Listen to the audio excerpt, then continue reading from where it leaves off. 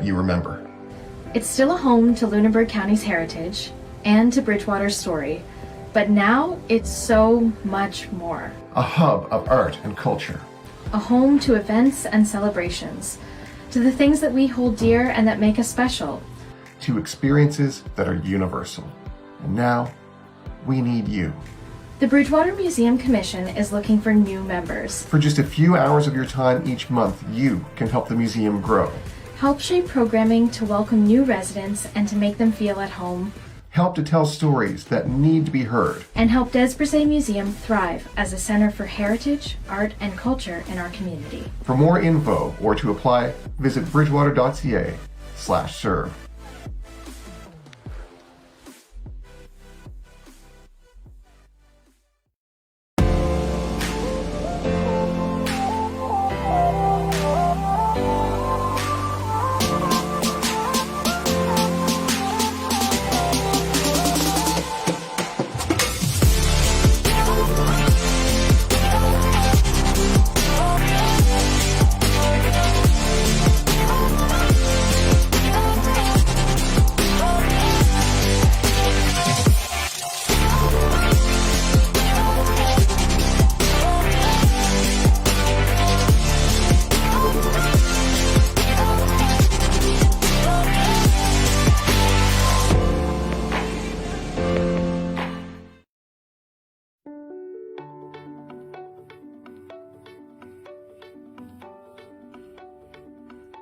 I'm Amanda Fancy. I'm the dealer-owner of Gals Home Hardware and Furniture. We've been at this location for about a year. We started in 1848, way back when. This is our 5th location, so we've never have left the town limits. So we're looking to build this location. We had lots of opportunity to potentially look at outside of the town limits, but it was really key for us to be and continue to be a growing business in Bridgewater.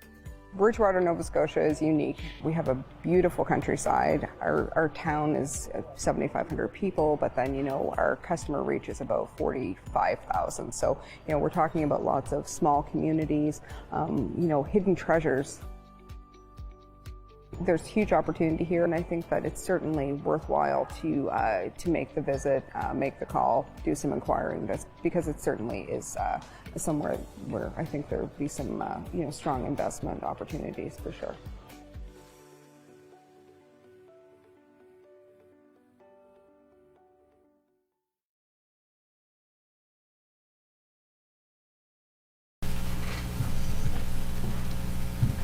All right, good evening, everyone. I'll call this regularly scheduled meeting of Bridgewater Town Council to order. And before I begin, I'd like to acknowledge that the town of Bridgewater is located in Mi'kma'ki, which is the ancestral and unceded territory of the Mi'kmaq people. And as it is a privilege for us to be here. Are there any additions or deletions to the agenda? Hearing none, can I have a motion to approve the agenda as circulated, please? Councillor Thorburn, seconded by Councillor McDonald. All those in favor? Those opposed? Motion is carried. It's great to be back in council chambers.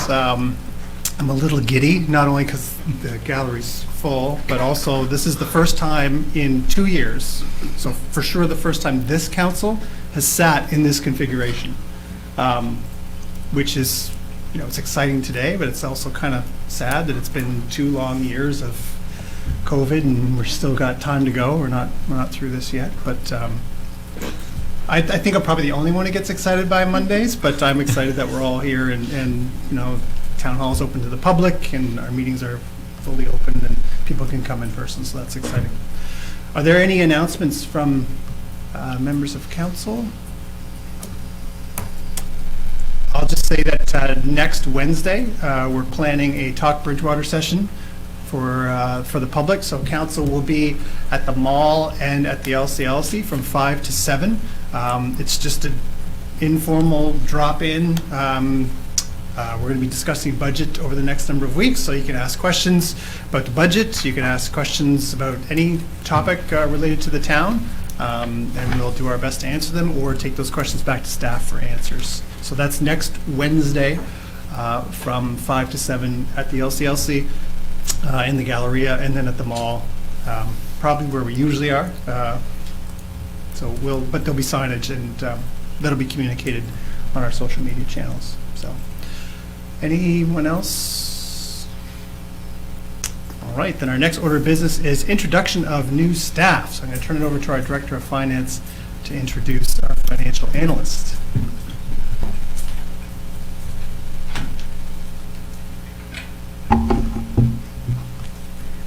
Good evening. I just wanted to introduce you all to Luke Wenzel, who's in the gallery in the blue shirt. He has come to us with a variety of municipal experience, which is great. He was previously the manager of finance at the town of Mahone Bay, as well as the accountant at the Municipal Joint Services Board. So while he hadn't worked for the town, he's worked with some of our partners in other ventures, which was great, because a week after he arrived, we were in full budget mode. So he had about 5 days to acclimate, and we said, here you go. So he's here this evening as well to go through the budget with us to see how we do the presentation part. So we'd just like to welcome Luke, and we're excited for what he can bring to the analyst role. Yeah, well, welcome, Luke. We're thrilled to have you. Glad to be here.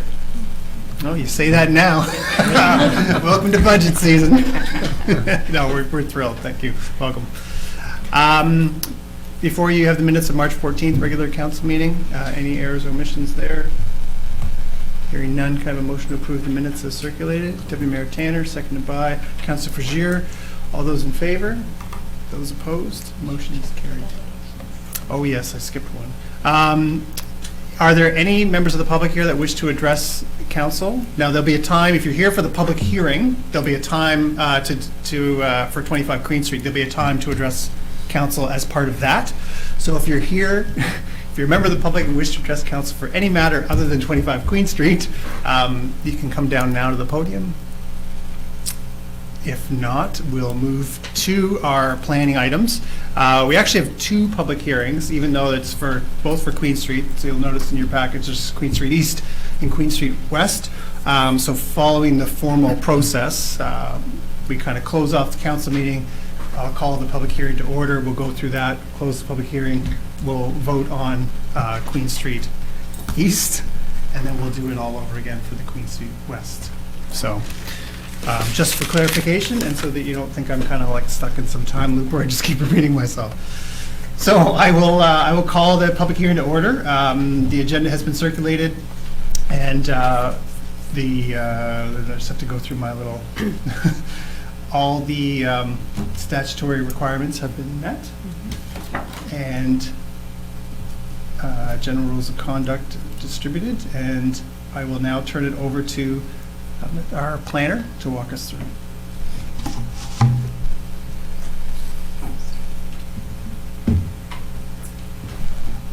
Thank you. So staff received an application for 2 development agreements at 25 Queen Street. So as the mayor said, there's 2 public hearings, so I'll be doing 2 different presentations. This presentation is for an application to develop a 9-unit residential development at 25 Queen Street East, or PID 607-23590. So an application was submitted to develop here at 25 Queen Street, as shown on the map. It's the location of the old Fairview Inn, close to Phoenix Street. The property is currently vacant, as you can see on this image, with some mature trees in the front and old stairs as well. And it's at a higher elevation than the sidewalk. This is a map showing the zoning of the property and the surrounding area. The property is zoned as downtown residential, or R4, in the land use bylaw. This zone permits single unit dwellings, 2-unit dwellings, and residential conversions of up to 4 units as of right, as well as multiple uses by development agreement, including multi-unit residential up to 15 units per acre. The property is designated as medium density residential on the future land use map of the municipal planning strategy. The future land use map shows what council envisions for the areas of town in the future. And this designation identifies all lands that support residential development of medium densities, and its intent is to accommodate compact and more affordable housing options to meet the diverse housing needs of citizens. The surrounding zoning is the same downtown residential, or R4 zoning, as well as some high-density residential, institutional, restricted commercial, and the historic downtown zone nearby in pink. There are a variety of surrounding uses, including single-unit residential, multi-unit residential, a church, the schools, and various commercial and recreation, such as the curling club nearby.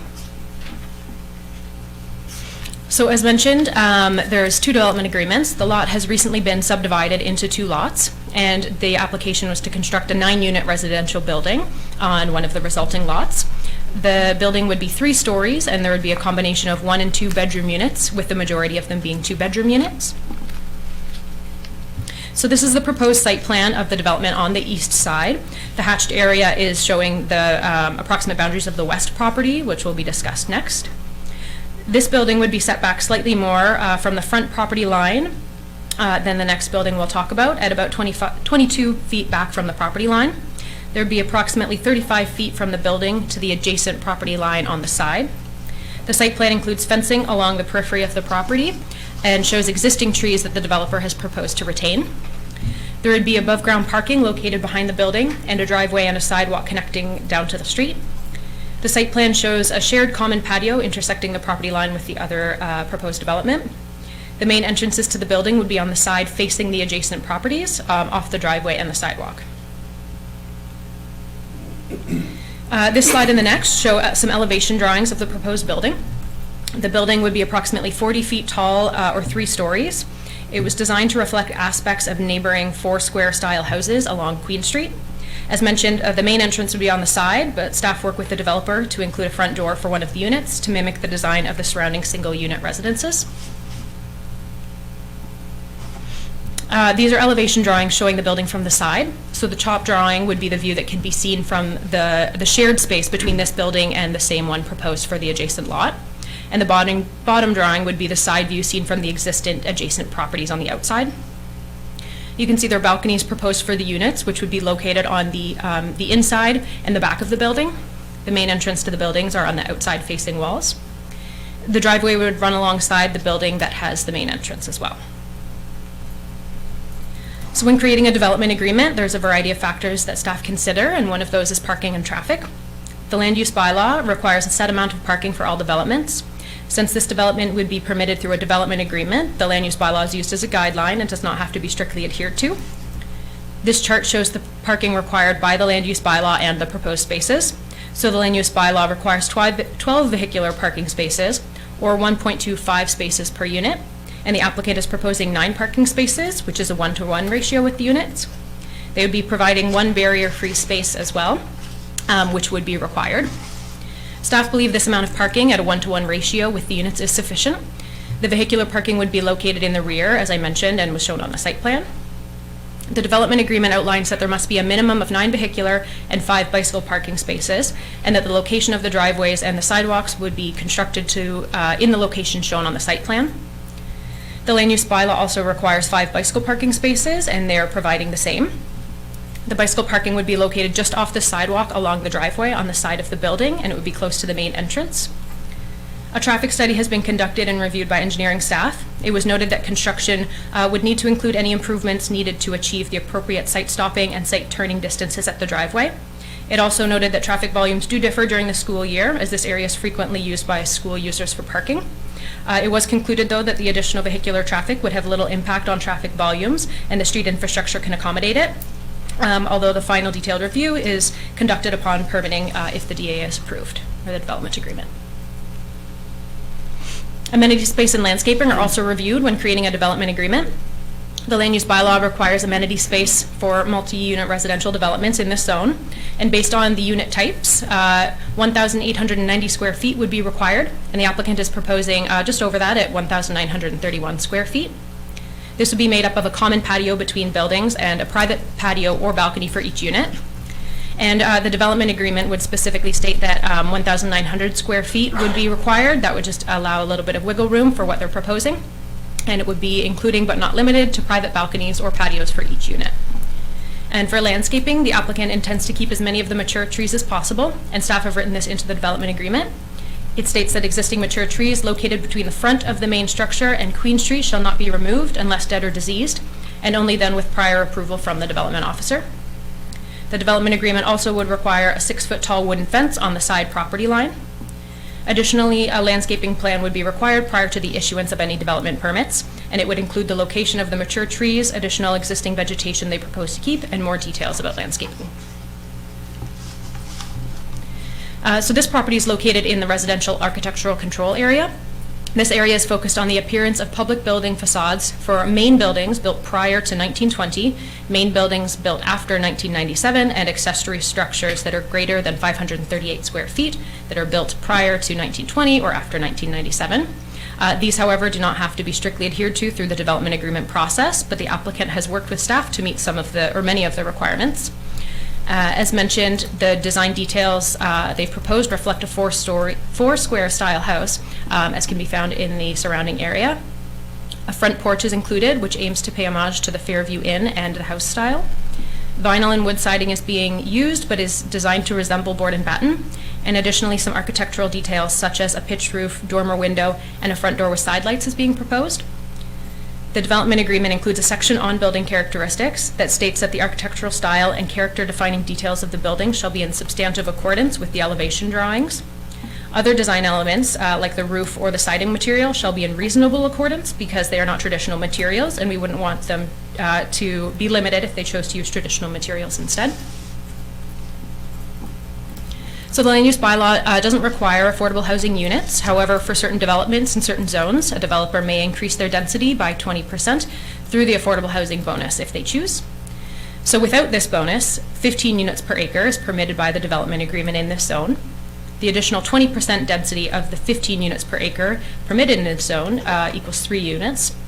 In order to get the housing bonus of those 3 units, 50% of those additional units must be affordable. So that's 1.5, but rounded up to 2. So 2 of them would have to be affordable. And based on the area of the property, using the 15 units per acre formula, 6 units are permitted on each of the new lots without the density bonus. So in total, plus the 3 additional units, that would be 9 that would be permitted on this lot. And it's up to the developer to work with a third-party housing organization to create an agreement to support these units. The development agreement specifically states that a maximum of 9 dwelling units are permitted and a minimum of 2 have to be affordable.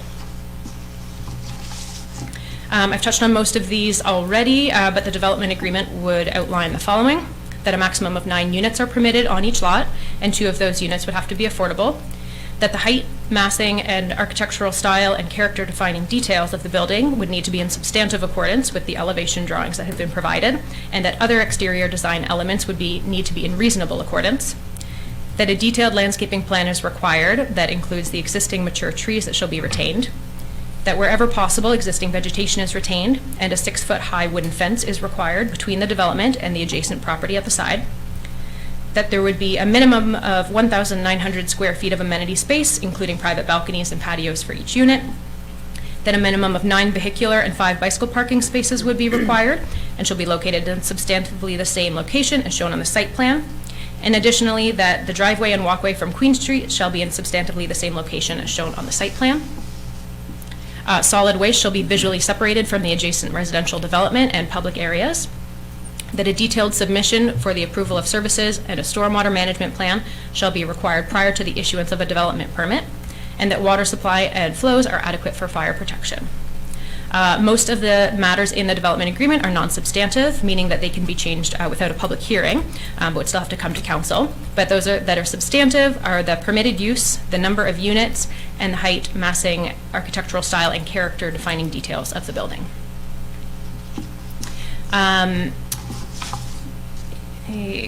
Lost my spot.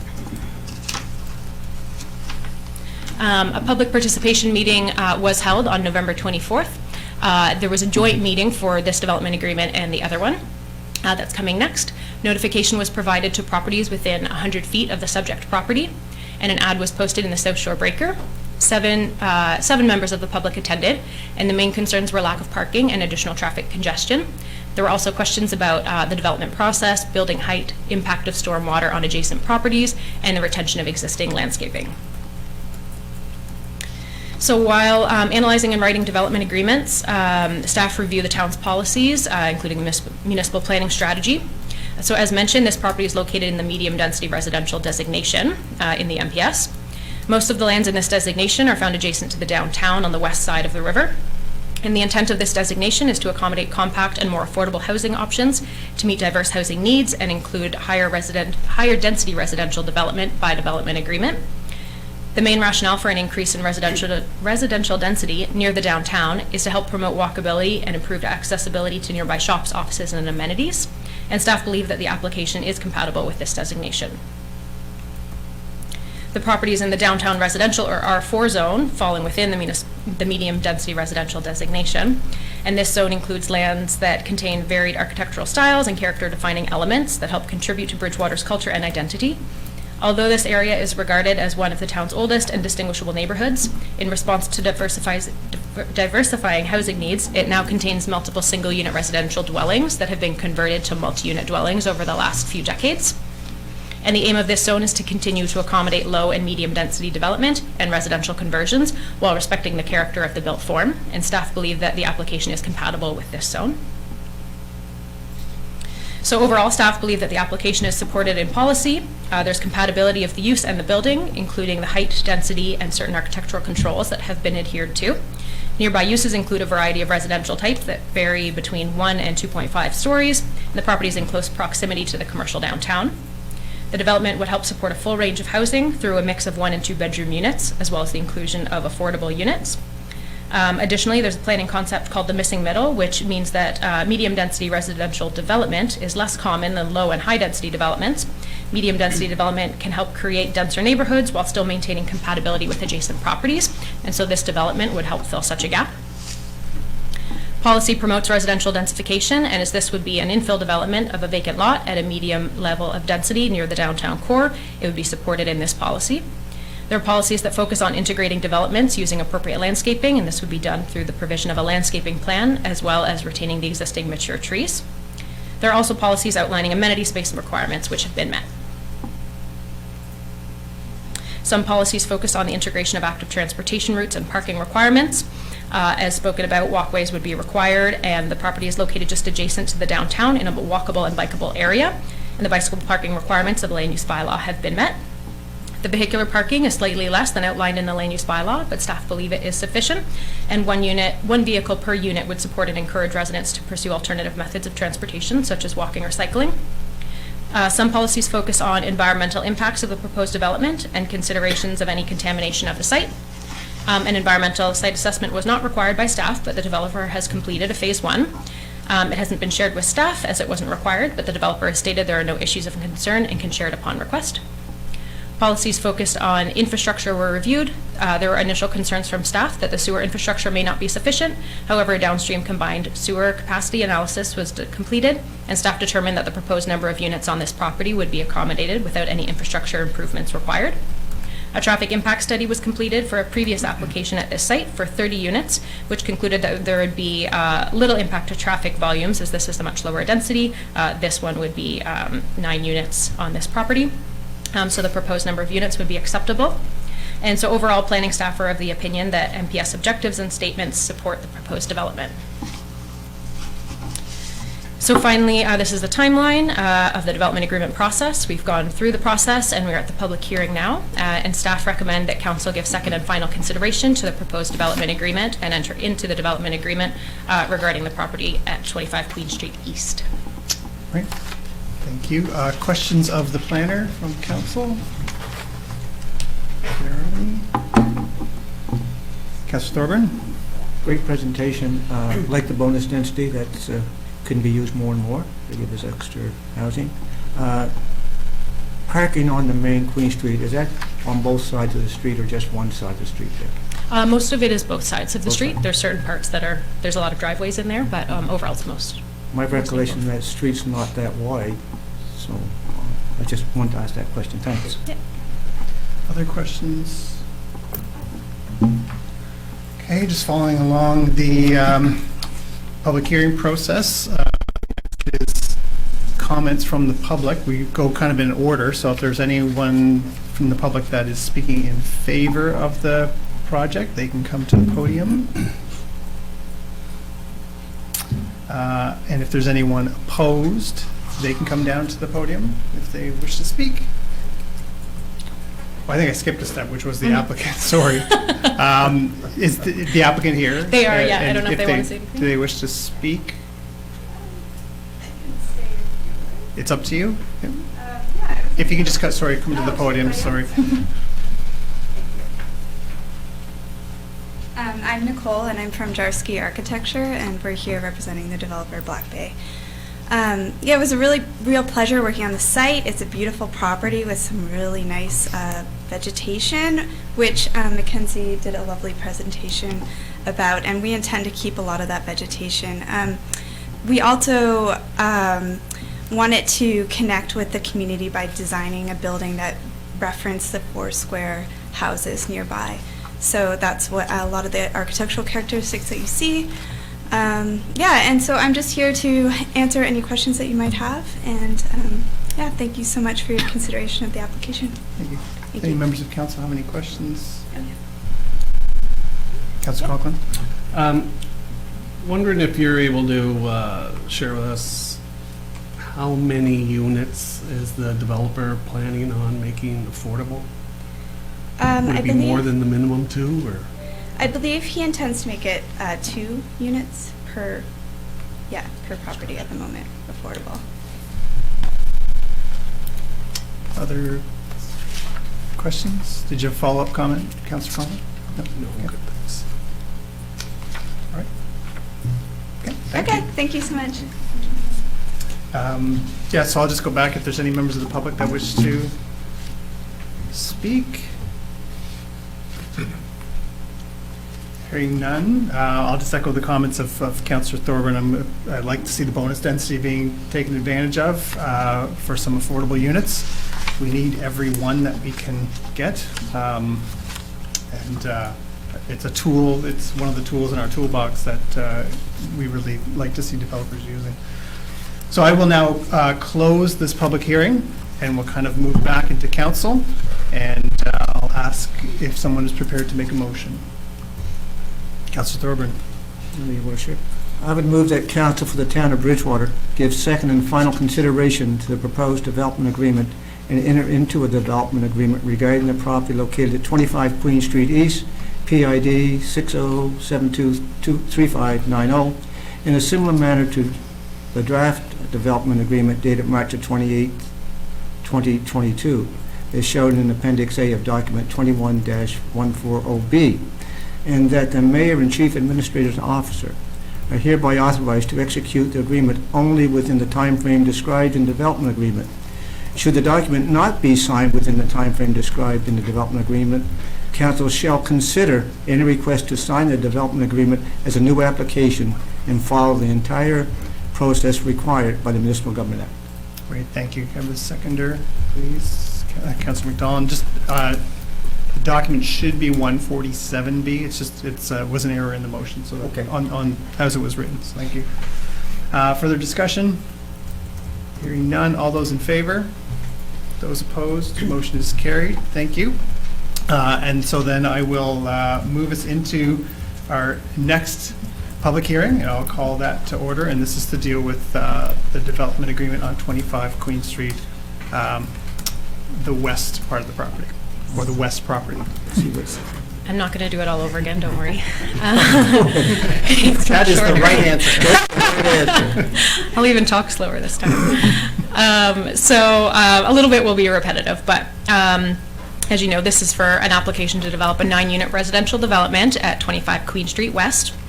It will be shorter just because all of the policy from the last presentation is the same and the development agreements are nearly identical. There's just one difference which I will identify. So just again, just so everyone is clear, this is on the west side. The other lot, it will be to construct one 9-unit residential building that is 3 stories and mostly made up of 2 bedrooms, but 1 and 2 bedroom units. Just for context, you can see the site plan here with the east side hatched. As you can see, it is pretty much the same as the other one. This building wouldn't be set back quite as much from the front property line, so they're a little offset. This would only be 10 feet back, whereas the other one was about 22 feet. And there would be approximately 32 feet from the building to the adjacent existing property on this side. And similarly, the site plan includes fencing along the periphery of the property. You can also see in this, just in the middle, there's a bit of a common patio that would be shared with the adjacent proposed building, and you can see here how it connects to this building and also the existing stairs that are on this property. And similar to the other building, the main entrance would be on the side facing the adjacent property. So the building is the same as the last, however, it's just mirrored compared like over the property line. So again, it would be 3 stories and designed to reflect the aspects of a neighboring 4-square style house. And as mentioned before, staff worked with the developers to include a front door to one of the units, just to add that important detail.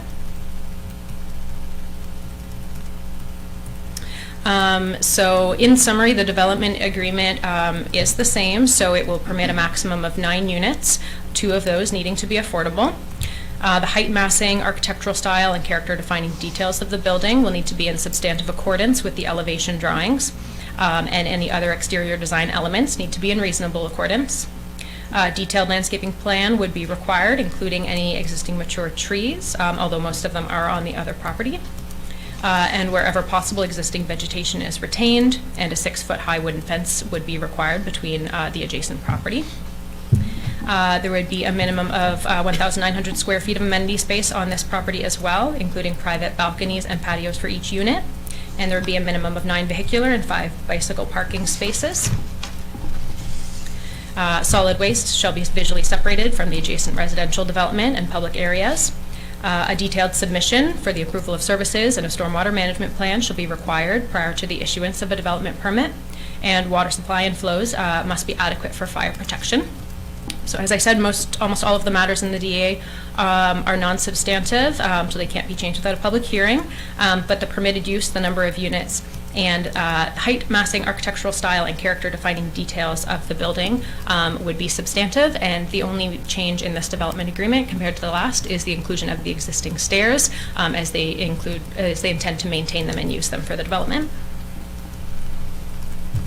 So again, a public participation meeting was held, and it was the same one as last time. So as it was joint, the same concerns were shared, the lack of parking and additional traffic congestion, and the same questions came up.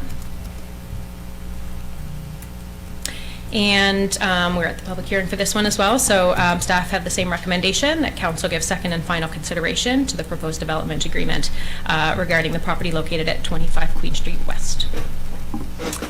Thank you. Questions from members of council? No, hearing none. Does the applicant wish to speak again? No, any questions for the applicant? No, and are there any members of the public who wish to speak on this building? I don't wish to speak, I just have a quick question. Yeah, just because we have, it's live stream, do you mind coming down to the podium and just please state your name, even though most of us know who you are. Hi, my name is Nancy Wenzel, and I'm just curious about the decision about having them set back differently from the street, the 10 feet and then the 30-something feet. Yeah, just curious. No, that's a great question. So if you come down to the podium, thank you. Thank you. That's a good question. It has to do a lot with the shape of the property. So that piece that's to the west has it's not quite as deep as the side to the east. So we decided to push it forward a little bit. And in doing so, you create a little variation between the properties. So it's not just like a repetitive thing. They're also a mirror. The buildings are a mirror of each other. So we wanted to sort of like have them sort of flanking that central landscaped area that would be shared between the buildings. So it's just to create a little bit of variation, but also mainly due to the shape of the property. Thank you.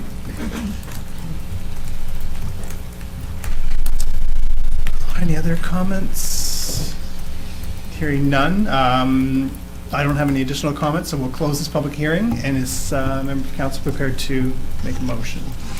Councillor Frazier. Yes, Your Worship, I'll make a motion. Thank you. That council for the town of Bridgewater gives second and final consideration to the proposed development agreement and enter into the development agreement regarding the property located at 25 Queen Street West PID number 60723582, in a manner similar to the draft development agreement dated March 28, 2022, as shown in Appendix A of Document 21-147C, and that the Mayor and Chief Administrative Officer are hereby authorized to execute the agreement only within the timeframe described in the development agreement. Should the document not be signed within the timeframe described in the development agreement, council shall consider any request to sign the development agreement as a new application and follow the entire process required by the Municipal Government Act. Great, thank you. Seconded by Councilor McDonald. I should note there's a 14-day appeal period as well for both of these. Yeah, that's right. We have a mover and a seconder. And there any additional comments? A question, so both of them had the same number? One wasn't 140 and 147? The agreements were had both? Yeah, so one was 147? 147B and one was 147C. Okay. Yep. Because on my, it didn't show. Yep. It showed 140. Yeah, it's, Yeah. it was written down. Okay. All those in favor? Those opposed? Motion is carried. Thank you. And thank you to the applicant, and thank you for, always appreciate when a member of the public comes and speaks and asks questions. It was a great question. Our next item, 7.3, is amendments to the municipal planning strategy, engagement program, and content regulations. That's me. Thank you. This report is in response to changes to the Municipal Government Act to require policy that outlines an engagement program for engaging with abutting municipalities when a council is adopting or amending a municipal planning strategy. So in December 2019, Section 204A, Engagement Programs Content Regulations, was added to the Municipal Government Act. The province of Nova Scotia is requiring that municipalities have a program in place by December 2022. A pre-existing section of the MGA, Section 214, requires that municipalities engage abutting municipalities when amending or adopting an MPS, but the new section requires that councils make it explicit through policy. So the intent of the legislation and the regulations is to reduce land use conflict and increase cooperative opportunities between municipalities. The regulations have mandatory and permissive components. The mandatory component is to ensure that comments are received and considered within the regular process of adoption or amendment of an MPS. And the permissive component allows for flexibility on the location and the topics that will require engagement. So an engagement program may limit engagement to a geographical area or multiple areas, or topics that are likely to be impacted by a proposed adoption or amendment. So staff from the Town of Bridgewater, Municipality of the District of Lunenburg, Town of Lunenburg, Town of Mahone Bay, and Municipality of Chester held meetings to ensure that there was regional agreement on how to approach the policy regulations. And the group worked together to determine what processes to include in the policy, the notification areas, and when to provide notification. So in addition to the requirement from the province to engage when adopting or amending a municipal planning strategy, staff from each of these municipalities decided to also engage on the creation or review of a land use bylaw, the creation or review of a subdivision bylaw, and the preparation of a development agreement, an MPS amendment, or a land use bylaw amendment when the property is located within 500 meters of the town boundary. And so the 500 meters is specific to Bridgewater, not the other municipalities. Or also when an amendment is associated with the statements of provincial interest. The engagement policy is permitted to exist either as a standalone policy or as part of the municipal planning strategy. And Town of Bridgewater staff are proposing that the policy exists in the municipal planning strategy because that's where the current public participation process already exists for us. So therefore, an amendment to the municipal planning strategy would be required. So to move forward with this, staff are recommending that Town Council for the Town of Bridgewater direct staff to continue with the municipal planning strategy amendment and submit a planning analysis report for further consideration. Thank you. Questions from council? Kind of had a time to ask some questions for clarification on this before. So, someone prepared to make a motion? Councilor Colwell. Excuse me. I move that Council for the Town of Bridgewater direct staff to continue with the municipal planning strategy amendment process and submit a planning analysis report for further consideration. Thank you. Seconded by Deputy Mayor Tanner. Further discussion? Hearing none, all those in favor? Those opposed? Motion is carried. Thank you. Our next item is correspondence for action. I've had a request through Senior Wheels Association for a letter of support. I don't know if anyone has any questions on that. Councillor Colwell? Only if it would have any impact, could have any impact whatsoever on funding applications for our own transit system. Yeah. That's a great question. It is a great question. Thank you. Someone had that question earlier today. So I checked with our grant coordinator on that, and she didn't feel that it would conflict with what we'd be applying for. So we'd be looking for bus stop improvements or improvements to the arena that have to do with transit. So she didn't feel a letter of support would compromise that in any way. Yeah, it's a weird space to be in, right? Applying for the same fund, and then but both are very valuable to the community. So it was good news to hear that it likely isn't going to be an issue. Yeah. Other questions, Councillor Thorburn? Yeah, we was dealing with busing proposal with MODL. That's going to have a major effect on that if that goes through. So what we had replied to the District of Lunenburg's request for us to consider expanding transit out to the Osprey Village area. And we asked them that to do a feasibility study that would demonstrate what impact that would have, how much it would cost, that type of thing. My understanding is they have a draft of the feasibility study, and at this point it hasn't been acted on, so we're not too sure whether or not there will be any follow through with that. At this point, we're not anticipating it.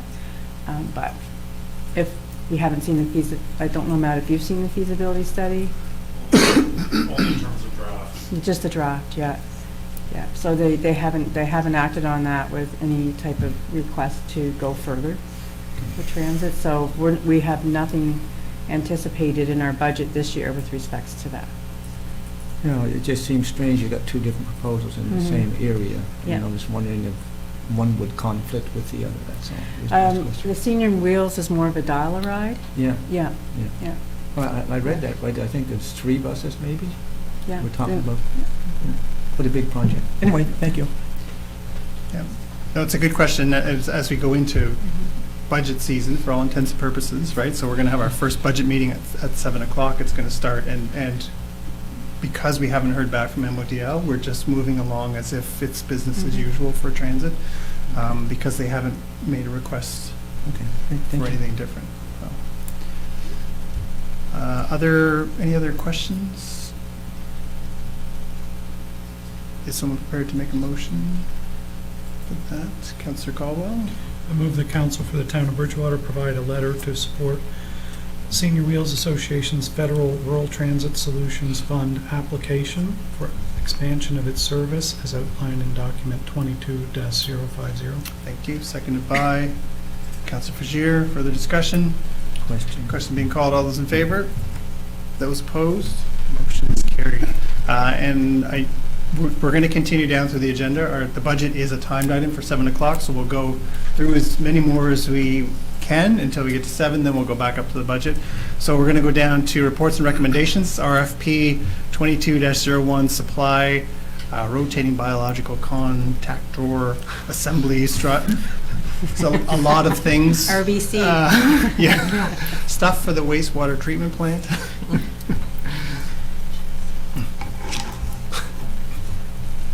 Good evening. So I'm here this evening to discuss our most recent RFP 2021-01. It's the supply of a rotating biological contactor, or an RBC, drive unit, bearings, and electronic load assembly at the wastewater treatment plant. The project was part of the 2022-23 budget pre-approval, and it was supposed to be for $250,000 for the RBC unit and an additional $40,000 for the drive unit, for a total of $290,000. We tendered the unit in February 2022. RFPs closed March 7th, 2022. We only received one bid, and it was a compliant bid from Evoqua Water Technologies.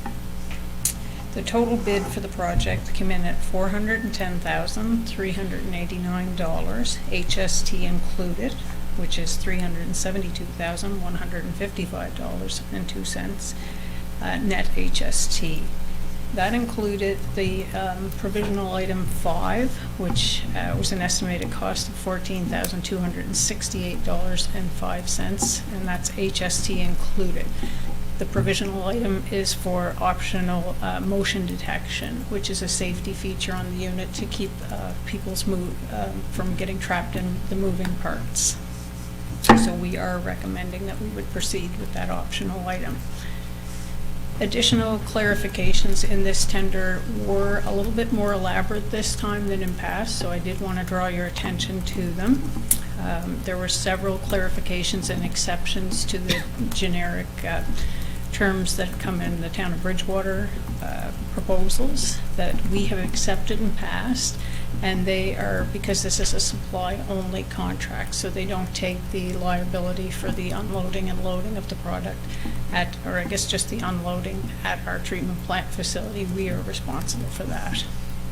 In addition, this time, we also have an additional escalation clause, and it's an escalation clause for the cost of metal, and that the terms in the agreement that they are asking us to honor are metal and metal product index in the US, and if it goes above 350 at the time the equipment is released to the manufacturer, then they will charge us an equal percentage on our tender over and above what we're asking to award this evening.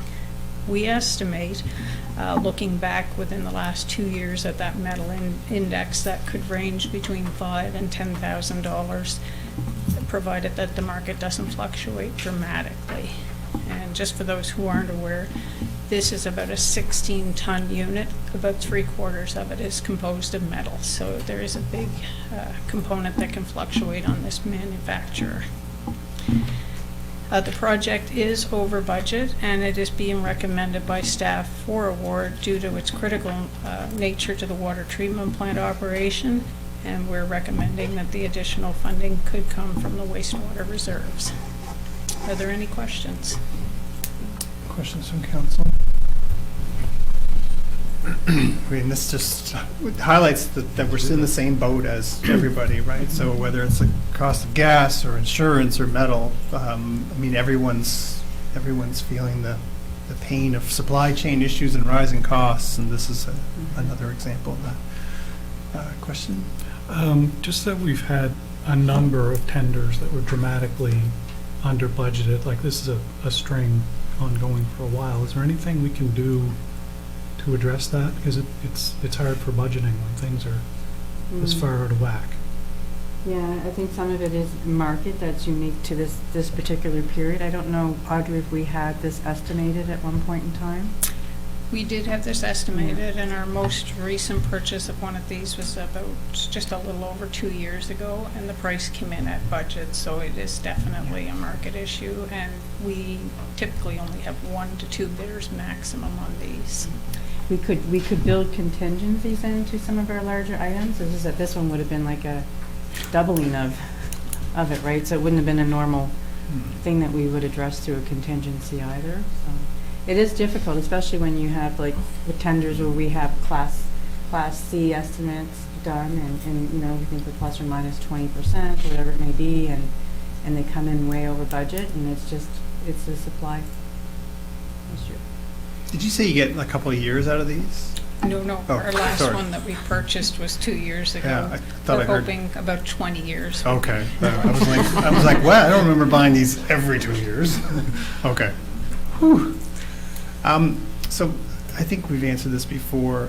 Like most wastewater treatment plants around the province are different, right? There's not a whole bunch. They're not all the same cookie cutter. So it's not as easy as just saying, hey, you've got the same one as we have. Let's go out and buy 10 of this, right? We actually have 8 of these in our process, and it requires all 8 to treat the bacterial levels that we have currently. Okay. just going back to Councillor Caldwell's issue or question about, tenders are over budget, and part of the issue is small town, we can't buy in quantity, right? So whether it's a pickup truck or this, we buy one-offs.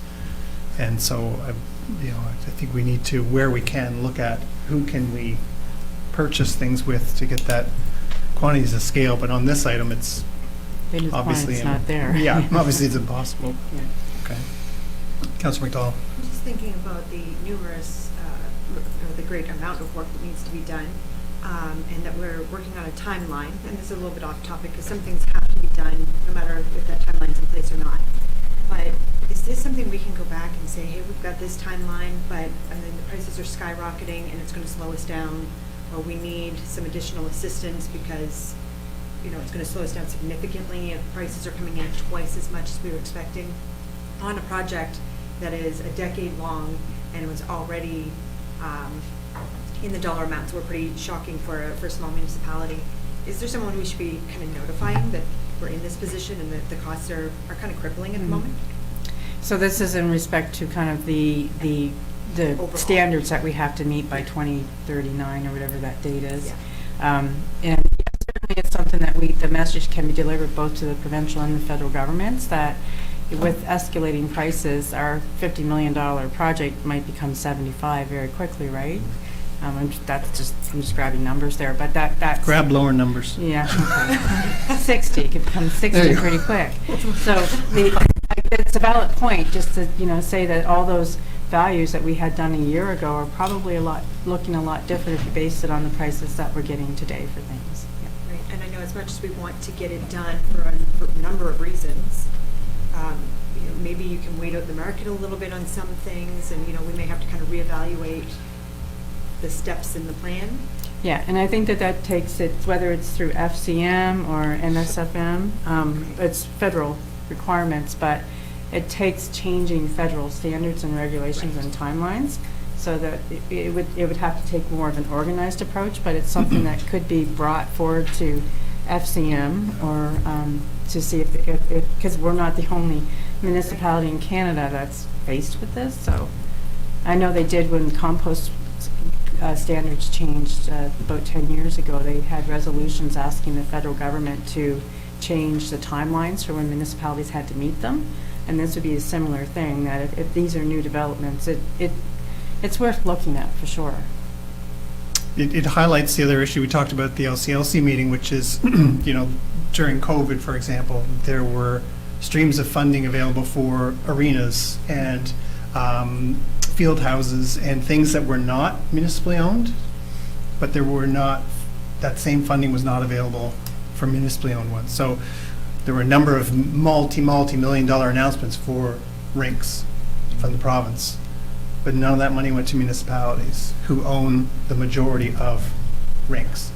So I know that there's only one taxpayer, right? So I get that, but there needs to be a recognition that as costs increase, it also affects us. We can't just keep going back and raising tax rates or borrowing more and more. So it's frustrating. Any other questions on this? Councillor Thorburn? Yeah, well, we've had this a few times lately. Is it possible to have in our capital budget, and we're going to be talking about that later on, like a contingency fund that would allow us funds already approved if an item like this comes in and it's over budget and we need it? Yeah, or you can look at your reserves at that point too. So if it's not included in your budget, you can pull from reserve, because chances are that's how we'd be funding it anyway, is through capital or operating reserve. Yeah, but if we set it in the contingency fund when we pass our budget, that's the last step. It doesn't have to go through anything else because you've already approved that contingency if it's required. We don't have to come back and make another motion and delay the time period up to get something that's critically done. You still have to award the tender, you would have to right? award the tender, so at that time you could just note how you're going to fund the amount that's over budget, right? So we're going to do that tonight with this, for example. So this isn't adding any more timeline to it, it's just that council is going to approve the amount over budget by funding it through the wastewater reserve. You said there's 8 of these? Yes. Yeah, so like if in 2 or 3 years we need to order another one and prices are down, should we be ordering 2? Is there the ability to order 2 and store 1 so that we don't have to go through this again? We can certainly order any number at a time. We do try and put them in as soon as we receive them. Okay. Any other questions? You look like you have another question. No, I'll make the motion if you Okay, wish. sure. Whenever everyone's ready. Okay, yeah, no, Oh, any, okay. no, go ahead. I move that council of the town of Bridgewater endorse the recommendation of staff based on option 1 presented in document 22-046 and award RFP 22-01 to Evoqua Water Technologies for an estimated total cost of $424,657.05, HST included, $385,093.78 net HST, which includes provisional item 5 for an estimated cost of $14,268.05, HST included, $12,938.76 net HST, including acceptance of the additional escalation clauses, terms and conditions included in Section J of the Evoqua Water Technology proposal, which will be awarded in addition to the RFP total cost upon the escalation occurring, and further that the funding of the unbudgeted amount required to purchase the RBC of $95,093.78 be funded from the wastewater reserve. Thank you. Seconded by Councillor Caldwell. Further discussion, Councillor McDonald? The provisional item 5, the sensor equipment, so that's a safety thing. Did we have that before? Yes. Okay. Yep. Based on the replacement of this one that we now are buying 2 years after the last one we purchased, is it sort of a scheduled Yes. every 2 years, yes. roughly? We try every okay. every year, but sometimes the delivery's delayed, so that's what happened. Okay. Further questions? Hearing none, all those in favor? Those opposed? Motion is carried. Thank you. It's been 6 minutes to 7. I don't know how much time our community navigator needs. 10 minutes? Yeah, we can go a little bit past 10. I'm looking at the boss over here. She won't kick you. You don't know that. All right. Yeah, let's move down to 11.2 Community Navigator Pilot Program Update. Glad I wore tall shoes. Hi, everyone. For those of you who haven't met me in person yet, my name is Rebecca Backerdax. I started in January as the new Museum and Community Navigator, and I'm reporting today just to share some progress and some of the successes of the pilot program so far, and some of the upcoming projects and initiatives that hopefully you'll get to see from me in the upcoming months. As the navigator, I've been brought in to help the town of Bridgewater create an even more welcoming environment to entice newcomers to move here and to help our existing residents really get settled, establish themselves, and thrive in our community. I do this by going out into the community and building relationships with our nonprofit community partners, capturing information about the wide array of services, supports, and programs that they offer, both in the town of Bridgewater and in the district of Lunenburg, into one centralized place. This allows me to refer our new and prospective residents to the nonprofit experts who have the expertise to support their unique needs. I'm stationed at the Des Brisets Museum, and I also work there in an administrative role. In a lot of ways, my role there is also in a sort of educational, connective capacity where I'm sharing resources about, or sharing information about all of the resources available at the museum, and then helping everyone learn how to utilize them. So, over the last couple of months, I've met with more than a dozen community partners, the Flourish Center, the South Shore Multicultural Association, the Better Together Family Resource Center, just to name a few, and all of them have expressed a really strong support for the role. Everyone seems really excited about it, especially given the rapid population growth that the town has seen over the last couple of years, and the need to retain young workers and families. In the 7 weeks since this role was publicly announced through the social media pages, I've received approximately 45 requests and inquiries from diverse groups, from folks from Nova Scotia and elsewhere in Canada and even abroad, as far as I think someone contacted me from Argentina, which is really exciting. And their questions cover a wide array of topics, everything from how do I sort my recycling to the family from Argentina who contacted me who need a lot of different kinds of supports to make sure that their family can get here and thrive when they get here. In 3 instances, or I should say actually, I'm also expecting that volume of requests will increase over the coming months, just because with COVID restrictions easing and the weather getting nicer, everyone's out and about. We've seen the volume of participants increase drastically at the museum just in the last week or so as well. So one of my best takeaways is that in the last couple of weeks, I've had 3 different families get in touch with me saying that they're looking to relocate, and they're looking at places all over Canada, and Bridgewater is their top choice, so that's really awesome. It's really important to me that I get back to these folks quickly, within 1 or 2 business days at the most, because a lot of cases they're reaching out to multiple towns, and I want to be the first one to get back to them, make sure that they have the information they need. So I've been working on creating a lot of templates for frequently asked questions, and creating an internal database for myself and for the use of the other members of staff at the museum, so we can just quickly grab the information that we need.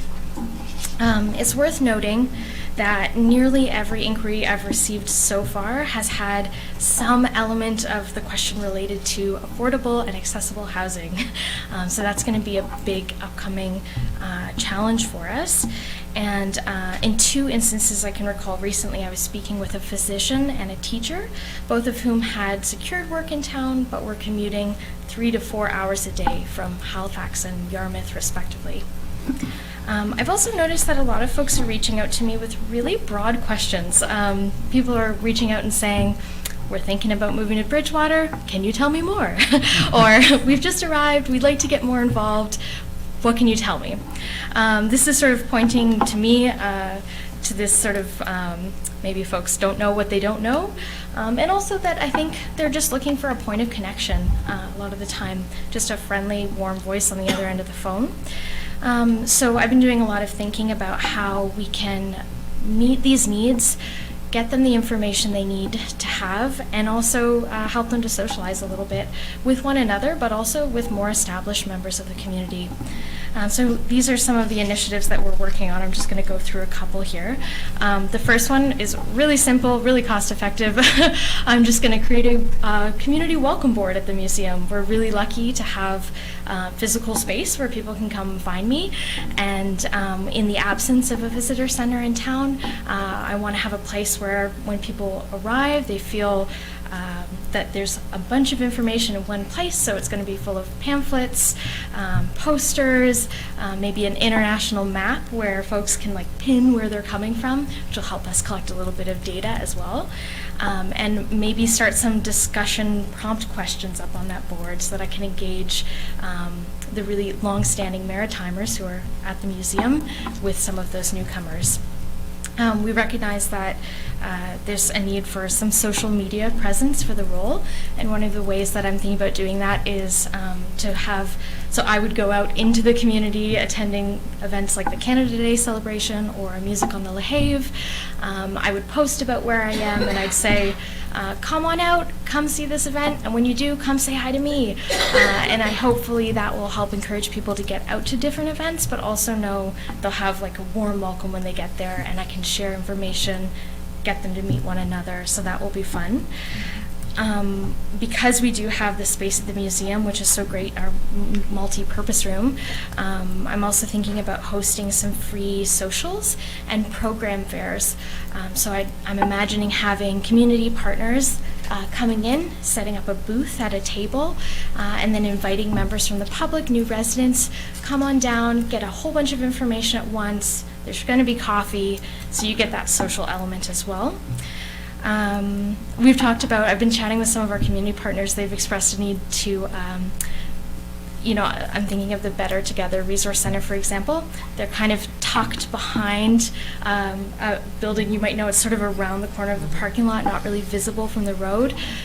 Sometimes people are in funny spaces like that.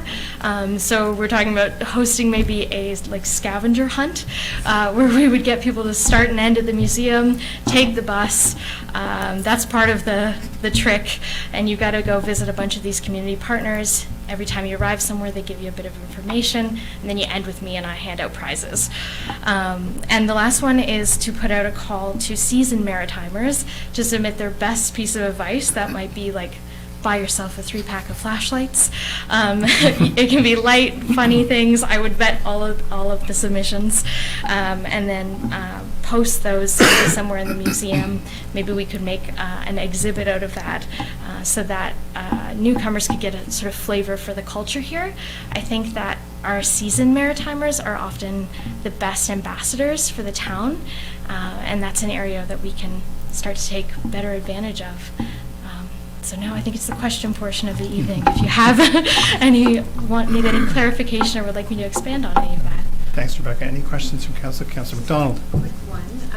Are you collecting any stats, or do you do a monthly report or anything? Yeah, so about 7 weeks ago, the town set up a contact form on the website. It's on the new and prospective residents page, and when folks write their questions there, they come directly to my inbox.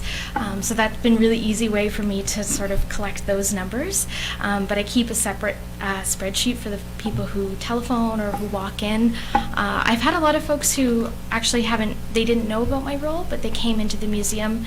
I'm at the front door, so I always greet people and I ask them if they've been into the museum before. And if they say no, I say, oh, are you new in town? And so I get to catch a lot of people that way as well, and then I go jot down my numbers. So I think maybe I'll be giving another report in the fall, perhaps, so I can share some more robust data at that point as well. Yep. I found really interesting that people are asking about affordable housing or availability of housing, and what is affordable housing to someone from Argentina? What is affordable housing to someone coming from Ontario? It's probably quite different than what we might expect. And what kind of housing are they looking for? They're looking for apartments or condos or, single detached. So, lots of information that could be beneficial to everyone. Yeah, that's a great question, and that's something that I can definitely start to try to pull out of some of our correspondences as well. Yeah. Thanks. Deputy Mayor Tanner. Just on the housing item, because it seems like you note that every inquiry sort of has that question. What's your response? How do you guide them or help them? Yeah, all the questions have been really different. Sometimes we do have that fantastic page on the Town of Bridgewater website that just lists every place you can look. I try whenever possible to give some of the, what I would call insider tips, because some folks wouldn't think to look on Facebook Marketplace, for example, for housing. So I can shed some light sometimes on where, socially, we have norms that are not the same, even just in other parts of Canada. Sometimes I have even said to folks who were looking for really short-term solutions, I'm on a contract for 6 weeks, I'm looking for a place. Sometimes I've directed them to unconventional routes. I've said, why don't you check out the motels and inns in the area? Not maybe what you'd expect to find, but they're great for short-term solutions. Sometimes the best way to get information in a small town is word of mouth. So I'll say, have you spoken to your employer? Because they may know someone else who works there who has a spare bedroom that they're willing to rent out or loan out for free. So sometimes I do, if it's a really tricky situation, I will encourage them with some unconventional solutions that you might only know as a Maritimer. Other questions? It's great. I thought you were going to ask the question about doctor recruitment. Well, yeah. I was, but go ahead. No, you do it. No, I'm just well, it was more around what your capacity is like. If you were to take on another component, perhaps helping doctors or showing doctors around or whatever the case may be, or answering their questions and so on, could you take that on? Is that within the capacity of what you're doing today, or? Yeah, we are partnering with the physician recruitment program to put together some welcome packages. Okay. In April, they're going to be bringing a number of physicians to town and doing a tour. So I'm going to try to get gift cards and fun things and just show them a great time when they're here. But I am, because 50% of my role is with the museum and we're quite busy there as well, I do try to sort of manage expectations a little bit. So what I've said is, to some people sometimes is, I diagnose but I don't treat. So I'm getting information and bringing it together. I'm pointing them to the experts who can really meet their needs. There are so many amazing offerings in town. I'm almost, in a good way, I'm almost overwhelmed by how much there is to do, but one of the challenges that the community partners have been expressing to me is that the information is on a wide array of platforms. So one of the key things that I can do is bring together that information in one place, but I am still relying on some of those experts like the Nova Scotia Physician Recruitment Team to do some of that heavy lifting. Because that's what we've noticed, is we would do maybe the tour for the physicians, but then there's a disconnect, right? So after we're done the tour, it's kind of like, maybe we'll see them again. Whereas we need that point of contact, that single point of contact where you can follow up, or someone can follow up and say, okay, like it's been a couple weeks. What else can we help you with? Yeah. It's worth noting too that as the museum staffs up with its summer staff, there's a degree of flexibility that will come into the position. So in fact, we'll have more time to dedicate to the community navigator side of things. So yeah, summer months, there's definitely more flexibility to give hours to that, for example. Yeah, we're busier, but we do get a bunch of summer students who come in and support, and then that frees up my time a little bit. And I always try to leave, when folks contact me, I also don't want to overwhelm them too much with all of the information in one go. So I really do try to encourage them to kind of keep a relationship with me going. So oftentimes I'll say to them, like, and don't hesitate to get in touch again. I'm here to help you at any step in the process. So hopefully I won't just be sort of a one-off meet and greet and then we never just chat again. I try to keep them in touch with me going forward. Other questions or comments? That's great. Thanks for the update. Thank you. It is 7 o'clock, so we will go to our budget agenda. I know we have a detailed presentation from staff, so I'll turn it over to the CAO to start the process off. Okay, so everyone has a copy of the presentation, which is included in eScribe. I believe it was also sent out separately, and the budget document as well. And the budget document is familiar format for council, but has kind of the overview and then each departmental with the capital kind of at the back and some information on our reserves. So we intend to go through the document using the presentation, but we will be referencing certain pages within the document, and we'll let you know when we do that so you can follow along. I want to start off right away by noting that what was sent out on Friday had a little error in this first slide. And no one caught it till today, including me. In fact, I did this slide. It had that there was a 10-cent increase in the rate. So that was last year, not this year. So this year we are holding the tax rate. So the budget's proposing to hold the tax rate, and for both residential and commercial, and the LCLC special purpose tax rate remains. The operating budget is $25.8 million. That's a 9.97% increase, or 9.7% increase. And the capital budget is a large capital budget this year at $16.69 million. So lots of wastewater projects in there and other projects that we, council's seen the capital budget once, but we will go over what's changed since the last time you've seen that. As we transition to a user fee or user pay with our wastewater rate, in which the rate sustains the cost of providing wastewater services, we'll see this year as part of that transition a 5% increase in the wastewater rate. So, and that increase goes to reserve. And that will help fund future capital projects, and kind of like we used the reserve tonight to help fund the overage for the RBC. And with this budget, the budget supports and aligns with council's strategic priorities and implements those. So you'll see reference to that throughout the presentation tonight. So just an overview of the budget. This budget supports community prosperity. We do this in a number of ways. The big project for us this year, as was last year, is the Exit 12A interchange development, which will enable the expansion of the Bridgewater Industrial Park. This involves an investment in water, wastewater, roads, sidewalks, and the development of land. And this year, we'll see a $3.6 million contribution to our multi-year contribution that we have of a total of $8.4 million. We continue to invest in infrastructure as well outside of that. That's required to support growth throughout the town. So our wastewater is a big theme in our 10-year capital plan, and that's no different this year. And there's $5.5 million approximately of capital dollars that we will be investing in wastewater projects throughout town. Road upgrades, there's approximately $4 million. So $800,000 of that is pavement management. And that's $600,000 in capital and $200,000 in operating. Plus, we have some of the larger road projects we'll be doing as part of water and wastewater projects is the High, and we'll be High Street, and we'll be doing the Empire Street design.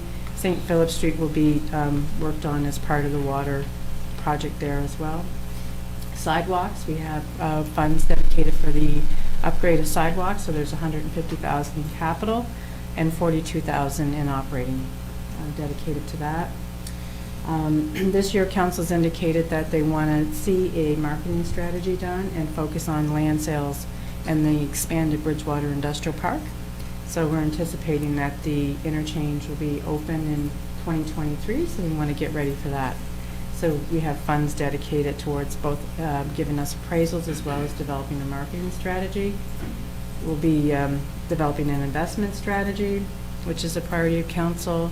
The Bridgewater Memorial Arena, there's $200,000 within that. That will see us do renovations so to house the social players. And a big part of that is the elevator upgrade, or installation of, not upgrade. And the downtown master plan phase 2 review of $50,000 is in the budget to look at that, and that's kind of centered around the North Street Parkade and any changes there and how that impacts the downtown master plan.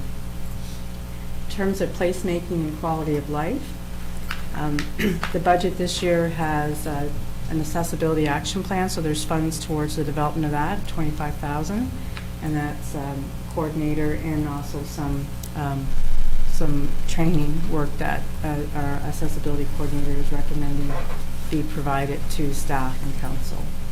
Recreation 2.0 we continue to implement, so you'll see some changes in the recreation budget this year in terms of revenue as well as program cost as we move to more accessible and programming that's not so structured.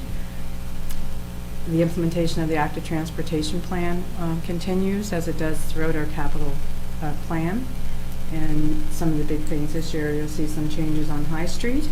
And Empire will be working in the design there when we look at the Empire Street upgrades, and we continue to provide maintenance and upgrades to our trails. Again, the Bridgewater Memorial Arena is all part of the placemaking and quality of life piece. Our open space plan has funds of $20,500 to look at some implementation of the plan. So council had within that plan identified some facility improvements, and it's primarily around signage that you'll see in the budget for our parks. An affordable housing grant program is proposed of $25,000. And this year you see in the operating budget, as opposed to the capital budget, the Energized Bridgewater and the goal of reducing energy poverty. So there's 1.7 in operating expenses in this year's budget, and I would note that that's funded through our Smart Cities grant as well. Continuing on that, as we just received a presentation from our Navigator, from the museum, our community Navigator, we'll continue to do outreach within the community through funding of the museum. The Lunenburg County Lifestyle Center, council continues to support that, and this year's budget has $527,000 as an operating grant and $136,000 for capital improvements at the Lifestyle Center. We continue to invest in transit through our normal operations, and there's $197,000 for that. Community events are once again they were postponed somewhat last year, and this year we are bringing them back, assuming that everything continues to ramp down in terms of restrictions and they don't get reintroduced. So it's primarily Christmas on the Have and Canada Day and just some events throughout town. Support for nonprofit organizations. So council gives $29,000, and that's what's proposed again in this year's budget as grants. But council also provides tax exemptions to nonprofit organizations, which is the same as a grant. And there's $101,367 of tax exemption. Has the same impact as if it were a grant. Low-income property tax exemption for property owners with low income. There's $40,000 in the budget this year for that. And we continue to support Pro Kids, so there's $16,000, and the town provides $9,000 of that, and the rest is through donations. And we continue to invest in emergency response, which is a big part of quality of life for our residents. So our fire department is a $1.4 million budget net. Police is $4 million net, and emergency response, which is REMO, is $31,000. In terms of ensuring fiscal responsibility, we continue to contribute to reserves. So this year, the budget has proposed through the wastewater rate $693,000 to go to the wastewater reserve. And knowing our 10-year capital plan and the required investments in wastewater, that's going to help. We need a lot more. Sewer rate transition to a user pay model as well, so it doesn't rely on the general tax rate, but it's based on user, and users in the amount that they use the sewer will pay accordingly. And we continue to source grants, so you'll see in our capital budget that we have some anticipated grants, and our operating budget we have grants, and what we try to do is match the grants with what we're proposing to do as opposed to things that aren't already in our budget. And we just received a grant actually confirmed for asset management. So we will definitely be moving ahead with our asset management policy and plan this year. So $65,000 is in the capital, and we received a $45,000 grant. In terms of organizational excellence, there are some investments within the internal organization that council is being proposed in the budget for council to consider. So in terms of internal control measures, and we continue to implement the recommendations of the internal control report that was done a couple years ago by Grant Thornton. And time and attendance is one that we will be looking at implementing this year. The fraud risk assessment, which was actually something that was proposed in our budget several years ago, but with COVID, we had to make some reductions and postpone it. So we're actually started some work on that. Kim's met with the team, and we are in the midst of getting ready to start that, but we have to carry the funds over into this year to finish that. Records management, we continue to invest in that, and this year there's around $30,000 proposed for scanning of building inspection files, which is all part of moving to the regional model and having those records available electronically. We're looking at improving our procurement for our vendors by having the ability to submit proposals and tender submissions through an e-submission process or electronically, so that you don't have to seal it in an envelope and have it at the office at a certain time. It can be done electronically. We are proposing funds in the budget that would enable us to move to a regional building and fire inspection services model. So there's an additional $80,000 in there that looks at software customizations required to use the same system as the other municipal units do that are within that model. And that includes both Town Suite and Laserfiche and changes to those. And of course, the police service is piloting an electric vehicle, which hopefully there'll be lots of useful information from that can help guide future decisions with respects to that investment. So in your document, your budget summary is on page 19. And to just kind of go over the format, again, it should be familiar to you because it's the same as last year's. But we show you the annual budget for 21-22, both the budget and what's projected. And then we have what we call the adjusted baseline. So that's the core. We take out all those one-time things, and we get down to the core of what we do without any frills added on it. That's your adjusted baseline, and then the additions are what's new. So what are we proposing be added in? Some additions are one time, you'll only see them once, and then we'll back them out next year. So those could be studies or special initiatives, but they don't form part of our core. They're not part of our base. And the deletions are things that we may have taken out, so that, and we have them in there so you can see what those are. And then you have the proposed budget. So what the proposed budget, as I indicated, is $25.9 million, and it's 9.7 or 10, if you round that up, it's 10%. We have non-tax revenue that's increased as well, so those would be things like sales of service, revenue from own sources, so it could be grants, it could be our criminal records checks, taxi licenses, parking, those types of things. And then we have our transfer from reserves, so what money are we bringing in to help fund that? And then our tax revenue. So our tax revenue is $21.3 million, and that's an increase of $1.5 million, and that's with the tax rate remaining the same. So even though that seems like a nice big number, we're still at a deficit with the budget as presented tonight of $106,000. And so we're going to have some suggestions for council at the end, but there will be some decisions to be made about what you don't want to see in the budget to help bring us down to zero. We've had, as a senior management team, we have made some adjustments, and we have those highlighted for you.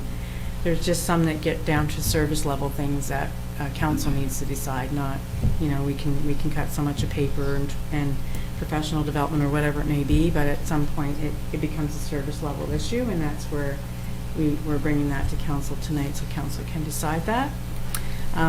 Kim's going to kind of go over some of those changes so you can understand that even though with the tax rate remaining the same and a $1.5 million increase, it went quite quickly, and just baseline increases that we've had to deal with, like fuel and insurance and salaries and those types of things. So Kim's going to take it over from, are you?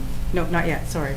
She is going to take it over, but in a couple minutes to kind of go over what those increases have been so you can see that. This is just a pie chart to show you where your tax dollars go, and kind of gives you an idea of what some of the big consumers of the tax dollar are. And it's all based on services and service levels that we opt for our communities. You can see that police is 21.79% of our operating budget. The next is engineering. So that includes roads, wastewater facilities, our own town facilities that we have and manage, and that's 12%. Mandatory contributions are 10.69, and we do have a pie chart to give you an idea of what that's comprised of, but those are things that we just pay a bill, and that's 10.69% of our budget. Wastewater is 9.45, and then it kind of goes down from there, so you can see kind of where things land. In terms of mandatory contributions, these are the things, as I say, that we're like every other municipality in Nova Scotia, so it's not that we're singled out, we just pay the bill. And they're usually based on a formula such as uniform assessment and our share of that. So you can see that education is the largest consumer of that at $2.179 million. And then assessment services, corrections, regional housing, and then the library. And this is how our revenue comes in, or how we fund our budget. So you can see that we do have a larger reliance on tax rates, so 83%.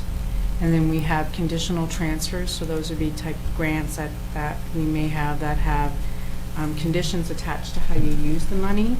Unconditional would be funding that we get that doesn't have any conditions, such as equalization payments. And then we have revenue from our own sources, so it could be inspection fees, those types of things, and then sales of services, criminal records checks, and tax certificates, and those types of things. So and that's our primary. That's how we break out our revenue. This just gives you a quick look at how much did our mandatory contributions increase this year. So they increased by $50,000 overall, and you can kind of see where some of the biggest increases have been, and the smaller the number, the bigger the increase looks. So regional housing has a 20% increase, but they were 75,000, and this year it's 90, and education's up 29,000. So Kim's going to go over the baseline increases and a little bit more about the just summary of the additions to give you an idea of where some of the tax rate, new tax revenue has gone, and why we're in a kind of a deficit position with the budget rate tonight. Sure. So I just wanted to clarify one thing. So we said that tax revenue was up $1.5 million. So I just wanted to clarify what's included in that, because that sounds really big. Mm-hmm. The residential and commercial taxes is about $1,046,000 of that. We also increased deed transfer tax budget. We're at about $1 million right now in 21-22. But the past probably 3 months have slowed considerably. So while we were, it was kind of over $100,000 a month, we're well under that right now. So we did increase the budget a bit last year, and we've put it up another $100,000 going into 22-23. We don't want to base a budget on something we can't guarantee, because I can tell you I probably only sign 2 tax certificates every other day right now. So there's not a lot of property transactions. Sometimes I was signing 12 a day of that many property transactions that lawyers were confirming the taxes owing. So, while we think it may still be appropriate to budget higher based on the increased value of the properties paying paying the deed transfer tax, it's probably might not be from activity. It might just be based on the increased value of the assessed properties, that it's still probably reasonable to go a little bit higher. But we didn't want to be too aggressive. If it happens to come in higher, great, we have money to pay for capital and things and projects the following year. But it certainly was unexpected that we get in the vicinity of $1 million, I think, on a $500,000 budget for deed transfer tax in 21-22. So I wanted to note that, because I know there'll be some questions. The sewer rate increase is included in that, grants in lieu, the LCLC tax, because it's a tax rate based on assessment. So we'll get another $35,000 to pay that down quicker. So we'll collect that and put that towards getting that debt paid off sooner. And also included in that is the new wastewater betterment charge. Maybe it should be in other revenue from own sources. It's kind of one of those, is it a tax, is it a revenue, that charge? So that was $187,000. So I just wanted to make sure that 1.5 was clear on, yes, it's considered tax revenue, but not strictly residential and commercial taxes. So with that good news comes the bad news.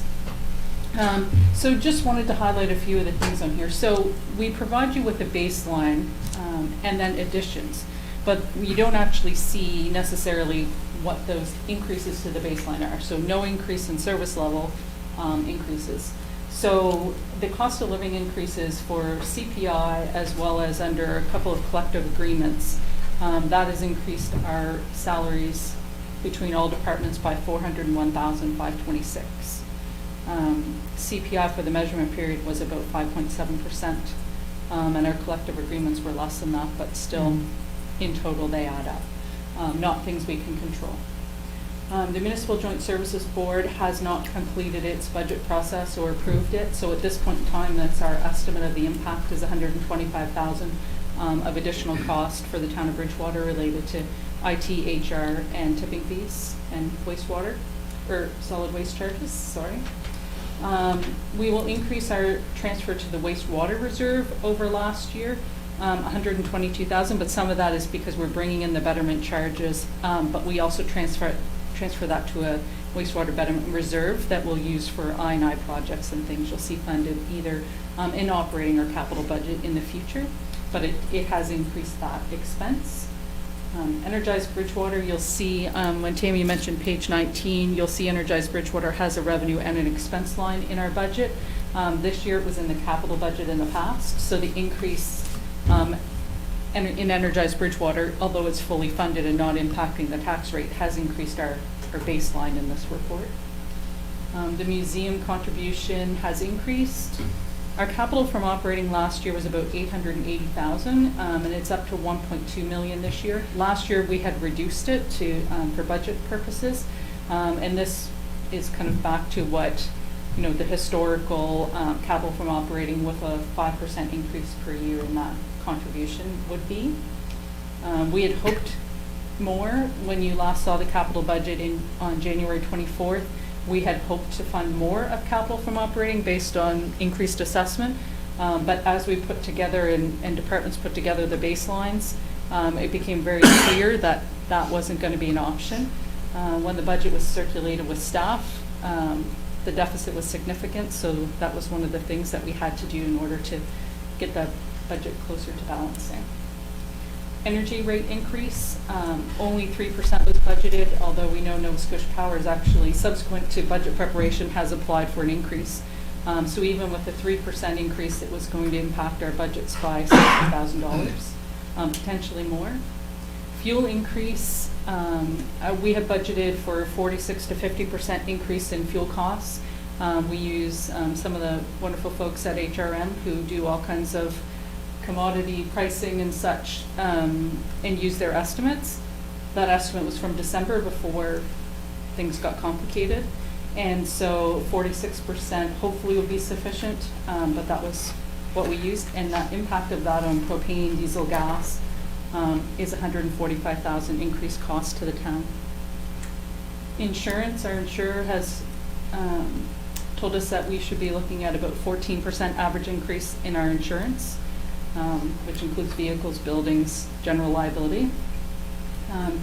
In addition to that, which is not a baseline we'll talk about later, is adding cyber insurance as well.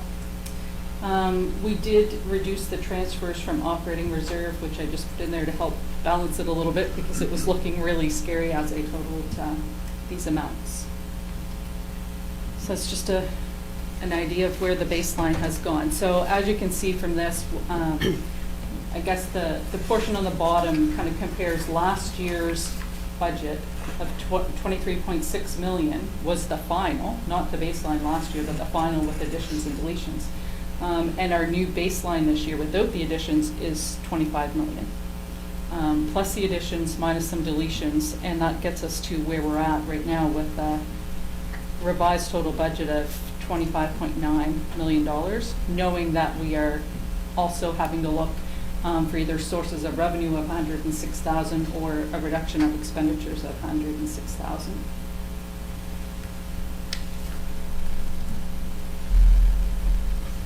Okay, so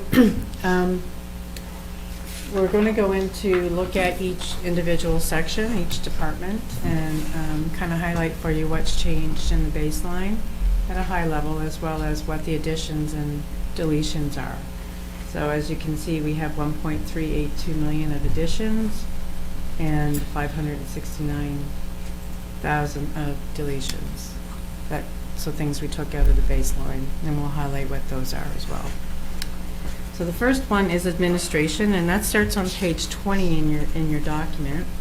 So with each department, we kind of highlight what the priorities for the year are, where if there have been any proposed service improvements or any service reductions. And the key priorities align with council's strategic plan. So they should be familiar to council. So for the administration, it's the accessibility component, asset management, council size review, the org review, economic development. We have a number of initiatives within that. So business development, business improvement district, exit 12A, investment strategy, community events starting up. So in terms of service improvements, there'll be asset management, the BID or the bid if business improvement district, and working with the businesses to find a solution there, and council events or community events, which were discontinued for the last 2 years or ramping up. So we look at that as a service improvement. In terms of what's changed within the baseline for the administration, if you look on page 21, you can kind of see how the baseline's changed. And it's up around 30,000 from last year, and there's a bunch of ups and downs within that. Some of the significant changes are the adjustment of salaries by CPI and any stepped adjustments per the salary admin policy. HR is proposed to increase, so we contract that through the Joint Services Board, and that expense shows up in your administration section. And it's increased by almost 20,000, or 18,000 from last year, and that's based on the 21-22 fiscal year usage. It gets reconciled at the end of the year, but that's what's being proposed. Last year, we only had 7 months of economic development because the position was vacant for a bit. So this year, we'll see a full year of that. And we do some consulting with economic development because we've had the economic development strategy completed. And we've also, in the baseline, increased the conventions for council, given the fact that we're able to meet in person. So the cost to attend those goes up slightly. In terms of what's new in the budget, there's 204,000 of proposed additions for administration.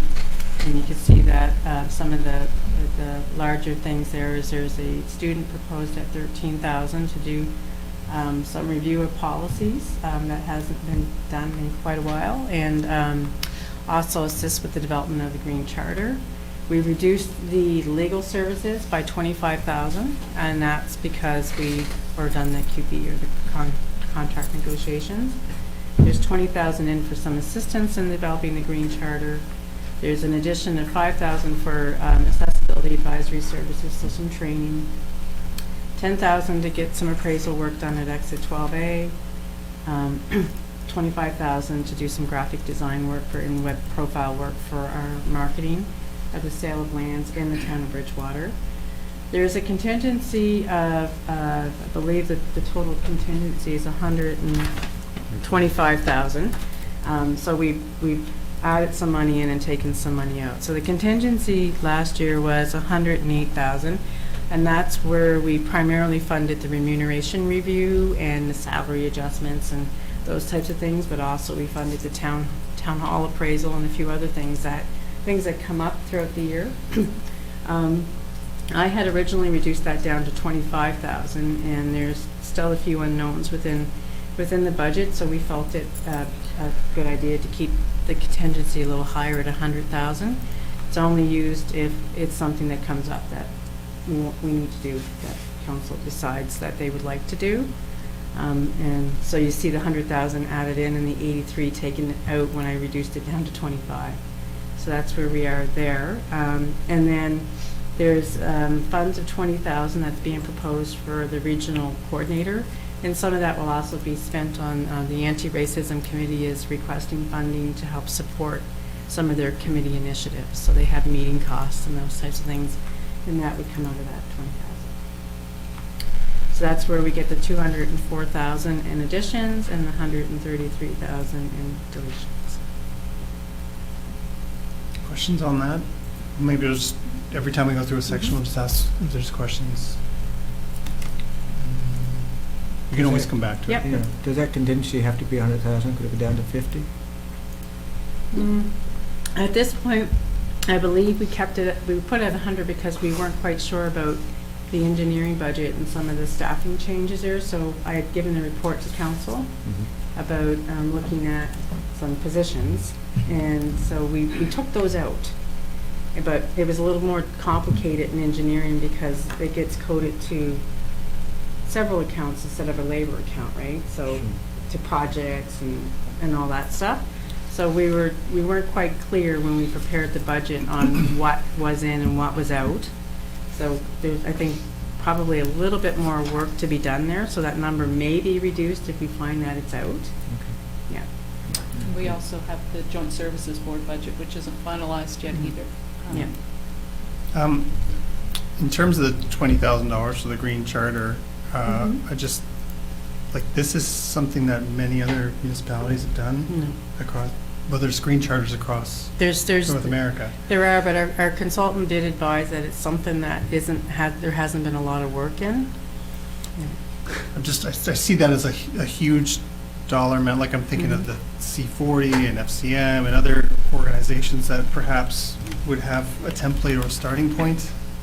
Do you know what I mean? Like, I don't know why we can't leverage Well, other if we can, organizations. yeah, I mean, we can If council wants to reduce it, we can. The difficulty is if we go out to market and it is more than 10,000, say, then we're either pulling from contingency, perhaps, to do that. I almost don't feel like you need to go out to get a green charter draft. I feel like we're overcomplicating it.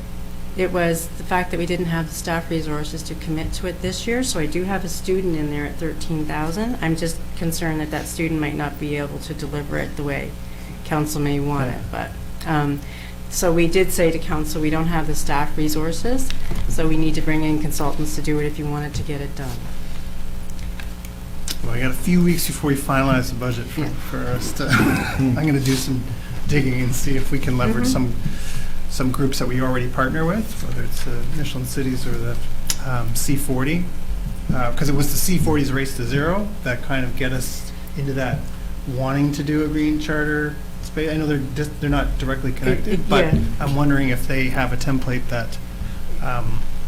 It came from our economic development strategy, and the consultants there had recommended that we have an opportunity to market the town and use it as he called it a window sticker, but a way to kind of package everything that we're doing and show our commitment, right? So it's basically taking everything we have and putting it into a document that says, here's our commitment, and here's what we're going to do, and here's how we're going to do it. So it takes some writing skills and some time to do something like that. It's not going to happen on the corner of a desk. No, I understand that. I know you're thinking what I'm thinking, right? Well, I didn't expect it to be that expensive of a window sticker. Yeah. Okay. Yeah. Well, there's not, if council wants to, you can, and we'll see what we can get for that. But your scope of work could define it a bit better, because there isn't really a scope of work that's been developed for that yet. So we're just guessing at what it is exactly you anticipate as an outcome. I also look at a challenging budget, and as we're trying to find every dollar to get at the very least that $106,000 deficit, I can see the green charter waiting till next year if there's more room in the budget. So I've got that on my little list of to get that 106 down to zero. That's we can also use and see if the student, if you want to try that route and see what quality work comes from that. Yep. Other questions on this slide before we move on to finance? Okay. All right, so the finance budget starts on page 22 with the description and 23 with the budget amount. So I'll just go through it with you high level. As I had said previously to Tammy, the finance budget looks really exciting, but there's very little actually under finance control. So this is where tax revenue, grants in lieu, and all those things show up in the finance section. You'll note the last item under revenue is deed transfer tax. So you can see last year it was 500,000, and it's increased to 600,000 this year. So that's one of the only things that really, short of just assessment growth, has driven one of those big numbers. There's not a whole lot else. Probably the only other one that I bring your attention to is just the line financial. And last year was 264,000, and it's only 206, so it's actually a decrease in the baseline. And when we implemented the reserve policies, we had indicated in that it would have to be council's decision to use interest earned on reserves for operations. It would either have to come through the budget process or a resolution. Otherwise, the interest earned on reserve monies would stay in reserve. In the past, all the reserve interest had been used for operations. And so you'll see that reduction there of about $60,000, and that's because we're planning to not have that operating revenue. So that, it is an option to use reserve money, but in an attempt to grow our reserve balances and have those there, I think the reserve policies had anticipated that council would allow that money to grow in the reserves, the capital reserve and the operating reserve. But the policy also did give council some ability to make the decision to use that interest as well. So I just wanted to note that as well, because it was actually a decrease in the baseline. We also know that we could be using some of the reserve monies for our own internal financing based on our capital budget. If we have to fund $16 million of capital projects throughout the year, we'll be using some of our reserve money until we can put permanent financing in place as well. So we might actually have lower interest in 22-23. On the expenditure side, the information management had increased from 249 to 313 as a baseline, and that's based on the IT budget received from the Joint Services Board. In addition, debt charges, it's down a little bit, just as we've paid off some debt and haven't replaced it yet with the same amount. And the general capital fund line, which is the third expense from the bottom of 1.2 million, we also talked about that earlier. Last year was only, it was actually 880,000. A little bit of it came from police, the rest of it came from town operations of 863,000. So that increase of about 430,000. The extraordinary and special items that was in there last year was the COVID-19 Safe Restart money. So we had revenue, and that's where we have budgeted the expenditures. So we'll be updating council on where that stands in the near future. We're just, because we haven't gotten to March 31st yet, we don't have the final tally on that, but we are working on that. So those are the main baseline changes. As for the additions and deletions, the transfers from reserves of 210,100, those, in order, again, to look at the budget and how we can balance the budget, we looked at some of the one-time projects that we have this year and whether we could fund those from operating reserve, knowing we have about $1 million, we're projecting about $1 million surplus for 21-22. You know, when that money goes in reserve, could we use it to actually complete some of these one-time projects? We don't want to fund an ongoing budget with reserve money, but those one-time things have been identified as the affordable housing strategy, which has $25,000, and Jessica will address some of these as they're specifically in her budget. Development charges, plan review, and flood risk mitigation. So those are some of the community development things that were actually council priorities that are expected to be kind of a one-year, one-time cost. So we looked at funding those from operating reserve. In addition to that, the parking study, which was just awarded at the maybe in the last month, won't be completed. It was in the operating budget in 21-22, and we had already budgeted for that to be funded from operating reserve last year. So the parking study's back in because it's operating, so it has to land in the 22-23 budget, and we propose to, again, still use the operating reserve funding we had anticipated for that. I believe it was a little bit over budget, so it's in at 45,000 as opposed to the 40 from last year.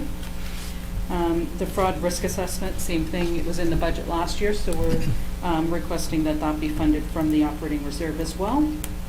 And then 3 small items, a cemetery defibrillator, the transit, bus stop improvements, and fresh air films. All have monies in reserves that can be used to fund some projects for them. So that's what makes up the 210,100. Under finance, compensation, and other, it's more other than compensation. So there were some additions and some deletions. The main additions would be the fraud risk assessment, as well as we've budgeted for $20,000 for budget software. And so currently we use our accounting package and a lot of spreadsheets and things like that in order to prepare a budget. And we can only prepare a 1-year operating budget with that process. So as part of, you know, our tax strategy and all our other strategies, to have software that enables us to do, you know, some situational analysis and what ifs, and a long-term, like we do with capital budget, have a long-term 10-year operating budget and be able to look at different scenarios, so we're not at this point realizing that our baseline increase was more significant than we thought it would be, so projecting some of that out. And so there was an expectation of an addition there for those costs. There's a couple other small ones. We had also included costs for, and Tammy had mentioned this earlier, electronic procurement. We've had a couple of demos. Energized Bridgewater has actually agreed to chip in and assist us with the purchase of licenses for that software. but finance has budgeted for a phase 2 implementation for contract management under that. And there was a deletion of $12,000 related to a new postage machine, which was purchased in 21-22 and not needed to be in our baseline this year. And under general liability insurance, this is where where I mentioned earlier, the cyber risk insurance, which was recommended that we look at purchasing. There are 2 coverage amounts. This is the budget for the higher coverage amount, and so we've included it in the budget. And interest on debentures was an increase in addition because we're anticipating to borrow between $7 and $9 million for this year's current capital budget, so we have to prepare for the interest portion of that. We won't finance it until later, but we could incur interest on those funds before year end. I think that was all for the finance. Any questions on that one, Councillor Thorburn? Yeah, I had it marked down here earlier. I'm concerned about increasing our deed transfer tax when we have very few properties for sale. And I think that's scary to hope to get $600,000 next year. I'm kind of interested to see what the third quarter, and hopefully we have some figures on the fourth quarter, will lead us.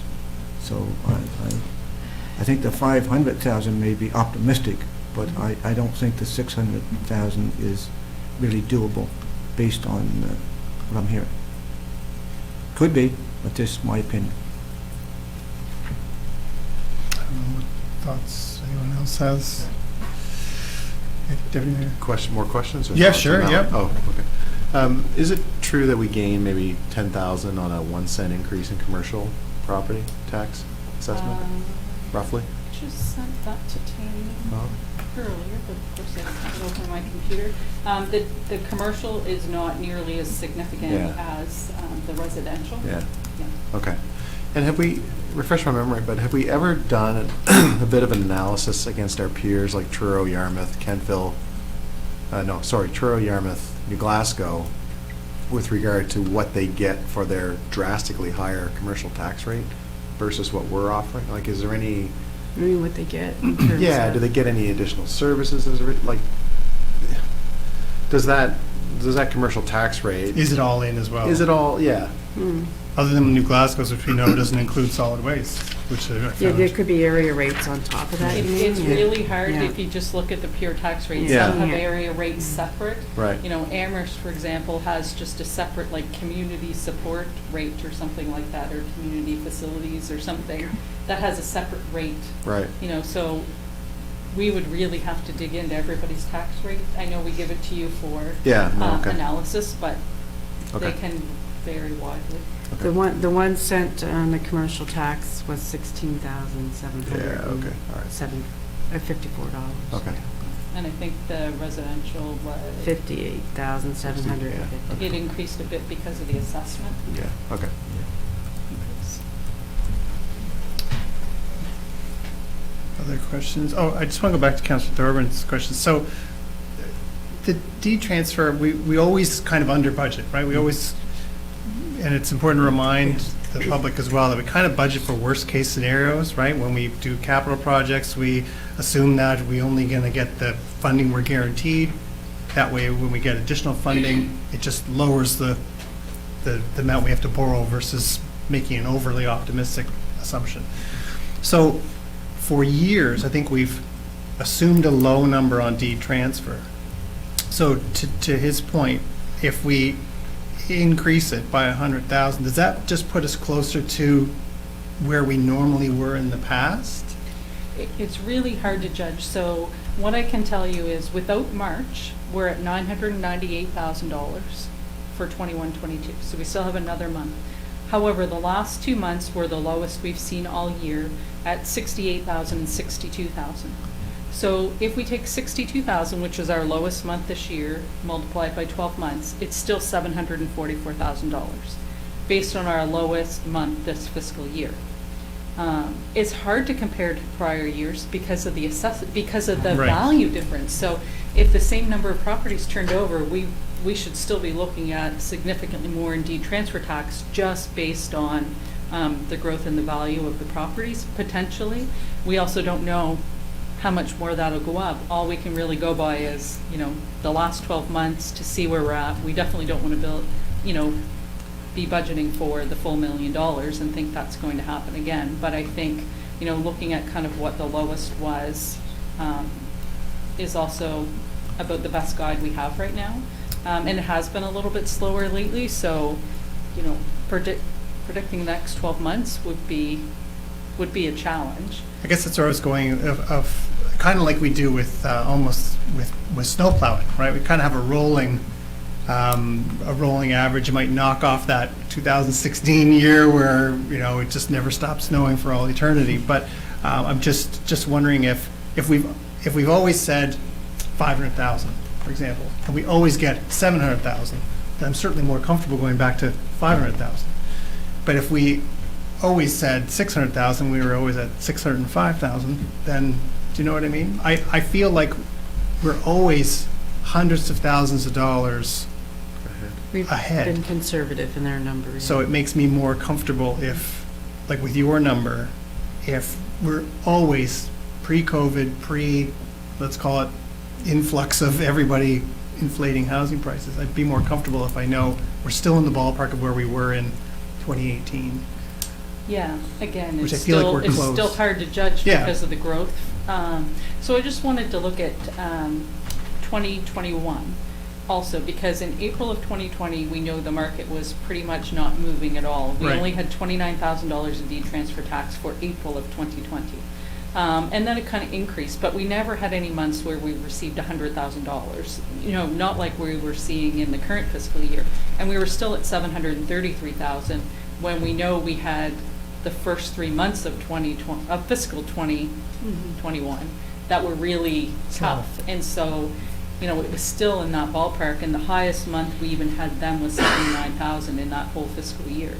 So, that's 733, in a year where we struggled a little bit and then it bounced back. And so to go back pre-COVID, it's hard because we'd have to go back and normalize for the things that there were some, a big commercial property might have sold, or, there were always reasons. So pre-COVID up to March 31st, 2020 was 971,000. And so we'd have to go out and normalize out what big thing happened. Well, we had two big things happen in October and November of 2019 that, make that 971,000.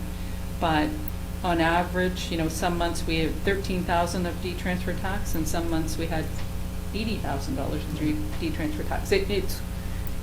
There's not even a trend. Yeah. No, I know it's hard to predict, but it just gives me a little bit more comfort to see that you've kind of put all these numbers together. Yeah, and we can certainly go back, and go back to the 500,000, which previously I think the budget was 450,000, and we increased it to 500. In speaking with council, I think, that's kind of where we landed. But I think, if we do, then we've got to relook at $100,000 more of what cuts we'd need to make, or what extra revenue we could bring in that's not deed-transfer tax. Because it definitely, there were previous years where it was low, but the last three, including 2 COVID years, were all, between $7 and $1 million. Yeah. Okay, that's helpful. I assume your budget has included expectations from 12A? No. No? In terms of assessment? In terms Or of land sales? Land sales, yeah. Probably won't be, the interchange won't open up until 2023. Yeah. Like probably late spring. Right. So it depends on whether or not there's access for construction and another way to get in and stuff like that, whether or not we have sales. So Might be if we few. sell assets, we are required to put that money in capital reserves, so it wouldn't be money that we would be looking to. De-transfer? Well, deed-transfer tax from it, no, but the sale of it. Okay. So there might be 1 or 2 lots. That's it? You gotta have something to show. Okay. Could be more.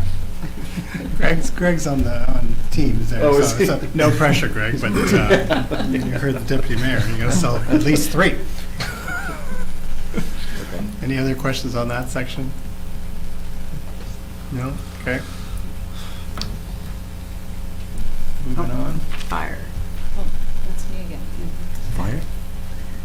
Apparently so.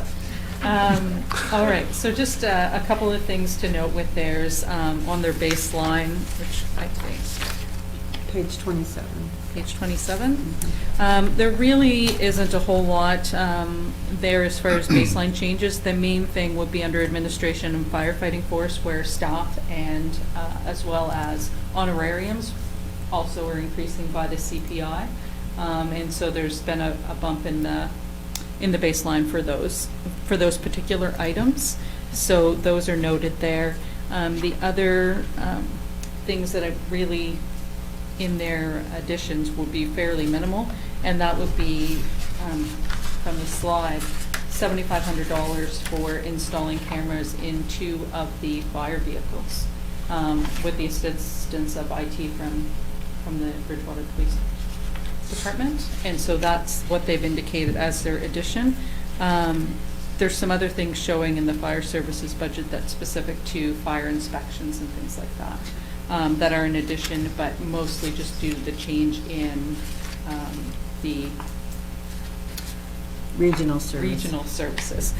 So it just shows up as additions and deletions, but it's more just a change in structure as opposed to addition and deletion. And there was a deletion of $28,500 that was in building maintenance last year that was completed, so it's reduced in the baseline. Any questions on fire? Just the same one.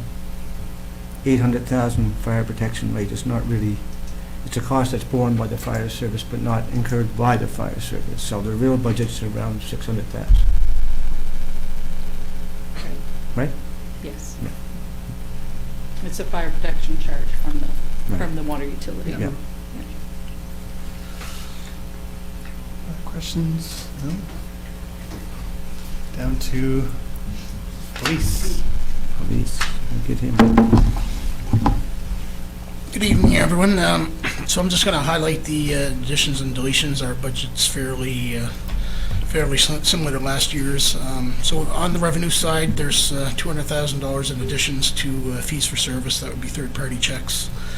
Another $5,700 in increases with our MOUs from our other services that we provide dispatching to, like Kentville and Annapolis. And a $75,000 increase in revenue for revenue from a new dedicated traffic member section for enforcement of rules of the road. There is a deletion in the revenue side of $2,000 as a result of us renting out our community room to some of the driving schools here in town, just to reduce contact and so on a go-forward basis.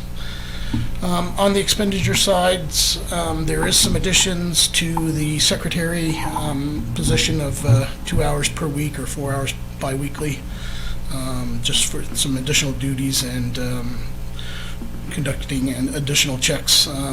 Dispatching salaries have increased by $12,800 or $12,900. That's basically, we currently have 2 part-time dispatchers that we pay to be on call for 8 hours per week for any call-ins of short notice. They don't actually show up for work unless they're called, but we pay them an 8-hour stipend. So we've changed our model, and it was hard to obtain 2 part-time dispatchers, so we're going with 2 guaranteed shifts of 16 hours per week or per pay for each one. So if there's no shifts to be filled, then they'll be brought in to do third-party checks to generate more revenue. There was some repurposing within our front office, and we did remove a secretary position or repurpose it down to a dispatcher, so there was a savings of $5,000. You will see there is an addition on the constable salary of $108,000 for salary and benefits. May not all be used depending on what level of service constable we hire. It may be junior rank or maybe somebody senior. We haven't fulfilled that process yet. There is an increase of $1,400 for bylaw constable. That's for salary dollars. basically provide services to the town of Lunenburg. It is recouped as they do pay service charges as part of the MOU to the town of Bridgewater. Underneath the vehicle section, you'll see there was a one-time sum payment of $20,500 last year's operating budget to purchase one of the lease vehicles, which obviously is now within our fleet and as an admin car. There is the new patrol car that will be moved out, so there will be a savings of $1,500 in that account. There is some money currently there for the operating 22-23 until a new vehicle is purchased. The Hyundai Tucson was a leased vehicle last year that we had to come and ask. We created the account, but we misplaced putting money in to pay for it. So after council's approval, we did lease that vehicle. So that is an additional $7,000 for the upcoming year. There's a $1,500 maintenance fees for the new electric Tesla police car, and a $2,000 for a new gas vehicle to replace the 2017 Ford Interceptor, which is being rotated out. And PROS is our records management system. As a result of new users, it's a user fee, so it's about $1,000 a license, and their costs have gone up. We contract through the RCMP. So in total additions is $143,631 on the additions, with 27,000 removed. So in total, our operating budget is actually, bear with me here.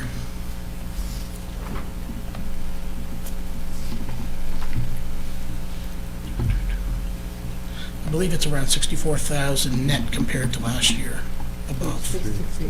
63. On page 25. Yeah. Yeah. I'm getting there. I clicked it. Yeah, $63,084 increase in our net budget, operating budget, compared to last year. Questions from council? Councilor McDonald? The MOU increases, for those ones that were worked into the contracts, or are they something outside of the?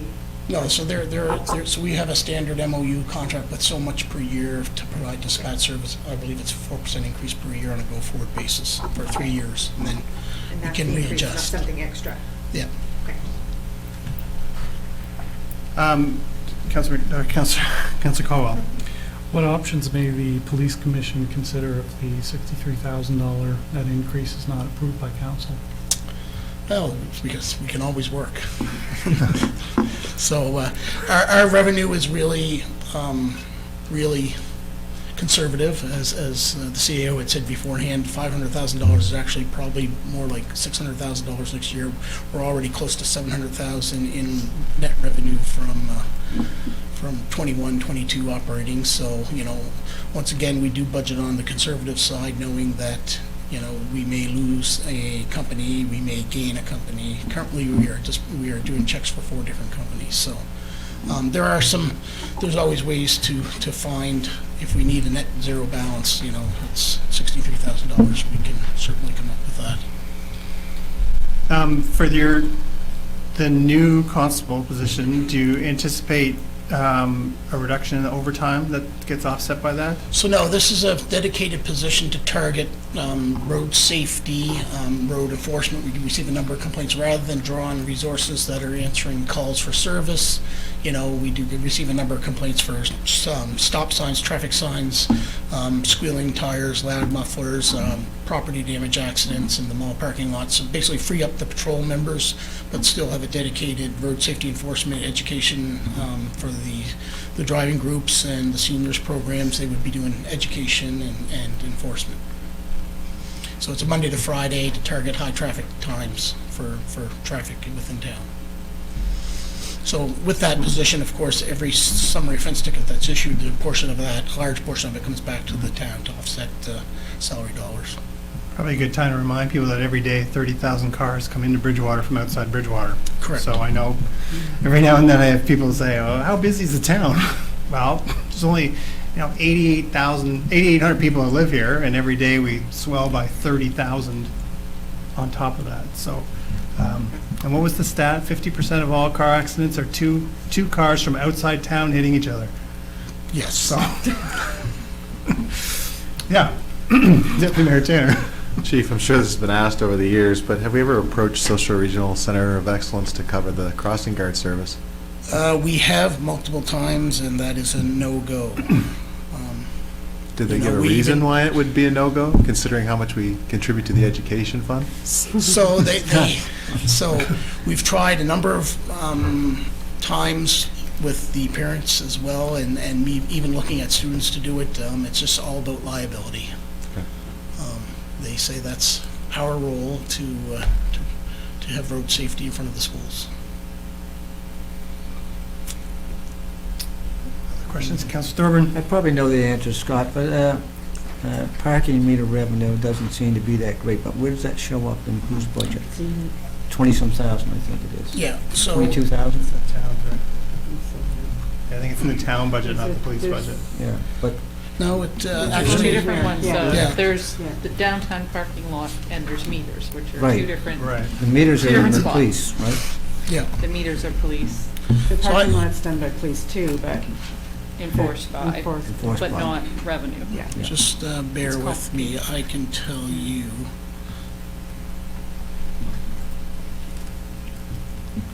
I've got it down here in the other thing. I'm running two different Of course, it's at the end of too many documents. So parking meter revenue generates, parking meter revenue, so we're around just a little over 20,000. Yeah. We projected 20. I think there was one more dump to be done at the end of March. It'll be around 22,000. 20, that's what I read somewhere. Yeah. Yeah. Okay, great, thank you. I can probably tell you exactly. No, that's fine. Other questions? Councilor McDonald? When is the detention and custody, when is that contract? It's renewed yearly as we have no cells in our facility, so unless we construct cells, we have to contract it. So it's based on number of prisoners. So years ago, it was, at one point it was 108,000, then it went down to 96, and now we're down to 30. As our demographics for policing has changed with the liquor establishments and stuff closing up, our lockups have dropped from about 600 to 100 people a year.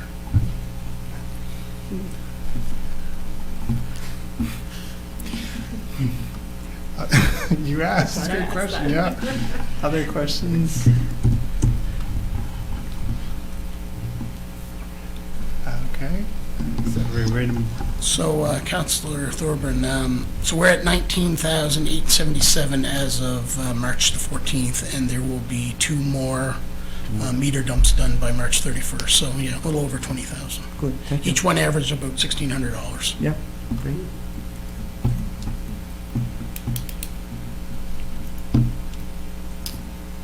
Anything else on policing? It's nice to see that they've managed to put in over $700,000 in reserves just from doing the criminal records checks, and that's amazing, Scotty. Keep up the good work. Thank you. Yeah, so that's important to note, Yeah. is that that number's growing every year by a few $100,000. So that's, it wasn't that long ago that it was zero, Zero. Right. right? So what is it, is this year 3? Of We that? budget 2 per year, but it fluctuates. But is this this is the Third third year. year that Yes. we've added to reserves, and it's at 700, so Yeah. that's, And then there will be a surplus at the end of the year as well, right? Yes, there will be. So there'll be, Yeah, part of our $1 million Yeah. projected surplus at this point in time does include the Yeah. police. So I believe when we did year-end last year, we came back and said, can the police portion go in the police reserve? Because it's town surplus technically, that we have to decide, are we still funding them at the same level even though their net is lower? And made that decision last year to increase their reserve transfer beyond the 200,000 that was budgeted. yeah. Good question. Okay, we're good? All right, making it too easy now. All right, moving on to engineering. I should have asked while we wait for Larry to come down, with the price of fuel much higher than it was when the decision was made to purchase the EV, the initial estimate on savings should be now even greater. Yeah, so, yeah.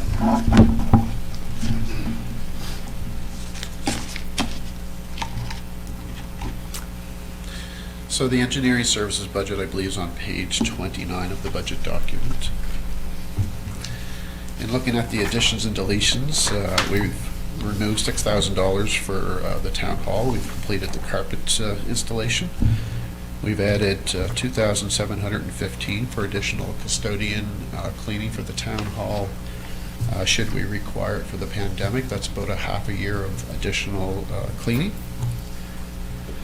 We've moved the fire inspector's costs around salary and travel to contracted services, so you'll see some additions and deletions for actually both the fire and the building inspection.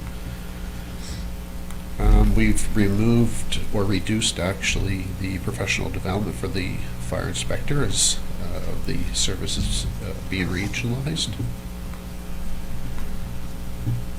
We've removed some maintenance costs, around $28,500 for the fire hall for work that's been completed. Again, the building inspection services was reallocated to contracted services. We've removed some overtime costs around the building inspection services as it's no longer needed.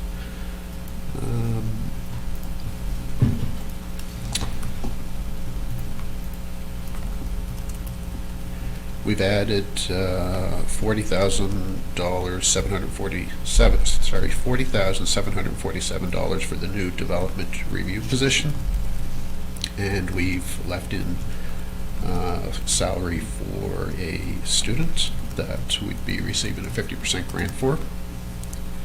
We've added some costs associated with that new position around cell phones and computer hardware. We've transitioned some of the COVID expenditures for safety clothing, for masks, gloves, and sanitizer, should we require that. We have added $3,000 to replace the 10 chairs in the engineering boardroom. We've removed $4,500 for the costs associated with extended warranty and winter tires, as that's been completed for one of our vehicles.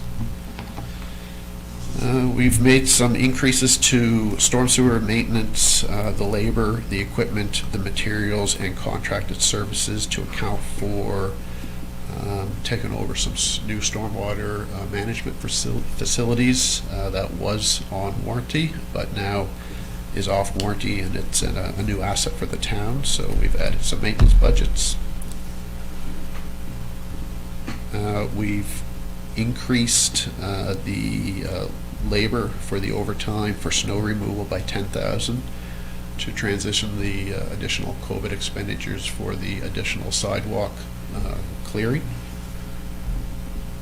We've removed $36,100 for electrical services for the lights, most of which was a one-time stranded asset fee for this year. And we've added $15,000 for the removal of the traffic lights at Dufferin and York, and that's per the 2021 traffic study recommendation.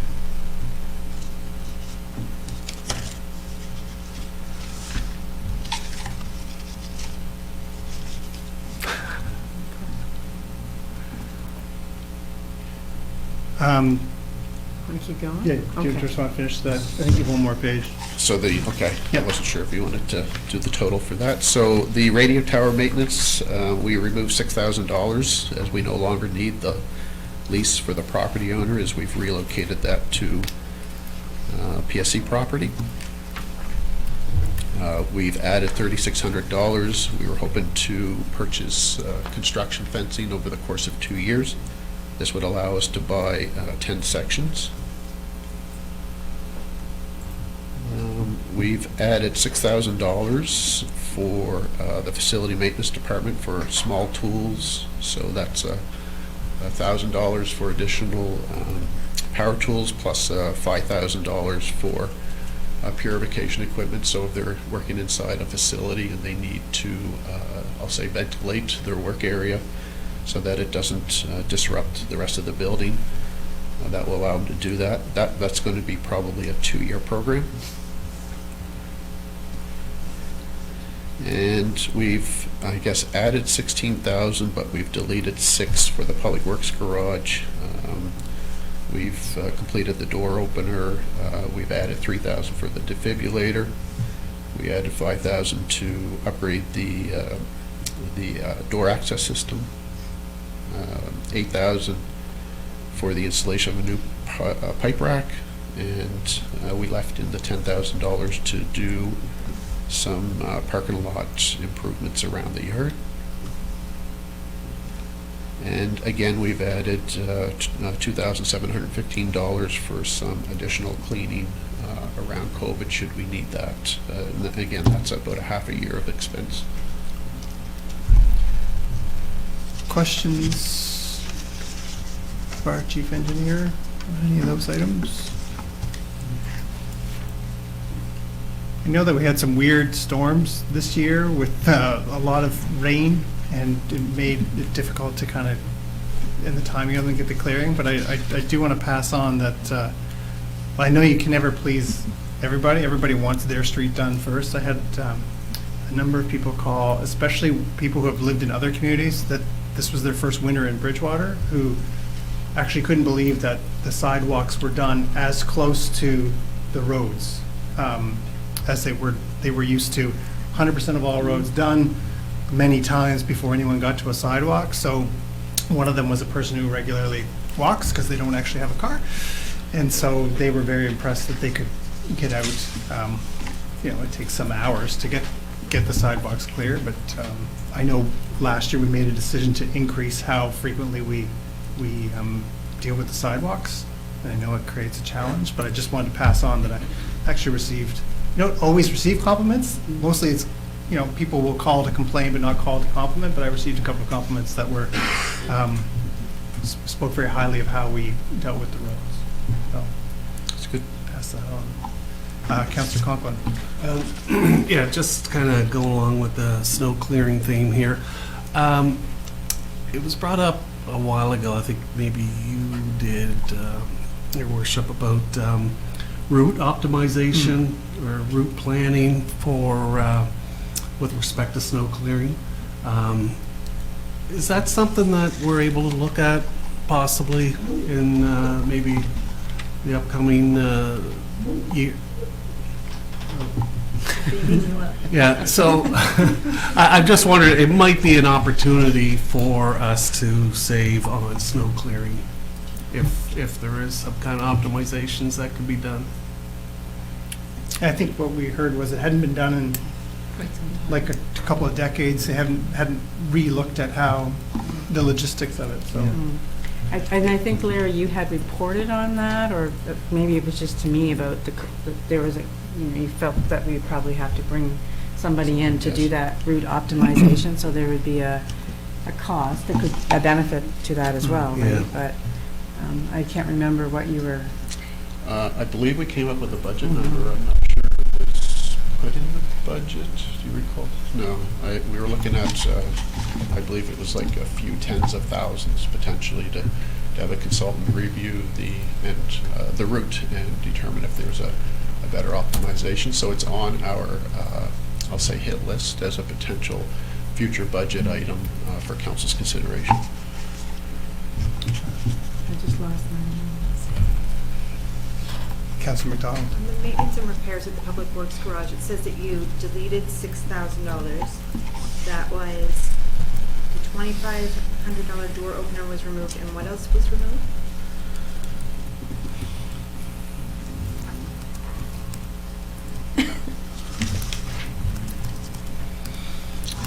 So, so 3,500 of the lead remediation was left in. We removed 2,500 for the salt shed door opener. We've added 3,000 for a defibrillator, 5,000 for a door access system, and that's for our new warehouse. Right. $8,000 we've added to install a pipe rack, so that's to sort and protect our inventory, our pipe inventory. And we left in $10,000 to, I'll say, upgrade the parking area. We're looking at changing the entrance and creating, I guess, employee parking. And a lot of that's to do with our inventory. When the larger trucks are supplying inventory to us, it's to give them more direct access instead of trying to manipulate around all the vehicles in the buildings that they have to do now. Okay, so the only thing removed was the door opener.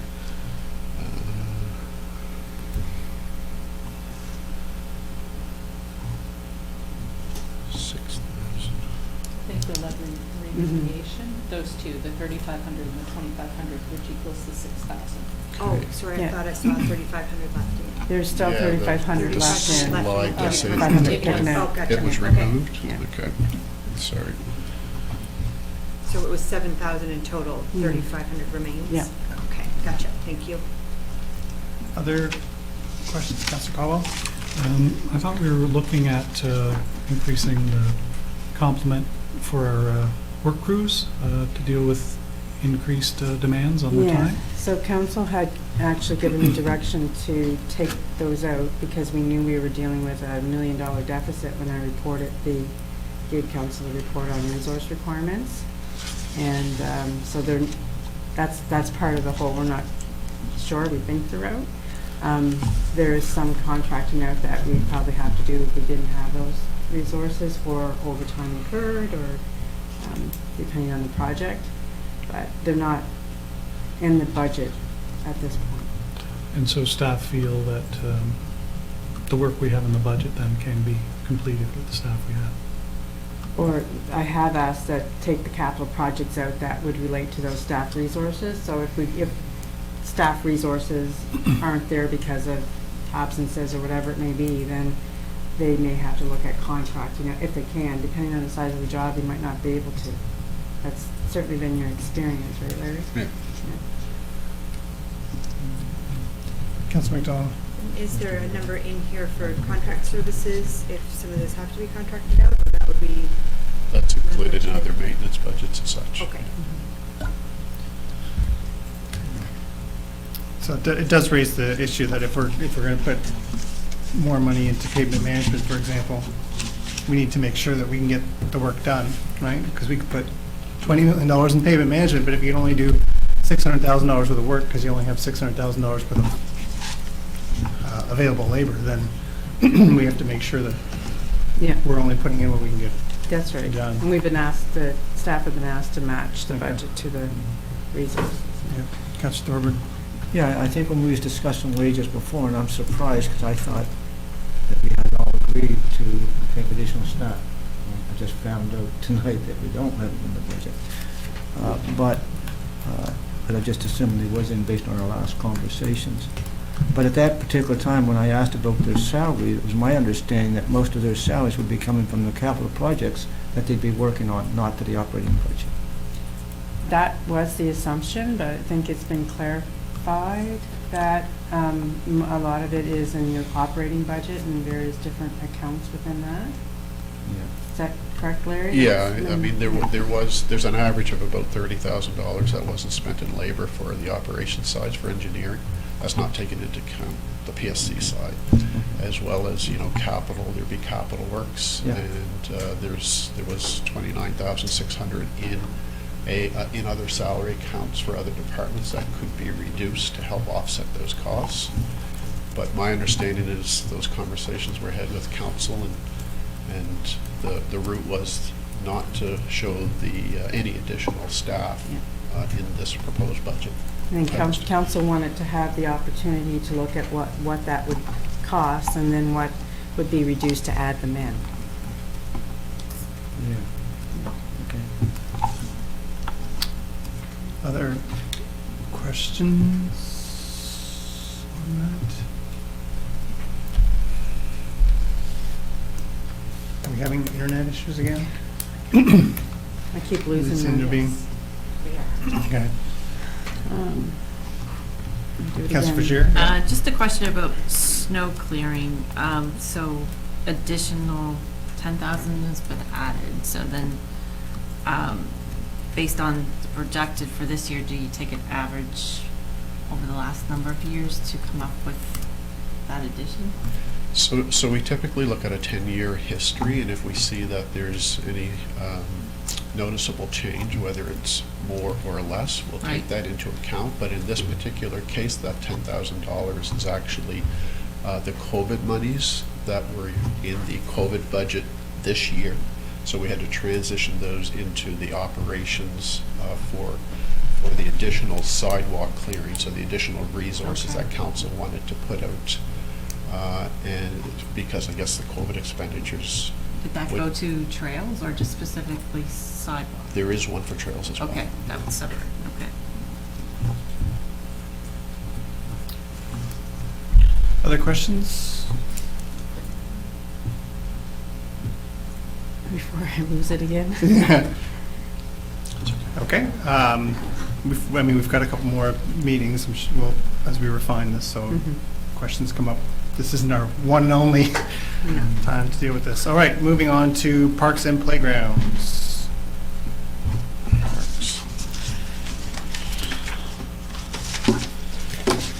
That should be on page 33 of the budget document. We've added $2,000 to refurbish the gazebo roof at the Shipyard's Landing. We've added $11,500 for shipyards as well. 5,000 of it is for the removal of the concrete look-off, which has been settling over the number of years. So to remove, likely build some of the rock wall and correct the settled walkway as well, the brick walkway. We've had to add $5,000. I guess it's the federal government has a new requirement for leases that we have to have a legal survey, a more up-to-date legal survey. So we've added $5,000 for that, and also there's a $1,500 increase in the cost of those leases for that particular location. King Street Court, we've added $3,500 to purchase a facility sign per the open space plan. Generations Active Park, actually there's a number of facilities I guess that we're looking at adding signage to, so Riverview Park, Glen Allen, the LaHave Ball Field, the Generations Active Park, and Aberdeen Green. That's more for the installation, but all of that is kind of per the open space plan. We've removed some costs associated with Aberdeen Green for the work that was done for the shelter, so the shelter pad. That was about $3,000. We've added some costs associated with resurfacing, so about $3,000 for resurfacing parts of the Centennial Trail. Every so often we find that we have to increase our regular maintenance budget to address certain areas. So we've also added, I guess, $3,000 plus the $2,100 to do that resurfacing as well. The Centennial Trail, so again, per the open space plan, $5,000 added to install pathway signage around throughout the trail.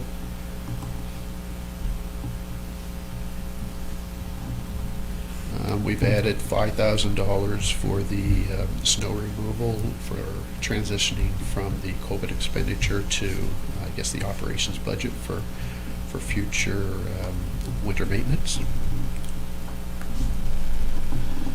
We've completed some Riverside Park landscaping, so we removed $3,000 with regards to hourly charges. The skate park, we removed $7,600. The waste bins were purchased, and the bridge was constructed and installed. We removed $2,500 for the skate park electrical services. That was with regards to an added light. We added $10,100 to the St. Philip Street Playground for benches and tables. About $8,000 of that is labor and $2,100 is in materials, and again, that's per the open space plan. We've added $2,500 to, I guess, relocate or move the porta potty from the town center to the park. I believe the $3,000 farmer's market porta potty is an allowance for the BMA, should there be a need for a porta potty until the interior washrooms are made accessible. We've added $3,000 to the BMA for a defibrillator, and we've also added $4,300 for small equipment around snow blades with regards to our particular truck, as well as replacing a snow blower. And a lot of that, or that snow blower is associated with the winter trail maintenance as well.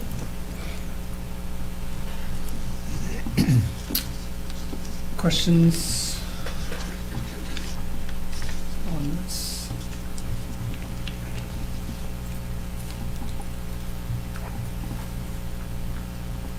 Or items that you have concerns about? Yep. Larry, the couple of the deletions there with the parks. So with Generations Active Park, 5,000 removed for facility sign. So exactly what do you mean? So what tends to happen is we purchase the signs late in the season. So could be February, March, and then we install them the next year. So for that particular location, if we've already purchased one this year, then we would remove that. And that's why you'll see the additions in the other facilities. So it's kind of an add and delete type scenario. Yeah, okay, thanks. So just seeing the 5,000 removed for facility sign just kind of threw me off, thinking signs were removed, or, yeah, all right. Good question. Okay. Other questions or comments? Yeah, Yep, go ahead. Yeah. Deputy Mayor. St. Philip's Playground. So the benches and tables. So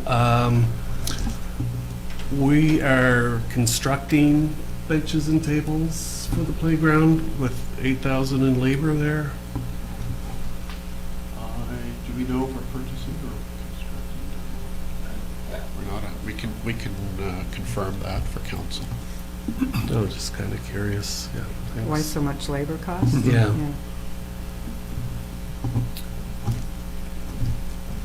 Yeah, it seems quite high for labor. But are you pouring pads? Do you have to like pour a pad for every one of them, and then like? Typically, yes.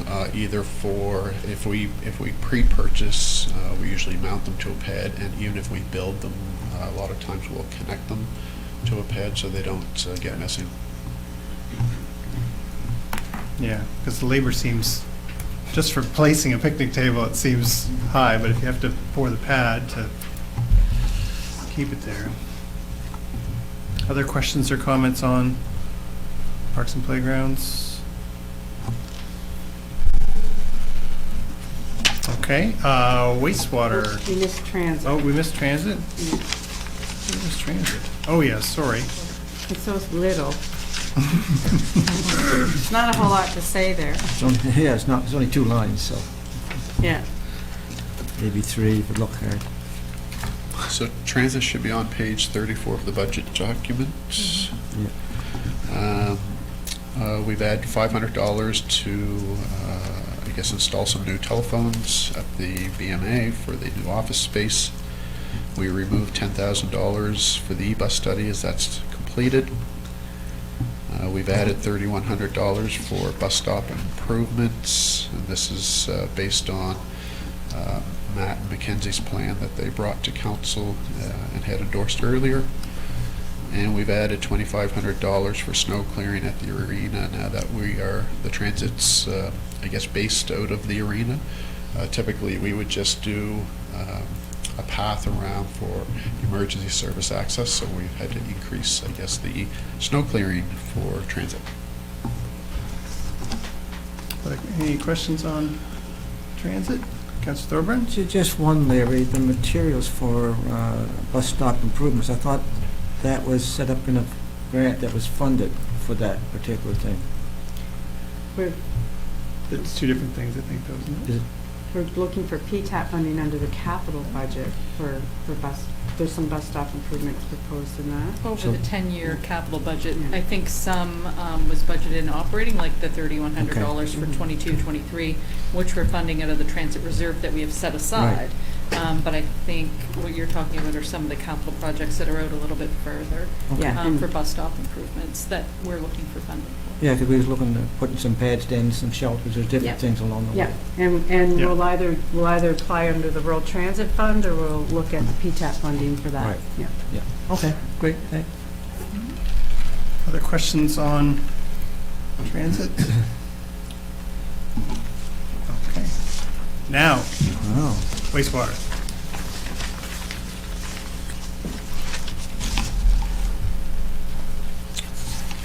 So wastewater should be on page 31.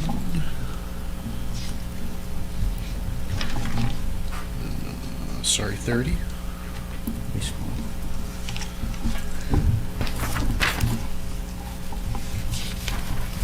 So we've removed $15,000 from the inflow infiltration program as we've purchased our portable flow meters.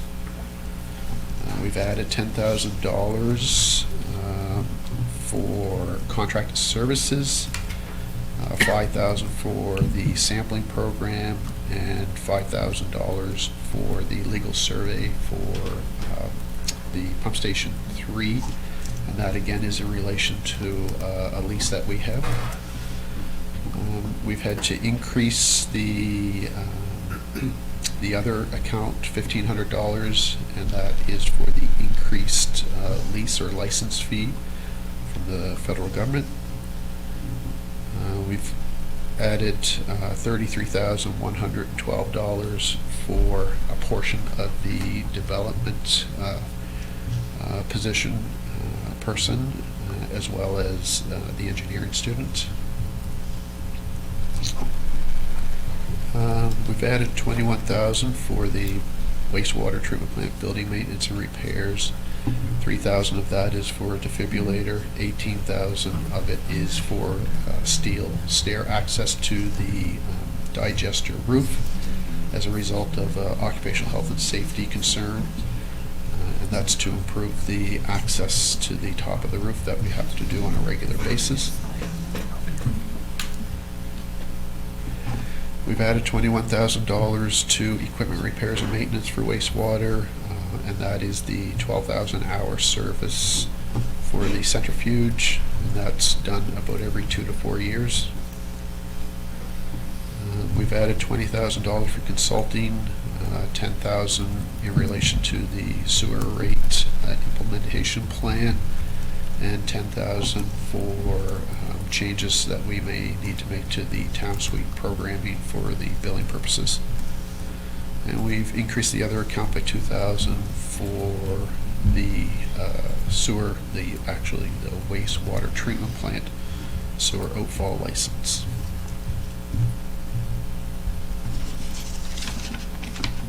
Questions?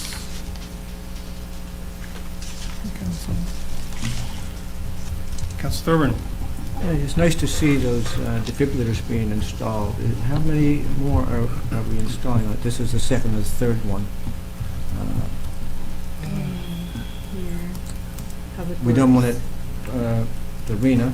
Yeah, I think there's been 3 so far. Yeah, there's at least 3 or 4 that we're looking I at. wonder why they've been so long, because they're quite a safety item in our public buildings, so it's nice to see They them. all just got first aid training. Because we had to have them on every fire truck now. Yeah. pretty much everywhere. So it's nice to see that, so. Anyway, just a comment. Other questions? Okay, Bridgewater Memorial Arena Cemetery additions, deletions.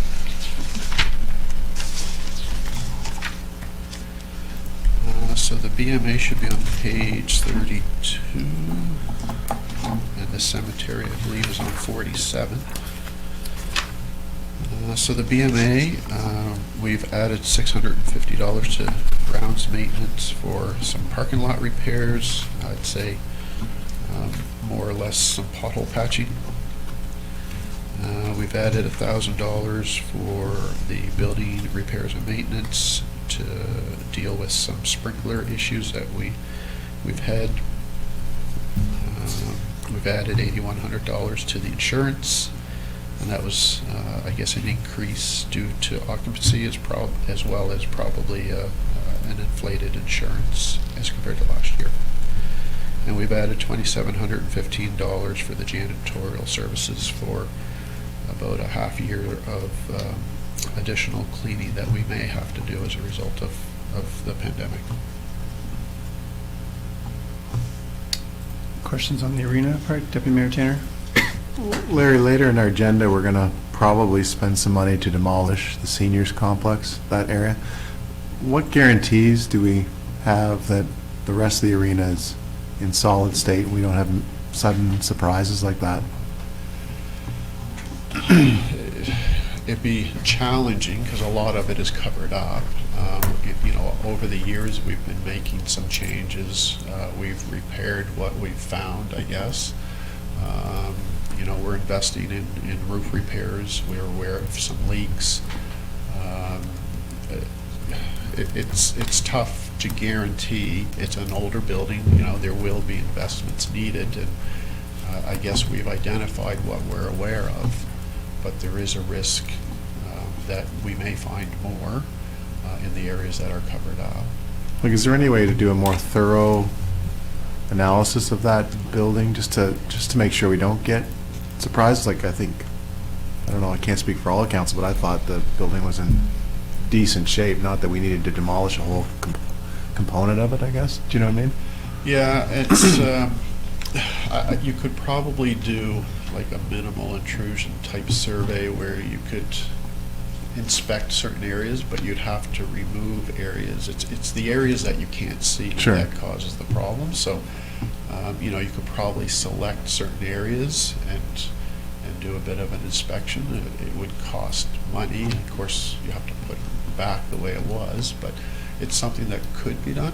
Any guesstimate on what that might cost? Not really, no. Okay. I think, some of it could certainly be done by our staff. Yeah, okay. Yeah. Other questions on that? Well, didn't Graham Hopkins go through there when this whole project started and done an assessment on that building? I was quite sure he did, and reported back to us.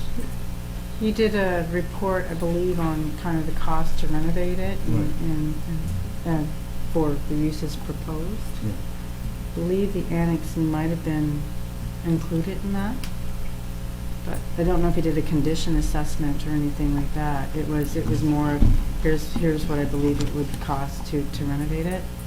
The annex was an add-on to the arena as well, right? So it wasn't on it was on kind of post, like a lean-to almost, right? So, and a lot of that building's open. It's an arena where it's the outside wall, there's nothing there. There's some, like the front facade would have to be checked. Any place that's been covered up would have to be opened up to check. But basically, the biggest majority of that is open. Yeah. So we won't know until we know. That's really the answer. It's not a great answer. Unless you could, like you say, staff could do something, or you can have a condition assessment done, type structural and that type of thing. There was a structural assessment done years ago, and changes were made. We added a lot of steel components and stuff when the arena was in use as an arena at the time. And as Councillor Thorburn said, the main component is open. We did find some interior rot that we fixed under under maintenance budget. It wasn't significant at the time. And I think the seniors complex, you know, it appears that we've experienced significant settlement over a short time, which is, you know, not uncommon to see sometimes for settlement. It's just something that, you know, winter frost and it seemed to have certainly played an effect on that add-on this year. Other questions? Cemetery, I see there's not much. Defibrillator, there's the Defibrillator, there you go, yeah. Yeah, and so we added about $905 for, again, some additional cleaning if we need it. Okay, community development.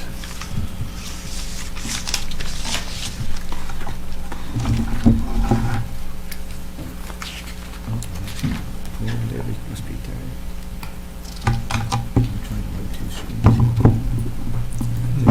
Good evening. Okay, so the community development section of the budget starts on page 36 of the budget document with an overview, so of key priorities for this coming fiscal year.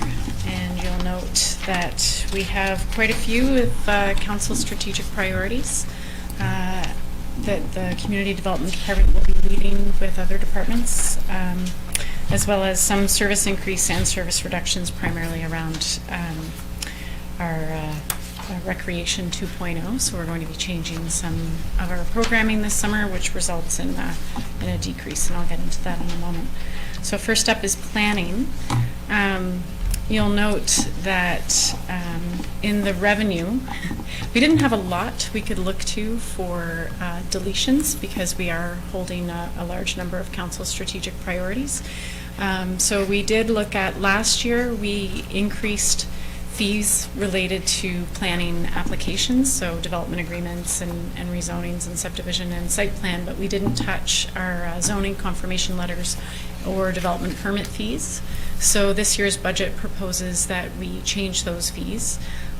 So we increase zoning confirmation letters to $100, which actually is definitely more in line with the level of effort that it takes to complete those zoning confirmation letters, and to increase our development permit fees.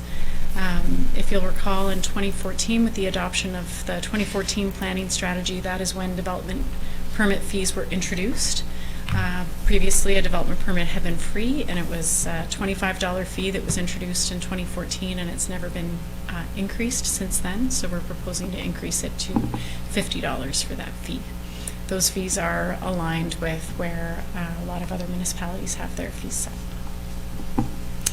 In terms of additions and deletions, the big ones are that we're proposing to retain the Planner 1 position for at least this next year, to assist with the increased workload, including the strategic priority projects, as well as the plan review. There's a lot of work on our plate, and there's an increasing level of operational workload with anticipated applications, planning applications for development agreements, et cetera, coming in. And so to offset that, we proposed reductions from the budget that are the $17,500 that's normally for our summer students. So instead of having summer students for a handful of months, we would retain the Planner 1 for the year, as well as we did not include costs associated with some of council's strategic priorities. So that the Planner 1 would assist with the downtown plan revision, as well as the engagement work that we would need alternative assistance with if we didn't have that position. The other significant addition is the $130,000 related to special planning initiatives. So that is specifically for the affordable housing work. So that you had $25,000 in this fiscal year's budget, the 21-22 fiscal year budget. We were unable to spend that by year end, so we're proposing to rebudget that. Yeah, the slide disappeared. So we're proposing to rebudget that in this fiscal year. It also includes $50,000 associated with the development and infrastructure charges as part of council's strategic priorities. So that would be an RFP for study and recommendations. We've budgeted approximately $50,000 for that.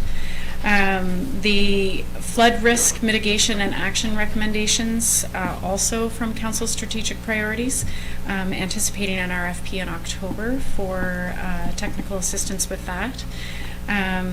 As well as an additional $5,000 of funding to support the engagement activities required for the review of the municipal planning strategy that's getting underway just now. So those are the really large ones. Also included in this are some smaller additions related to wayfinding. So we have reduced the $10,000 wayfinding budget to $5,000 this year for anticipating COVID impacts. So we were proposing that we bring it back up to $10,000, so that's an addition of $5,000 from last year. But we do anticipate being able to find grant funding for that, but we don't have that confirmed in the budget because it's always uncertain. As well, an additional $5,000 for implementation of the open space plan. You heard in the review of the parks and playgrounds budget, there's a lot of funding in there for things around signage and other pieces related to the parks improvement plan, but this would be some more for some of the softer side of the open space plan implementation. To offset that increase, we decreased $3,500 out of the active transportation line.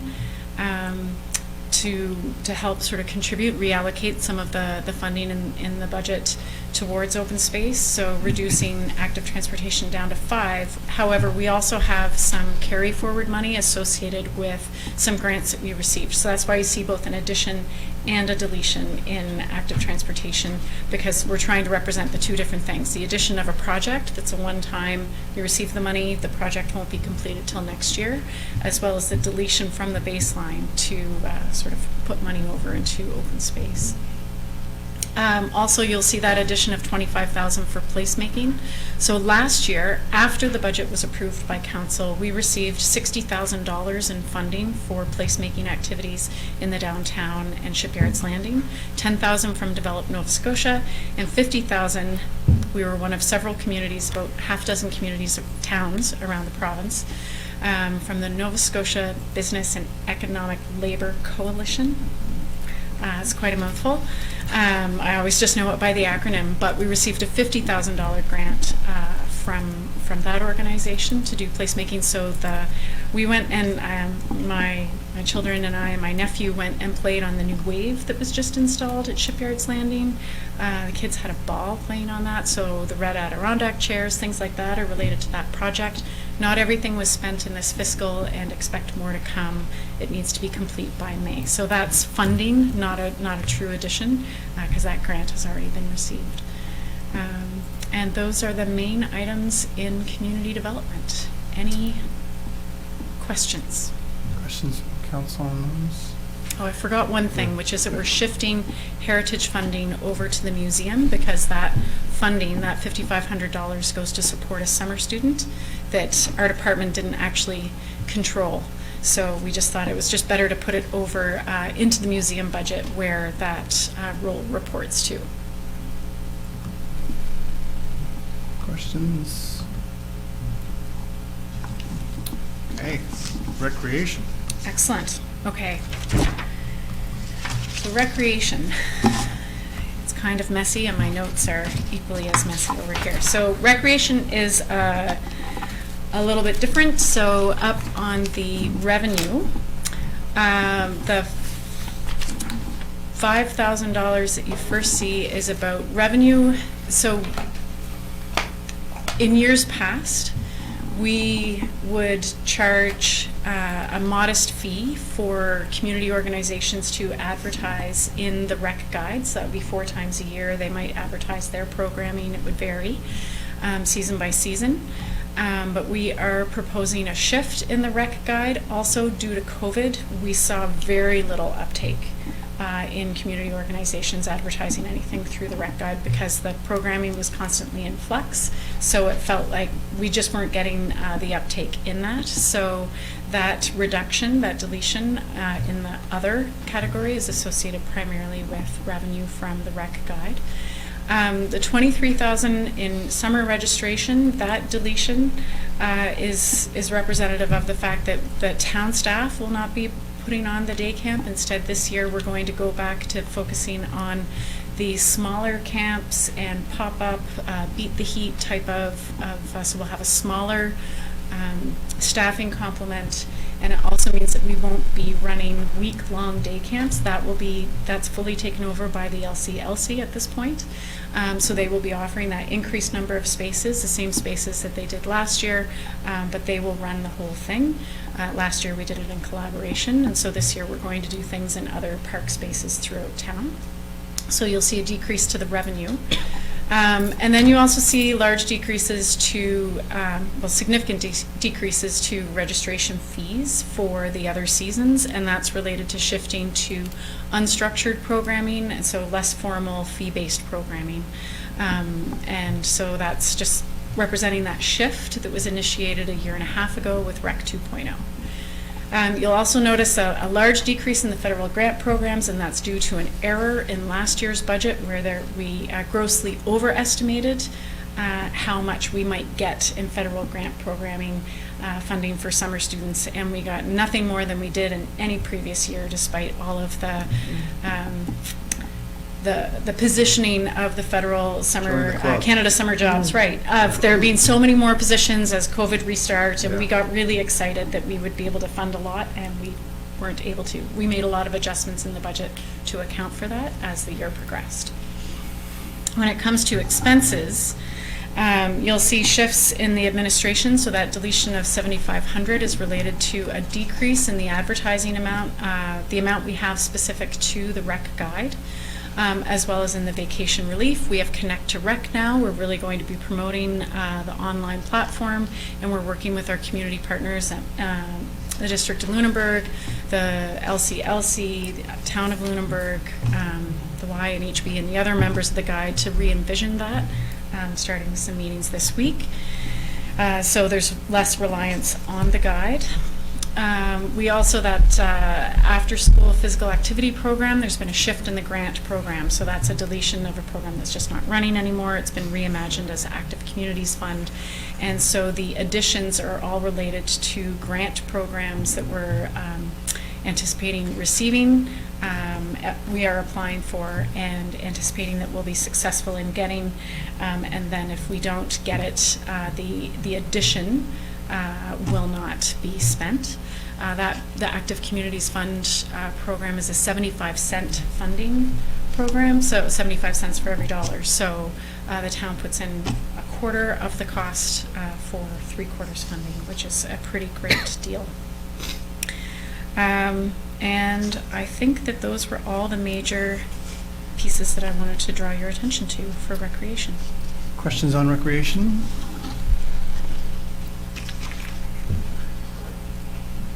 Councilor Conklin.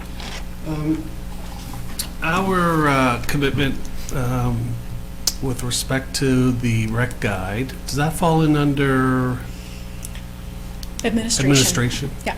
Okay. And that's cost shared with Modal? It is cost shared with Modal, the LCLC, HB Studios, Town of Lunenburg, all the member partners. Actually, the guide was just published, it just came out. I think they're upstairs. Online registration started today, and in-person or by phone registration starts on the 30th of this week for the spring season. But it represents our portion, and then each unit varies in how much they have. For the past number of years, ever since recreation's been in my portfolio, it's been, certainly for the last 3 years, it's been about $10,000 in total cost, about $2,500 per seasonal guide. So we're within town staff, we've already started looking at alternatives to what we could do. Okay, thank you. You're welcome. I'd be curious to know what percentage of people in the town of Bridgewater access that electronically, digitally. Like, I know I get the rec guide, but I don't think I'm a digital person, right? So I would go through it online. I would seek out the online version of most things. So I'm just curious, recognizing not everybody would do that, but I've actually gotten a lot of feedback that the rec guide is like the wish book. yeah. People look forward to it and they go through it and they pick out all their activities. So there are still some people that like that paper copy. We hear that a lot as well. Yeah. So there is a need for a little bit of both. However, the guide is almost out of print, within a few weeks of being printed. So that's one of the downsides and one of the benefits of now having the Connect to Rec platform, that we can keep things really up to date. So it's good to have a combination. Other questions on recreation? Councillor Thorburn? Just one, I see the tennis club is on here, and we're going to give them $2,000 this year. We just give them a bunch of money for repairs to the clubhouse. What do we fund for that $2,000 every year? Sorry, where are you seeing that? I'm on page 36 of document, Page draft 30? budget that was mailed out to us. Oh, you're on the main budget document. Right, On main page- budget document. 36. Page 36? 36, Parks. Park. So that would be in parks and playgrounds. That's actually not page 36. 33 on yours. It's on 36. on the 36 screen. of the digital, Yeah. 33 of the, I don't know PDF. which one Of we're the- supposed to be looking at, so if somebody could draw my attention to that. probably it's 33 for Larry and It's Yeah. under the Parks and Playgrounds, Bridgewater Tennis Court. Page so 33. 1,800 adjusted baseline with 200 in additions for 2,000. That's some of the operating costs associated with the town's responsibility related to the tennis court facility. So Would it's not that a be grant. for So- maybe lights or something? Would it be? No, the club pays for the lights, and the club pays for water. But there are some, I'd have to go into the account in particular, unless Larry or Matt know the details, or Sandy. There are some, like garbage pickup and things like that happens, so it's very nominal. Yeah. The club picks up the rest of the.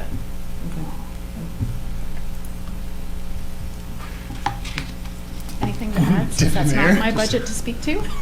Just a question more out of curiosity than Yeah. anything. No, okay. okay. Jessica, just a question more out of curiosity than anything. If someone comes in now to register in person for a program, are they directed to a terminal to complete that through the Connect to Rec? We do have an iPad downstairs at the community development desk with Kayla, so there is, and she can walk people through. Okay. She also assists people over the phone or Sure. there in person. Okay. Yeah. Thank you. Also, just recently, because I think it's important to note, the LCLC has started hosting some Connect Direct days where they'll help you get set up, and they've had a kiosk or a dedicated terminal at the library to assist people with getting their login information all set up. All right, museum events. There were still two more. Oh, was there? Yes, What there's am I the. looking at? Not in the additions in that, but it Energized Bridgewater. Oh, Yeah, sorry. so, sorry, I'm going that's through okay. the Tammy asked me to speak to Energized Bridgewater, but I will just also note, presentations. yeah, the pool didn't have any specific additions or No. deletions, Okay. however. Just to say that the sponsors are all back and have been secured, so that's important. So Energized Bridgewater is a new operating budget, as both Tammy and Kim indicated. Previous to now, the Energized Bridgewater Smart Cities Challenge project had been one line in the capital budget. It didn't really give you a lot of detail about what was going on. So there's, and with the structural changes that took place over the course of the past year, Energized Bridgewater is now more of its own department. And so it has its own description I'm looking at page 40. I don't know if that's the right document. Page 41 of the PDF, and probably page I thought I printed the 40? PDF today. So 43 of your eScribe document. it comes after community development. So it does provide an overview of what the key priorities for the project are for 22-23. So Energized Bridgewater is at its core developing the energy poverty reduction program. It is fully funded, so you'll notice when you look at the budget, the revenue and the expenditures match to a zero balance. And you will note in revenue, there's an in-kind contribution line for a town, and that's related to town staff time that is allocated. In particular, the sustainability planner, which is now the senior policy and program planner, role is a permanent position of the town, so that's town's contribution into the project, as well as we record other town staff who spend time on the project, and that's our in-kind contribution. And then there's transfers to reserves and transfers from reserves, so both in revenue and expenditures, because we receive, through the Smart Cities Challenge, so the Infrastructure Canada grant, we receive 2 equal installments per year following the submission of our milestone claim reports. And so they aren't progress billing, they are set based on making progress in the project, but not necessarily demonstrating that everything has been expended to date. So there's a schedule. It will go all the way till March 2026. We also have a large grant from the Atlantic Canada Opportunities Agency. However, that is a more traditional funding model where you only get reimbursed for the expenses incurred. So you won't see additions and deletions in the Energized Bridgewater operating budget as you move forward. What you will see will be adjusted baselines, because it really varies based on sort of what's on tap for that year, and it's also going to remain a very high number because of those transfers to and from reserves and in-kind, etc. So anyway, any other detail you want for Energized Bridgewater, even though it's not an addition or deletion? It's just a wholly, that's a lot. Deputy Mayor? When do you expect to go live with coordinated access? What's the timeline on that now? That is a detail that I don't have at my fingertips. Leon was off last week, and he's meeting with SOTA this week. So I do believe things are really on track for that, so it's imminent. They have been hiring executive directors in place, and it's progressing along as expected. Thank you. Okay, this is interesting. Okay. So before we move into the operating reserve section, can we just take a 5-minute break? Yeah. Everyone stretch their legs and. Yeah, I gotta get and maybe it's my battery that's causing this. Just as we've been sitting for over three hours, so. Would you like me to speak briefly to the museum, Your Worship? That was Yes, the last thing. yes, sorry, that's the last item, and then we'll take a 5-minute break. So for council's benefit, the baseline changes this year are very similar to what we've seen throughout the rest of the organization. Facility operational costs are going up. We also have the results of the salary review, CPI adjustments impacting things. As Jessica mentioned, we are also moving over the Heritage Advisory students, so while there is an offsetting grant with that, there is a cost to have that student there as well.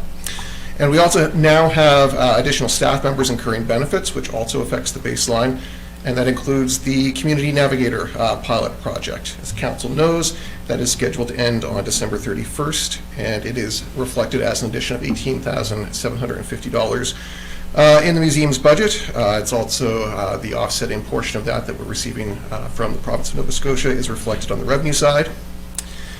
Beyond that, the other major addition we have under expenditures is a strategic development plan. So the museum has gone through the first 5 years of Museum 2.0, the period going from 2017 to 2022, and they're now beginning to orient themselves and plan for the next 5-year period. We are hoping that we will be able to secure an SDI grant to offset almost all of that cost. We're anticipating $10,000 if we're successful in that grant application, and the other $2,000 or so will be covered by increased sponsorship from the Friends of the Desperate Museum. So if we get the grant, that will be a net zero thing for us, and if we don't get the grant, then we will look for ways to carry out that strategic plan internally rather than hire a consultant to do that work. And the only other major thing that is noted there is a deletion, which is the MAP grant from last year. If you'll recall, that was the grant that we received to fund the installation of new artifact storage in the collections area, as well as putting in some protective window coverings around the main entrance where we have artifacts closer to that entrance where lots of sunlight comes in. We want to make sure that they're protected from sunlight. That essentially covers it. I will note one thing with regards to the Community Navigator program. As council is aware, that ends on December 31st. It's staff's intention to attempt to get additional funding, either by way of grant or by way of community sponsorship, to extend that position through the end of the fiscal year. So to cover off those last 3 months, it's going to cost approximately $13,000 to do that. We'd like to do that without incurring any additional expense to the town. And the benefit for council is that you'll get the opportunity to have that position in place for a little bit more than a year and really make a fair assessment of whether or not it warrants extending that position beyond the pilot project phase. So that would be something council would have the opportunity to consider as part of next year's budget. Questions to the Mayor Tanner? Sorry, Patrick, you flew through that way too fast for me. I was still searching for the sheet, and it's probably it's past my bedtime. The sponsors at 12.5. Yeah, sure. What's that? So it's unfortunately it's categorized in the draft document that you received as $12,500 under sponsorship. It's $10,000 of that is the SCI grant. It was just allocated there. Okay. And then $2,500 of it is additional sponsorship revenue from the Friends. Okay. Yeah. And the province of Nova Scotia, the 1875, what's that? 750? So that's their cost share of the Community Navigator program. Their cost share. And is that a permanent thing? Or can we No, expect? so the way it's been explained is I did ask Allison about that because initially we were told that it could be a recurring opportunity for us. Unfortunately, we have subsequently learned that it is not. We can't reapply. It has to be a new position. Okay. Yeah. And we've been unsuccessful in lobbying the province to fund this museum more, correct? And That is across the province. yeah. And what's I can't remember what's the reasoning for that. They just It don't. was frozen 13 years ago or Yeah. so, and it hasn't moved since. So Okay. yeah. Recognizing that things are opening up and we should see an increase in attendance at the museum, are we under budgeting rentals either in terms of anticipated use or in the amount we charge for the rentals? Seems low. It is low. We are cautious regarding the budget coming out of COVID. We don't know how much uptake there's going to be, and we wanted to budget conservatively. We didn't want to overestimate what our rentals would be. We do have a fairly, I think the room rate is something like $15 an hour or something like that to rent the multipurpose room. So it is somewhat lower than, say, the LCLC, where I believe it's around $25 an hour to rent their space. So there is an opportunity, but to potentially generate more revenue there, but not knowing what the uptake is going to look like coming out of COVID for sure, we didn't want to tick that up too much. Okay. Other questions on museum? Okay, why don't we take a 5-minute break? What time is it? 20 after? Yeah. Let's take a 5-minute break, stretch your legs, get a glass of water. Just let us know when we're good. Pat? Do you want to?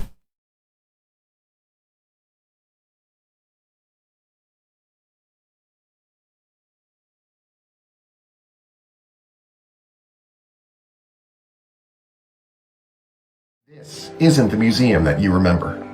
It's still a home to Lunenburg County's heritage and to Bridgewater's story, but now it's so much more. A hub of art and culture.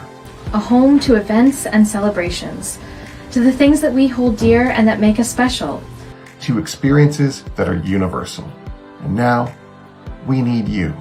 The Bridgewater Museum Commission is looking for new members. For just a few hours of your time each month, you can help the museum grow.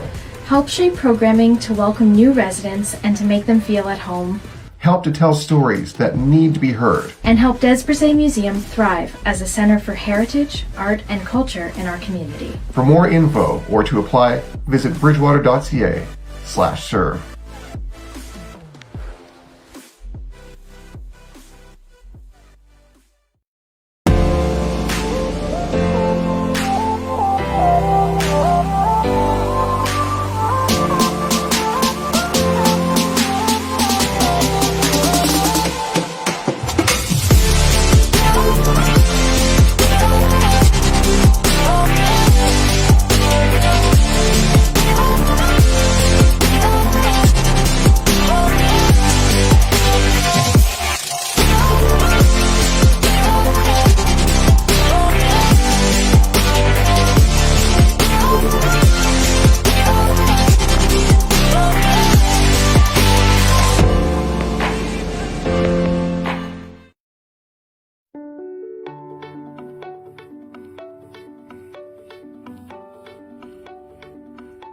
I'm Amanda Fancy. I'm the dealer-owner of Gals Home Hardware and Furniture.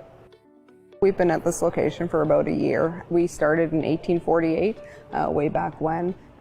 This is our 5th location, so we've never have left the town limits. So we're looking to build this location. We had lots of opportunity to potentially look at outside of the town limits, but it was really key for us to be and continue to be a growing business in Bridgewater. Bridgewater, Nova Scotia is unique. We have a beautiful countryside. Our town is 7,500 people, but then, our customer reach is about 45,000. So, we're talking about lots of small communities, hidden treasures. There's huge opportunity here, and I think that it's certainly worthwhile to make the visit, make the call, do some inquiring, because it certainly is somewhere where I think there would be some strong investment opportunities for sure.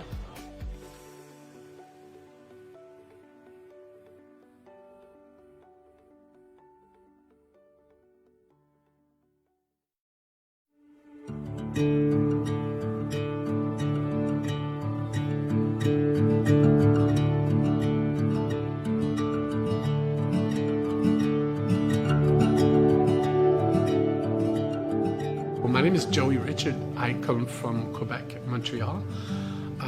I've studied opera at the Montreal Conservatoire of Music, so this is where I've learned about Italian, the language, and the food. And my passion just became bigger and bigger for food.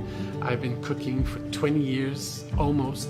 I opened a family business, but the only thing I forgot is that my family is still in Montreal, so I'm like, I'm trying, I make new friends, I'm building this thing, but it is a family business here. My chef is like my brother, his wife is like my sister, so I recreated a family environment.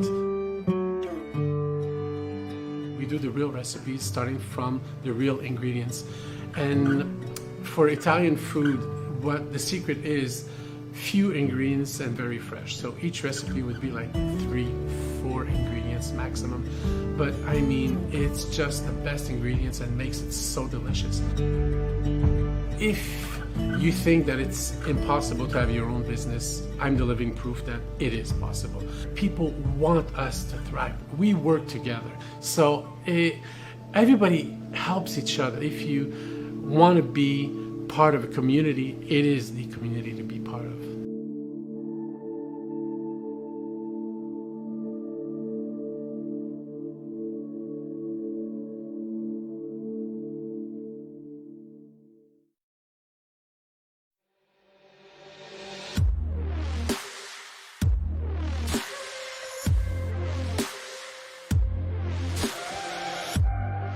My name is Joel Holland. I'm the owner and operator of 902 Athletics. I found the opportunity, started this gym in my parents' garage, and now we are currently in an 8,600 square foot facility. A lot of people come here because of the community. The things that we offer here are different than a normal gym. It's an open atmosphere where you come in, the music's played over the loudspeakers, not in your ears. You don't put earbuds in and just walk around from one machine to the other. You focus on yourself, but at the same time you get to meet new people. We have 3 floors, which we do CrossFit, boot camps, athletic training, and personal training. We have so many other businesses that are growing our economy and feeding into it becoming more populated, a place where people actually stay as opposed to leave.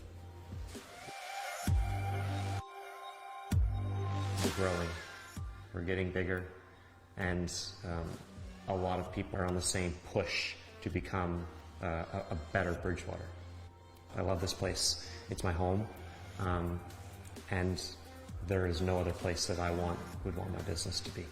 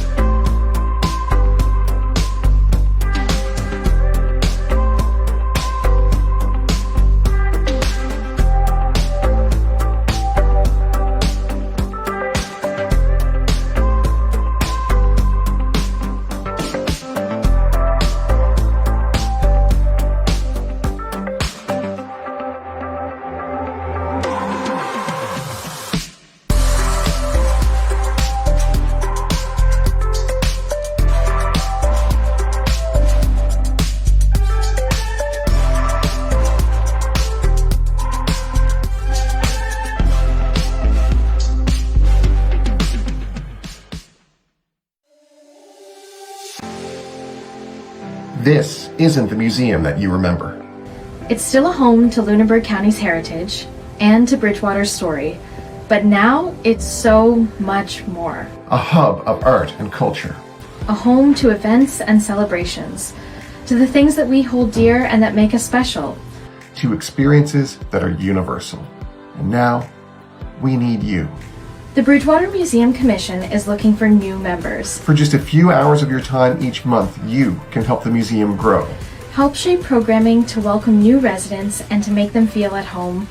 Help to tell stories that need to be heard. And help Des Brisset Museum thrive as a center for heritage, art, and culture in our community. For more info or to apply, visit bridgewater.ca/serve.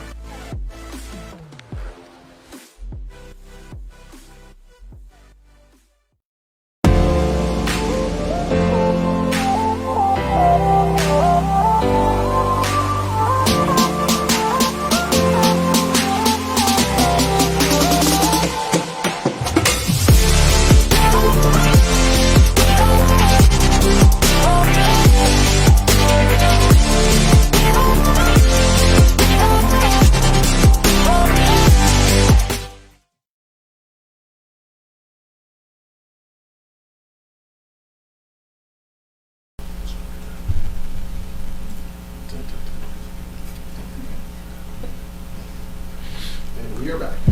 All right, continue on with our budget. We'll really go right into operating reserve budget. Yep. Turn back to So Kim's just going to quickly kind of go over what our operating reserve and capital reserve budgets are, what they're projected to be at the beginning of the fiscal year, and with all the movement within the budget, the ins and outs, what they're projected to be at the end of the fiscal year. All right, the operating reserve, it's on page 13 of the operating budget document itself, but it should match closely with this slide. So as of March 31st, 2022, given what we're projecting and the projects that will be completed, we estimate there'll be about $10 million in the operating reserve.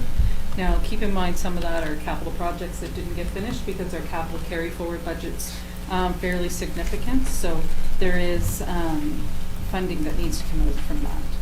So down the list, there's just a couple of things. The cemetery capital projects, the $3,000 is to fund the cemetery defibrillator.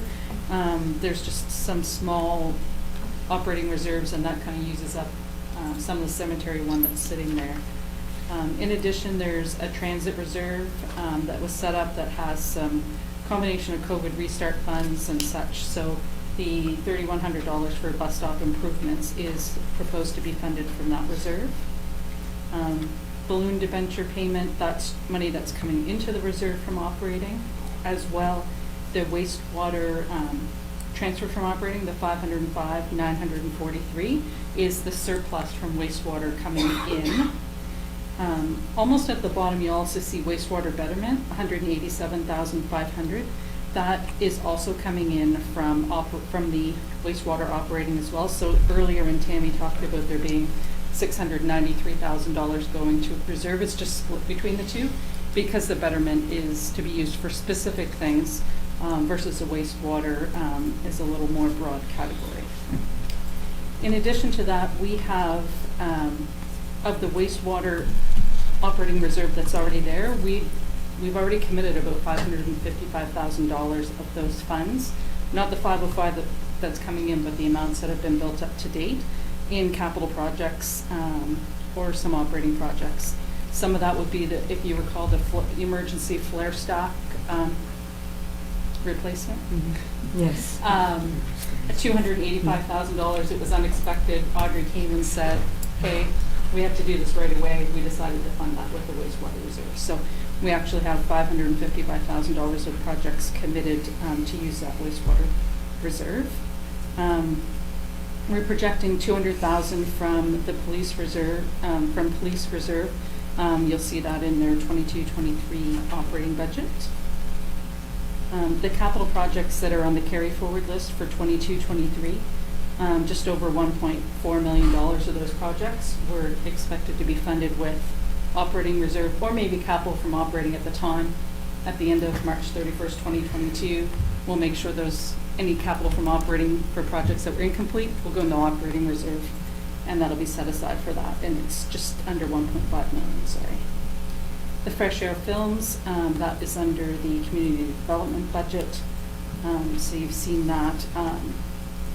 I think Jessica mentioned she wasn't sure, of the revenue sources in the future, so we decided that the Fresh Air Films fund that's set aside for that, we budget to bring that in. If they don't need it, great, but if they do need it, we'll use some of that reserve. The wastewater betterment of $100,000 that's coming out of the wastewater betterment reserve is actually a project that's included in the capital budget, and that will be funding that. And the undesignated reserve transfer is for the strategic priorities that we talked about earlier, such that were mostly community development, the fraud risk assessment, and so on. And in addition to that, we had received a duplicate equalization payment in 21-22 and set that aside in the reserve to be used to fund capital projects or other projects that we would need. So that's included in the capital budget funding for 22-23. So that is the operating reserve budget at this point in time where we stand. The capital reserve budget is a little less complicated and can be found on the next page of the budget document itself. The capital reserve is broken down in between two different reserves. The gas tax reserve, which the government determines what we can spend those funds on, and we receive approximately $675,000 per year from the government for gas tax funding. In the past 3 years, we've received double that amount, two different years. And so that's kind of built up our gas tax reserve. So it's the bottom portion of the budget document. So you'll see that, we're starting out the year with $1.3 million already in that reserve. Some of that's earmarked in projects that are being carried forward, as well as we're budgeting to use about $1.3 million of that to fund the current year 22-23 capital projects. And then just a small amount of interest income that's expected on the gas tax fund of $22,000, which leaves the capital reserve, including gas tax, with an available $2.3 million or an estimated balance. However, instead of borrowing from the Municipal Finance Corporation, in the past, sometimes we borrow from our own reserves and actually set up a loan schedule with repayments. So there's $243,600 outstanding from that, which leaves available for use $2.1 million of the capital reserve. Questions on either of those? Councilor Caldwell. What would be the best practice for the amount of money we should have in capital reserve? Right, so we've talked a little bit about that while we were setting the reserve policy. And so there's not really a minimum, but the government, I guess, with our financial condition indicators, it indicates that, we should have, I think it's about 20% in operating reserve, and then 40% in combined, but they don't really indicate what should be in capital reserve. Historically, our capital reserve has really not been funded outside of gas tax, or if we sell an asset, we have to put it in capital reserve. We haven't typically set it aside. Part of the reason for that is it's much more restrictive in that you can only spend it on things that are capital or maybe debt repayment. Mm-hmm. So if we put things in our operating reserve, we have the flexibility to use them for capital or operating as we need it. Sometimes when we have emergencies there, we can't guarantee that that'll be a capital emergency, for example. So we have put more in our operating reserve because of the flexibility.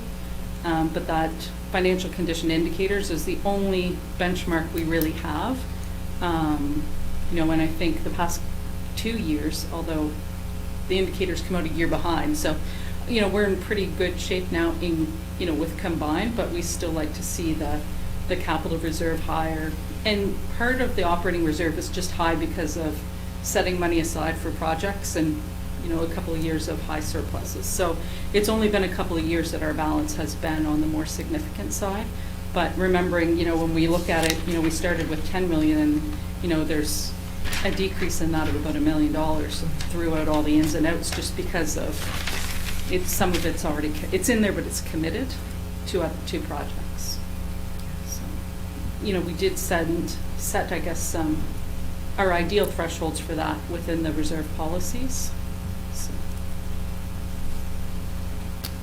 Other questions on operator capital reserves? No? Okay. Okay. Items not included in the budget or on the screen. Now it's just funny. Yeah, I don't know what, there'll be a help desk ticket tomorrow, let me tell you.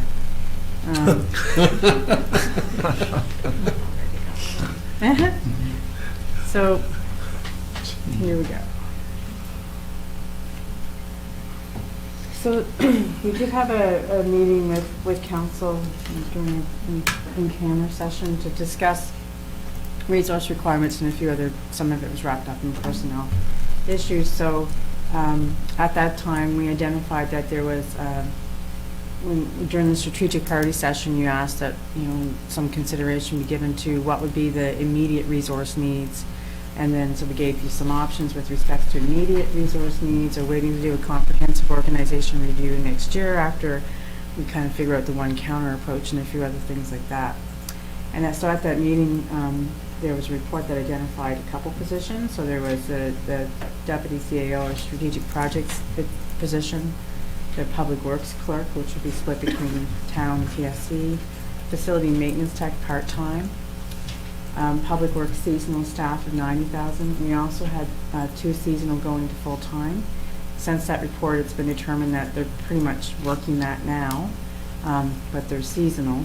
I think they missed like 5 weeks or something like that. So they're technically, the money's already in the budget if we wish to do that. And the planner 1, which Jessica reported on, we indicated that there was just a net of 10,000 if we eliminated that position, and we'd have to contract out more. So the positions that you don't see in the budget, and you ask that they not be put in, so that you could see the budget as it was and then determine if there are things you wanted to remove, knowing the challenge this year with the budget, are those that you see on the screen. So they're not in there, and if you want to add them in, we have to find more than the 106,000 in reductions to put them in. So some options to address the budget deficit that we have. These are just some things that the management team put together when we were kind of looking at what could be reduced.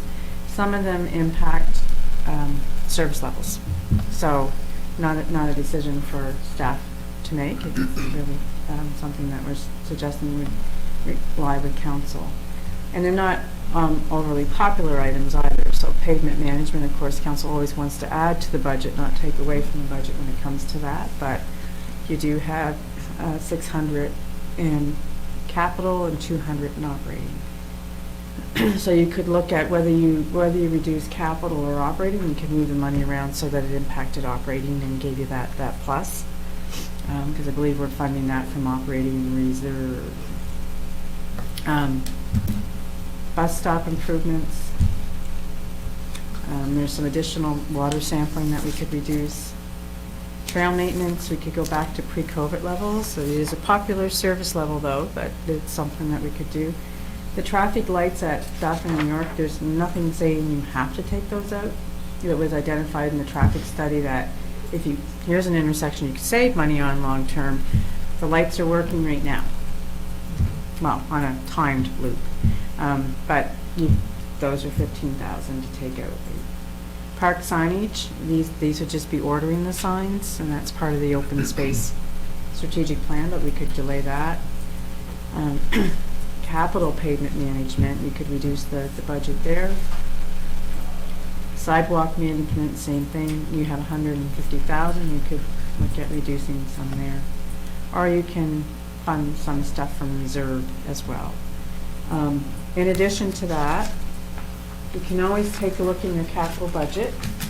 Anything you see that says funded from operations is part of that 1.2 million that Kim said we're rating for. It's coming out of your operating budget. So if you eliminate something there, it eliminates that, and that saves money in your operating budget. Or you can look at anything that's funded from operating reserve, because then that frees up our ability to perhaps fund something that we're funding from operations, from operating reserve, and just kind of move that around so that it impacts your operating budget positively. So you could take a look at some things in there. There are some things related to the town hall that, you know, if we're looking at a relocation, we may want to delay. Might not be overly popular with some staff if we have to spend another summer or winter, like heat pump repairs, stuff like that. Security cameras. There's other capital items that you might look at and say, can we delay that a year? And something that we were looking at today was like the ride-on roller, and could we just live with the push one, whatever that's called, the drop-behind roller, for another year, different things like that that maybe you could take a look at. But so the capital budget's always an option as well to go into and see if we can cut that way. You've already seen your capital budget. I don't know if you want, this just kind of gives you your 10-year picture of that. And we have made some changes to it, and those are highlighted in here as well. But this just kind of shows you how we're funding the capital budget over the next 10 years and what your debt service ratio is. Can we ask on the sidewalk and pavement management how much we actually got done in last year for projects? Yeah. Yes, do we know of, for those budgets, sidewalk and pavement management, did we complete, like we said we were going to do? X dollars. Yeah. How much X dollars, did did we we last summer? complete X dollars? Or were we short because of labor or other issues? I know COVID was there, but.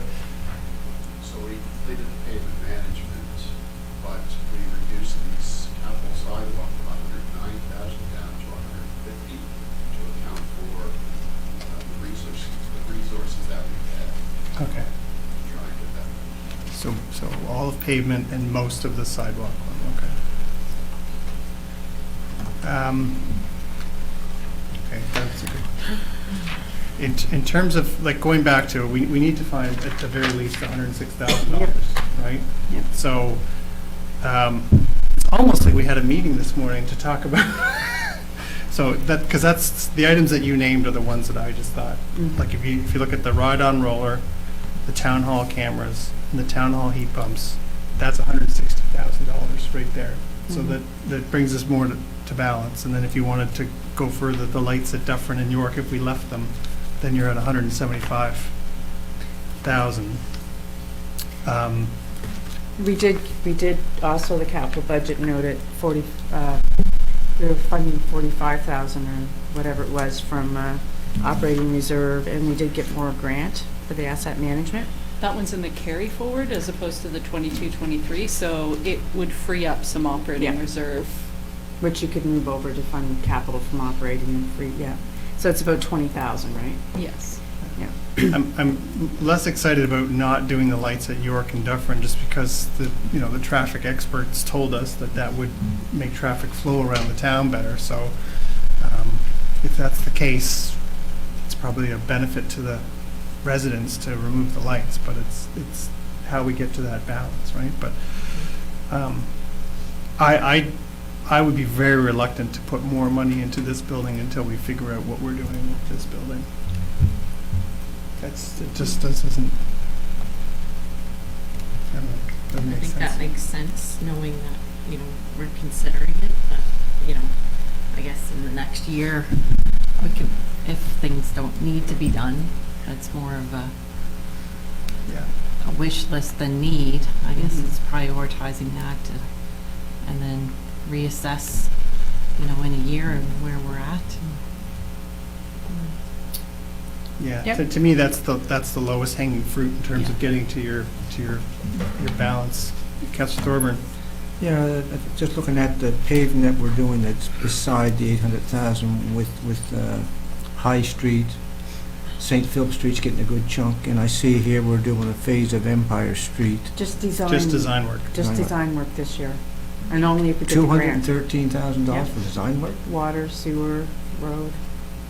I think you could tear it up and pave it for that kind of money. But, where we are doing those two big streets and that, maybe we could take 100,000 out of pavement would help out? Because we're, you know. Because we're doing all this paving extra so- anyway? Yeah, Yeah, sections. it's $4 million road upgrades if you factor in all those, Right. those things. So that, you know, that to me would be probably a simpler fix that allows us to take the lights down on York Street, because I think that is something that's important to the Muslim public. It's nothing worse than a lot of these streets in town going and sitting there. Arrow light comes on and there's nobody in the lane, and you wait longer. I think we need some upgrades to some of that stuff too. And it's electronically, so. Yeah, and I think I'll just take an opportunity to remind people why we need to find this $106,000. So unlike provincial governments and federal governments that can just, you know, they don't balance, it's fine, they just run a deficit and it just keeps going and going, we have to balance our operating budget every year. So that's why we're, you know, even though you have a $25 million budget, we have to find that $106,000 because we cannot move forward if we don't. So I just every year want to remind people when they see deficits, those are with other levels of government. So, Councilor McDonald. The intersection lights, I see it as more of an inconvenience than a big problem. If we let it go and, you know, they stop working in the middle of the year, is there a reserve that we could take that money from to then remove them? You have your operating reserve, your capital, probably operating as opposed to capital. To me, the only risk in leaving them there for at least a year is that they stop working in the middle of the year, now you've got the expense and you didn't expect it. Or are they causing any major problem or any safety issue, or is it just an inconvenience? I believe the consultant just indicated, Larry, that the traffic volumes didn't warrant a signalized intersection as opposed to it making traffic flow more efficient or anything like that, right? It's just the number of vehicles going through there, in their opinion, didn't warrant traffic lights. So if you were looking at like replacements and stuff like that, stop signs are cheaper.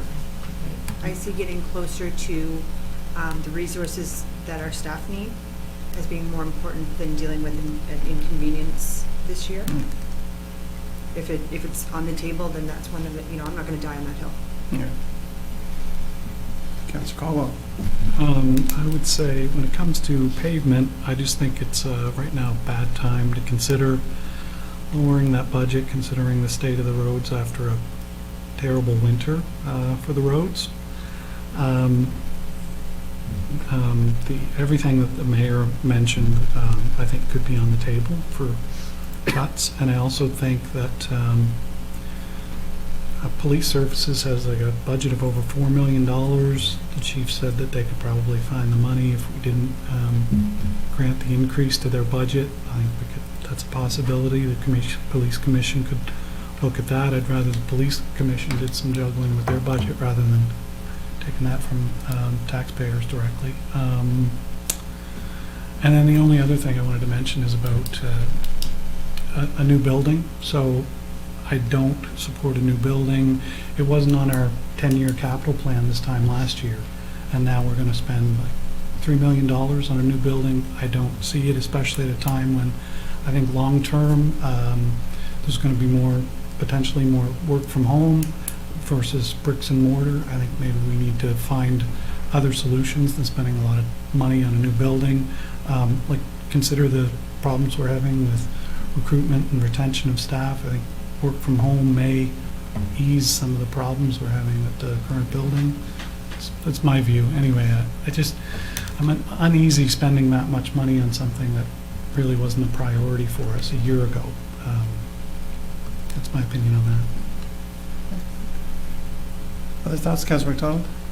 Is there any buzz out there on the paving contracts and if it's going to be a nightmare to get people? I mean, some of our contracts, we just have a heck of a time getting contractors. Any word out there on how it's sounding this year? You gotta come down to the microphone there, Larry or Matt or whoever's coming down.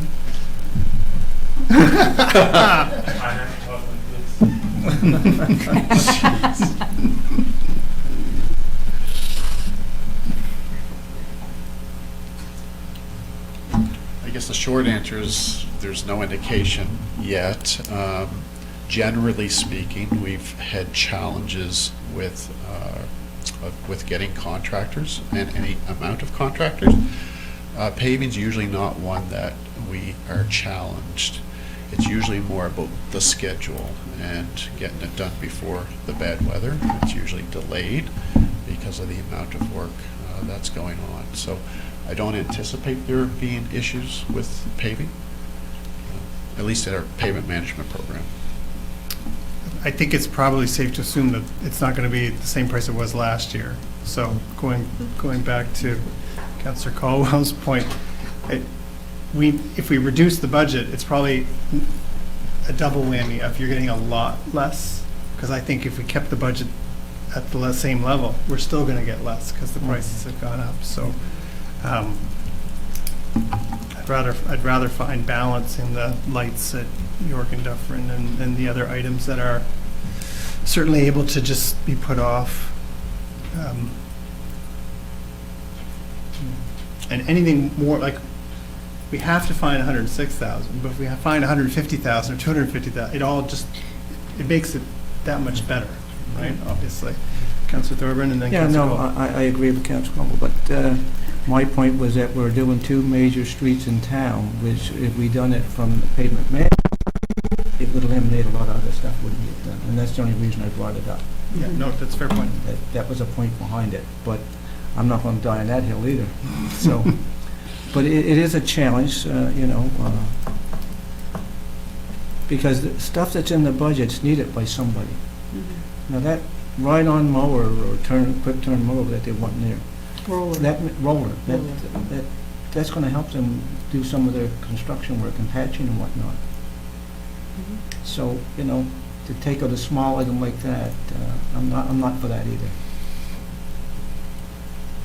Councillor Cole, you had additional comments? I'm not sure if you mentioned the signage, perhaps deferring the signage. The facility As an signage? option, yeah.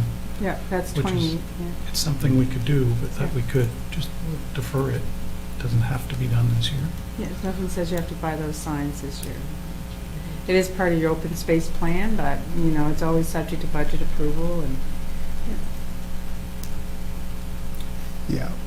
It's just finding that 106 that we don't have to do it tonight, but we have to funnel ourselves to some direction to staff at some point to say, to get to balance, these are the items we're prepared as a council to defer or cut. So, again, we don't have to come up with the answers tonight, but we have to come up with the answers before we make a final decision. Just in comparison to other years' budgets, have we, had to transfer from the reserve to balance our budget? my understanding is that's been done in the past, that the difficulty with it is when you fund your baseline from operating, you're just kicking the ball down the road, right? Yeah. Oh. And that's the danger in that. So what we've done is the operating reserve has been used for those one-time things. Okay. Right, so that they're not part of your baseline. Then it's kind of. Because unexpected expenses come up during the year. Otherwise, it becomes a very slippery slope, right? Right, Well, so. at some point, you're not going to be using your operating reserve So to fund that, if we can balance without it at budget time is ideal. Yeah. Yeah. Other thoughts, other suggestions? Looks like if we wiped out King Street parking, we'd save 30,000. Like, I know we have yeah, traffic I know what study you mean, underway, yeah, but, yeah. In terms of the enforcement of it, yeah. Wipe it right out. Yeah.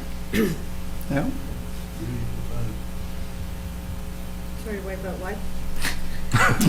The enforcement of on-street parking. Just want you to say it again. Okay. Oh, I woke up. I'm good.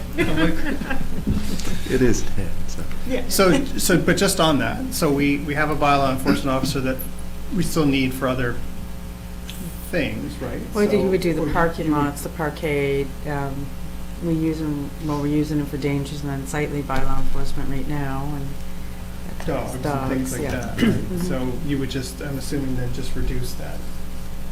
Yeah, or he might spend more time in the parking lots. Yeah, like I'm just wondering, does it truly reduce the cost? We could ask that the labor be reduced accordingly, Yeah.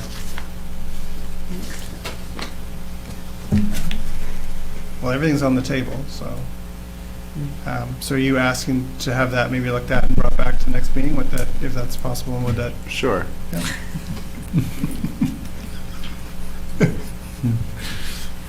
Okay? I think we've been conservative too in some of our revenue numbers. For I know you don't want to bank on that, but a D-transfer yeah, rate? like little, yeah. Yeah, I think as Kim said, if you bank on it, you don't get it. Yeah. And this month it's slowed down, right? Yeah. Clearly, yeah. Yeah. Okay. Yeah, we definitely have seen significant drops, but, it's still higher than it was 3 years ago or 4 years ago. But I guess the question is it assessment growth or Yeah, fair enough. activity that's driving it? And we have to dig into the actual number of transactions to know that. Yeah. We Yeah, don't so we- currently track that in detail. No, and you could budget higher, but then you'd probably be looking at, if you weren't tracking in the direction that you needed to mid-year, you'd be looking at budget adjustments or sure, funding sure, from sure, reserve. Sure. One or the other to make that up, right? Yeah. But it's no different than the capital budget, right? You look at the capital budget and go, there are years where the grant column is 0. Yeah. And, we all know that there's going to be grants coming, but we don't know with 100% certainty how much or what they're going to look like. And so it's better to err on the side of caution. Because I think you're right. I think, D-transfer's probably, again, under budgeting, but you don't want to bank on too much. And we've watched other municipalities do that, right? They make these projected assumptions that Yeah. it doesn't materialize. I know one municipality that banked on the gas tax being doubled forever and ever and ever. And when it wasn't, all of a sudden there was quite a shortfall. So, yeah. What concerns me is the deed transfer tax is going up. And we know we're going to get grants. So it's really not a true statement, because when you go back and check, and I went back 4 or 5 years, it's always been 2 and 3%. The money that we got for projects. And yet when we look at our debt service number, there's none of that number money in there. So it's kind of like a red herring, because we're not going to do a lot of that if we don't get some grant money, because we can't afford to do it. But yet we're not showing any. And I think we should. Part of the complication is that the federal government announced They front-ended all their grants. So there's So no- prior to the last election, they made an announcement of, here's all this infrastructure money. But the true piece of it was, here's all the infrastructure money for the next 5 years today. So it wasn't new money, it was all the money. So I'm anticipating that's why these columns are blank.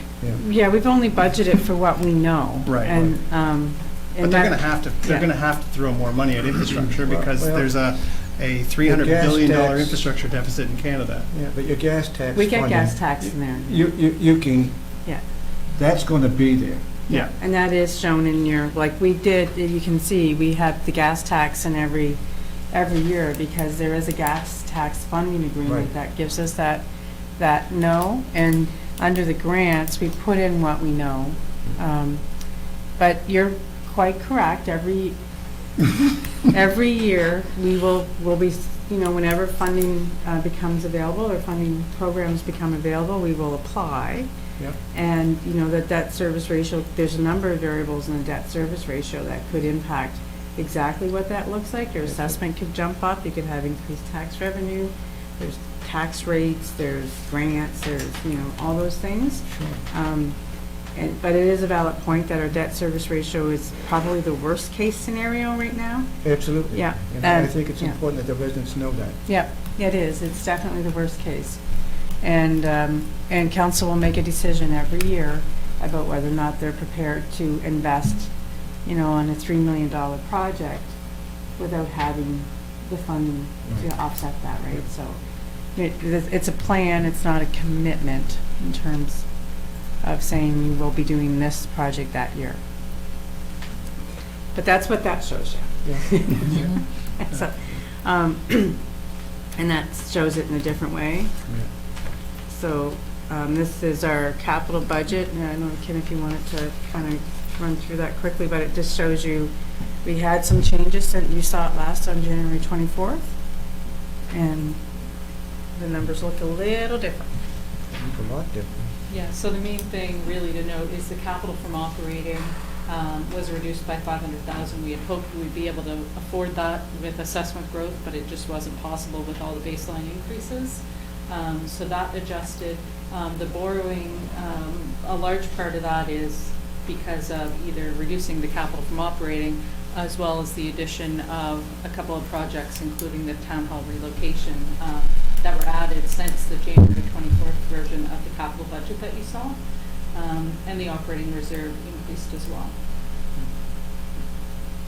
And so these are the actual items that changed. They should be highlighted in the capital budget portion of your budget. So you'll see the BMA annex is there. It's highlighted in green. The Empire Street upgrade, the design work, it's contingent. The work is contingent on receiving a grant, but had to be included in the budget to apply for the grant. So if the 75% grant funding doesn't happen, then that project wouldn't happen. So it's only the difference of about $54,000 that the town is funding in this budget. The Pearl Street sewer upgrade is required and just identified recently, so $160,000 was added to the capital budget for that, as well as the town hall relocation. The pump station 11 revised was just a difference between the carry forward and the current year. The total project stayed the same. It's just the amount that was allocated to the 22-23 budget changed. So those are kind of the highlights of what's happened, I guess, since January 24th when we last reviewed the capital budget together. And that's just the change in how we funded things.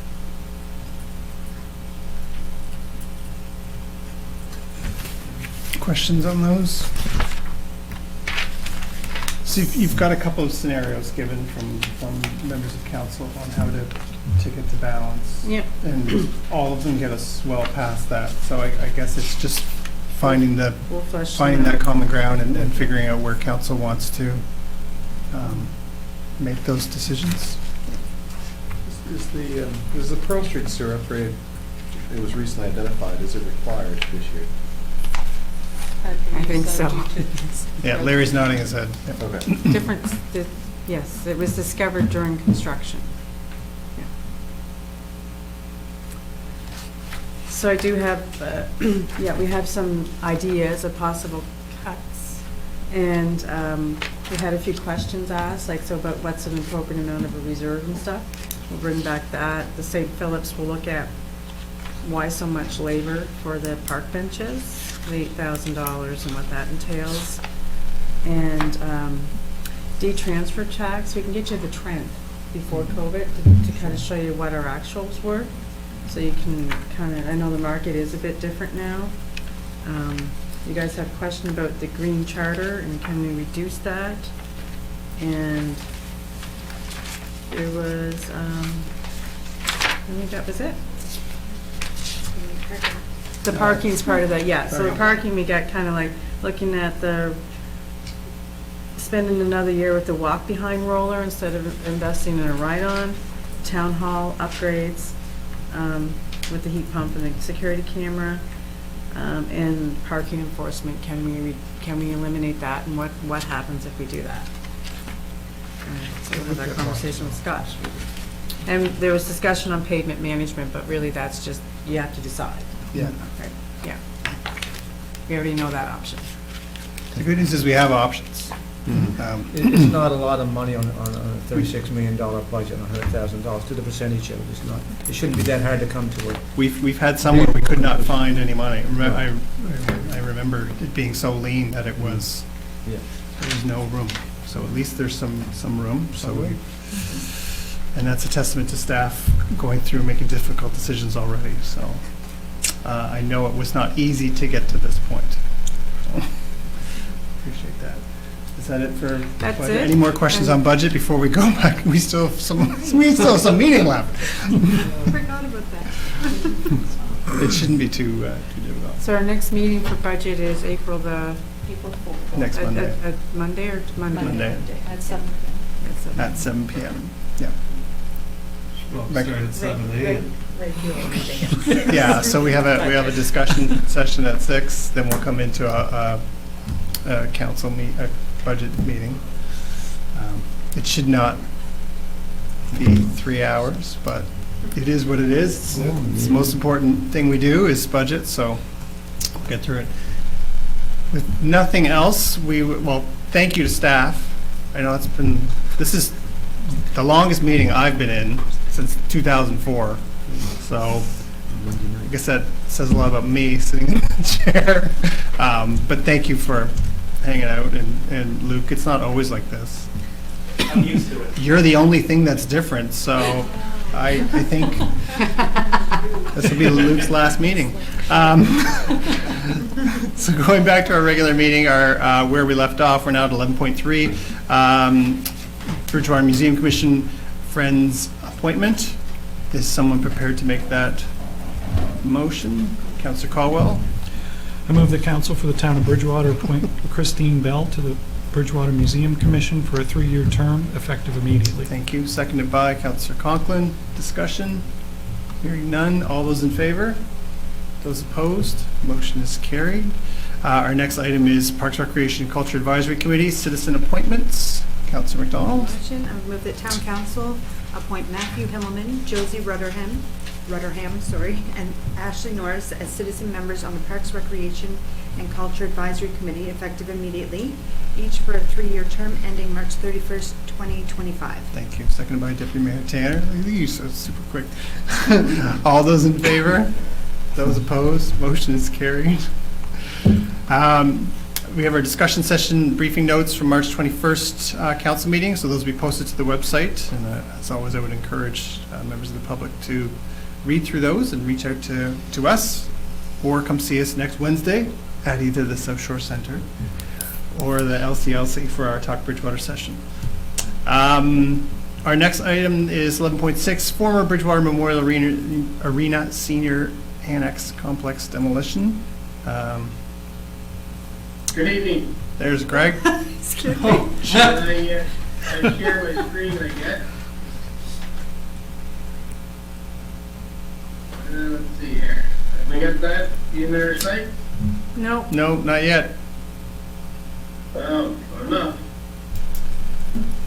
You can just follow along. Yeah, we have the documents, Greg, so it's okay. We can follow along with ours. Oh, I'm sorry. I just had to fix the window. Senior moment. Should have it now, I think. Yeah, you just have to full screen it. There you go. So, basically, I guess, just to walk through this quickly, about a month and a half ago, we had an inspection done on the annex by the facility supervisor, and he prepared a report of his findings, which is attached to this report as Appendix A. But essentially, there was a range of concerns identified with the annex. As you know, or as you've read, concern around some sidings, rot, variety of problems, issues with the roof, and essentially based on that, we at the same time we started to have some conversations with the farmers market as in light of the potential impact on their intended use of the space. And that was completed, and that's on the agenda to be addressed momentarily. But given the cost to restore and repair the annex, it was recommended by staff, engineering staff, that it made more sense to demolish and remove the facility in terms of its current conditions. So engineering basically is budgeted, estimated about $30,000 to complete that work using internal labor for the majority of the work. There was some question in terms of what element of that budget related, if at all, to market. And essentially, the only real aspect of the work that relates to their presence there would be the fact that we're going to put a door back in the eastern wall, and engineering also proposed to put new double doors on the east wall rather, in their current condition. They're in rough shape as well. So just very quickly, the scope of work was essentially to demolish the entire annex section and gravel the exposed area once it's been removed, or frame in the opening on the side of the building that'll be created by the demolition, and apply steel siding to the exposed west wall, but also to do some rough openings for a new door there, and then add a single door on the west wall and an interior door between the kitchen and the extra room in the main arena building. And then modify the roof overhang and complete some modifications to the sprinkler system and the electrical system. So, in terms of implications, as noted, there's a $30,000 estimate to do the work. Legal issues, essentially, there'll be an increasing liability issue for the town if the issue is left unaddressed.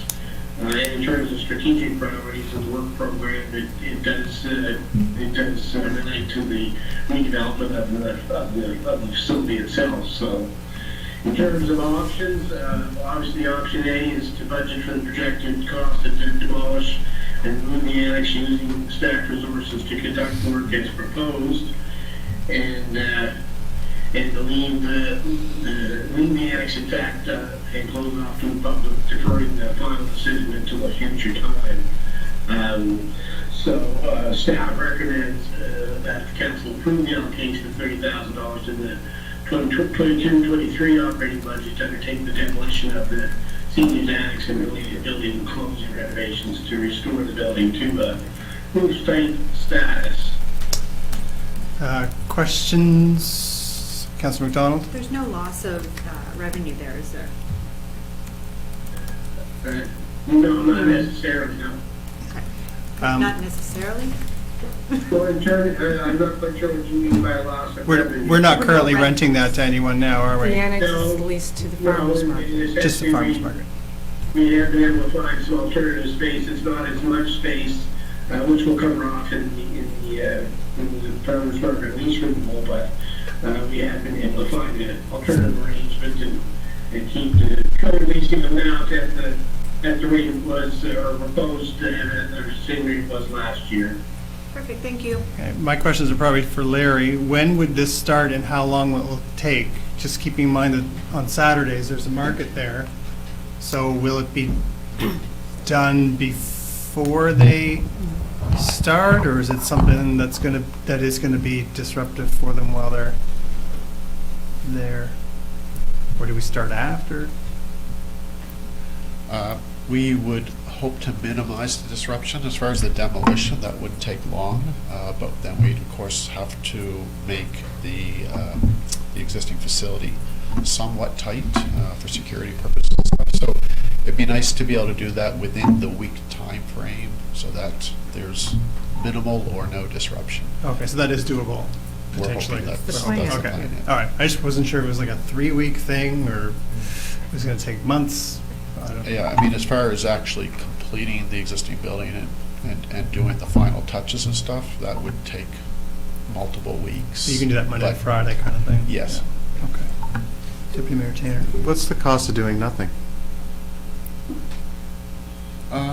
What's the cost of doing nothing? We'd have to make sure that the area would be safe such that there's not a threat to the public. And if the area is being used, it could include potentially some construction fencing or barricades or whatever. So we'd want to make sure that people's not around the area if it continues to settle and pull away from the building like it is now, because it could collapse. We wouldn't allow access inside the annex, essentially, yeah. No, it's secured now. Would like to gain access inside. The doors have some added barriers across them and stuff. Okay. So they use the inside, the farmer's market uses the inside, they like to use the kitchen. Oh, okay. And there's washroom facilities inside that they like to use. So we did have that conversation with them about, like just staying outside. But I think, Greg, that's part of the 30,000, I believe. There's about 5,000 of that to look at some changes on the interior Yeah. that would allow them to have washroom access, and I believe to access the kitchen from another entryway. Once it's complete, they'd have access from the main area into the spare room and the kitchen and those washrooms. So they'll be without access to the washrooms while the work is being done, but they'd have access afterwards. Councillor McDonald. The access to the kitchen, does that have anything to do with their ability to provide food service? No. Or is it convenience? Okay. Yeah, it's like No. cleaning stuff, yeah. Other questions? What's the will of council? Someone prepared to make a motion? So it is in your capital budget as well, right? The 30,000? Yeah. Yeah, so, but from operating, right? It's in capital from operating, because this is, It's in the It's in the capital budget. How are we funding it? so this Operating is, reserve. Operating reserve. yeah, so, Deputy Mayor? So is this pre-approval? Is that what we're doing? I believe that farmer's market lease would be contingent upon this work being done. Is that correct, Greg? I think so, yes. It would be, we'd have to revisit the whole issue if we weren't going to do anything. We'd essentially have to close the space off and not have it used. And we'd have to probably go back to the drawing board a bit with them because we wouldn't have access to washrooms on a longer term basis, so. So you can, I guess your options are that if they can pre-approve tonight the 30,000, and then that would kind of give you a clear direction on the farmer's market lease and the options there. They can defer a decision, which means that we're probably going to defer a decision on the lease until we approve the capital budget. Or you could decide you're not prepared to spend $30,000 to facilitate that lease. Or find another solution on site. Just like making this decision tonight, I'm wondering why we're making the decision tonight, not with the approval of the budget, but it's to kind of line things up to get everyone, farmers market organized, I guess. Farmers market opens, May 21st, a long weekend, or thereabouts is the Yes. first? Yeah. Yes, we basically had things pretty well squared away to come to you on that issue until the inspection was done, and that sort of changed the water on the beans. So if there was a delay in the decision by a couple weeks till the April 11th meeting, would that cause you difficulty, Greg? No, we'll do what we have to do. But if we pre-approve tonight, does that allow your gang to get in there and get it done faster? It could, yes. Yeah, that's why I thought we were doing it tonight, to maybe get even ahead of the I'm prepared market. to do it tonight. If that's possible. I mean, it's still not a lot of time, but it buys us a few weeks. Get the site clean. Yeah. If you want a motion? If you're prepared to make I'll one. make the motion so we can get on with this. I would move that council of the town of Bridgewater approve the allocation of $30,000 in the 2022-2023 operating budget to undertake the demolition of the former BMA senior annex and related building closure in renovations to restore the building to a roof-tight status. Seconded by Deputy Mayor Tanner. But I guess a question, are we just allocating this in the budget, or are we pre-approving and? If you pre-approve it, then we're going, yeah. Yeah, so. Can we Yep. you can structure it as a pre-approve it. pre-approval? Yeah, so are you prepared to just, instead of approve the allocation, change that to pre-approve $30,000? Yeah. Allocation of $30,000. Mover and the seconder's fine with that? Further questions? All those in favor? Those opposed? Motion is carried. Larry's like, great, we have work to do. Our second last item is the lease renewal of the 22 season for the Bridgewater Farmers Market. I'll take the screen again from you if I could. Sure. And I think that should be up now. Yep. So,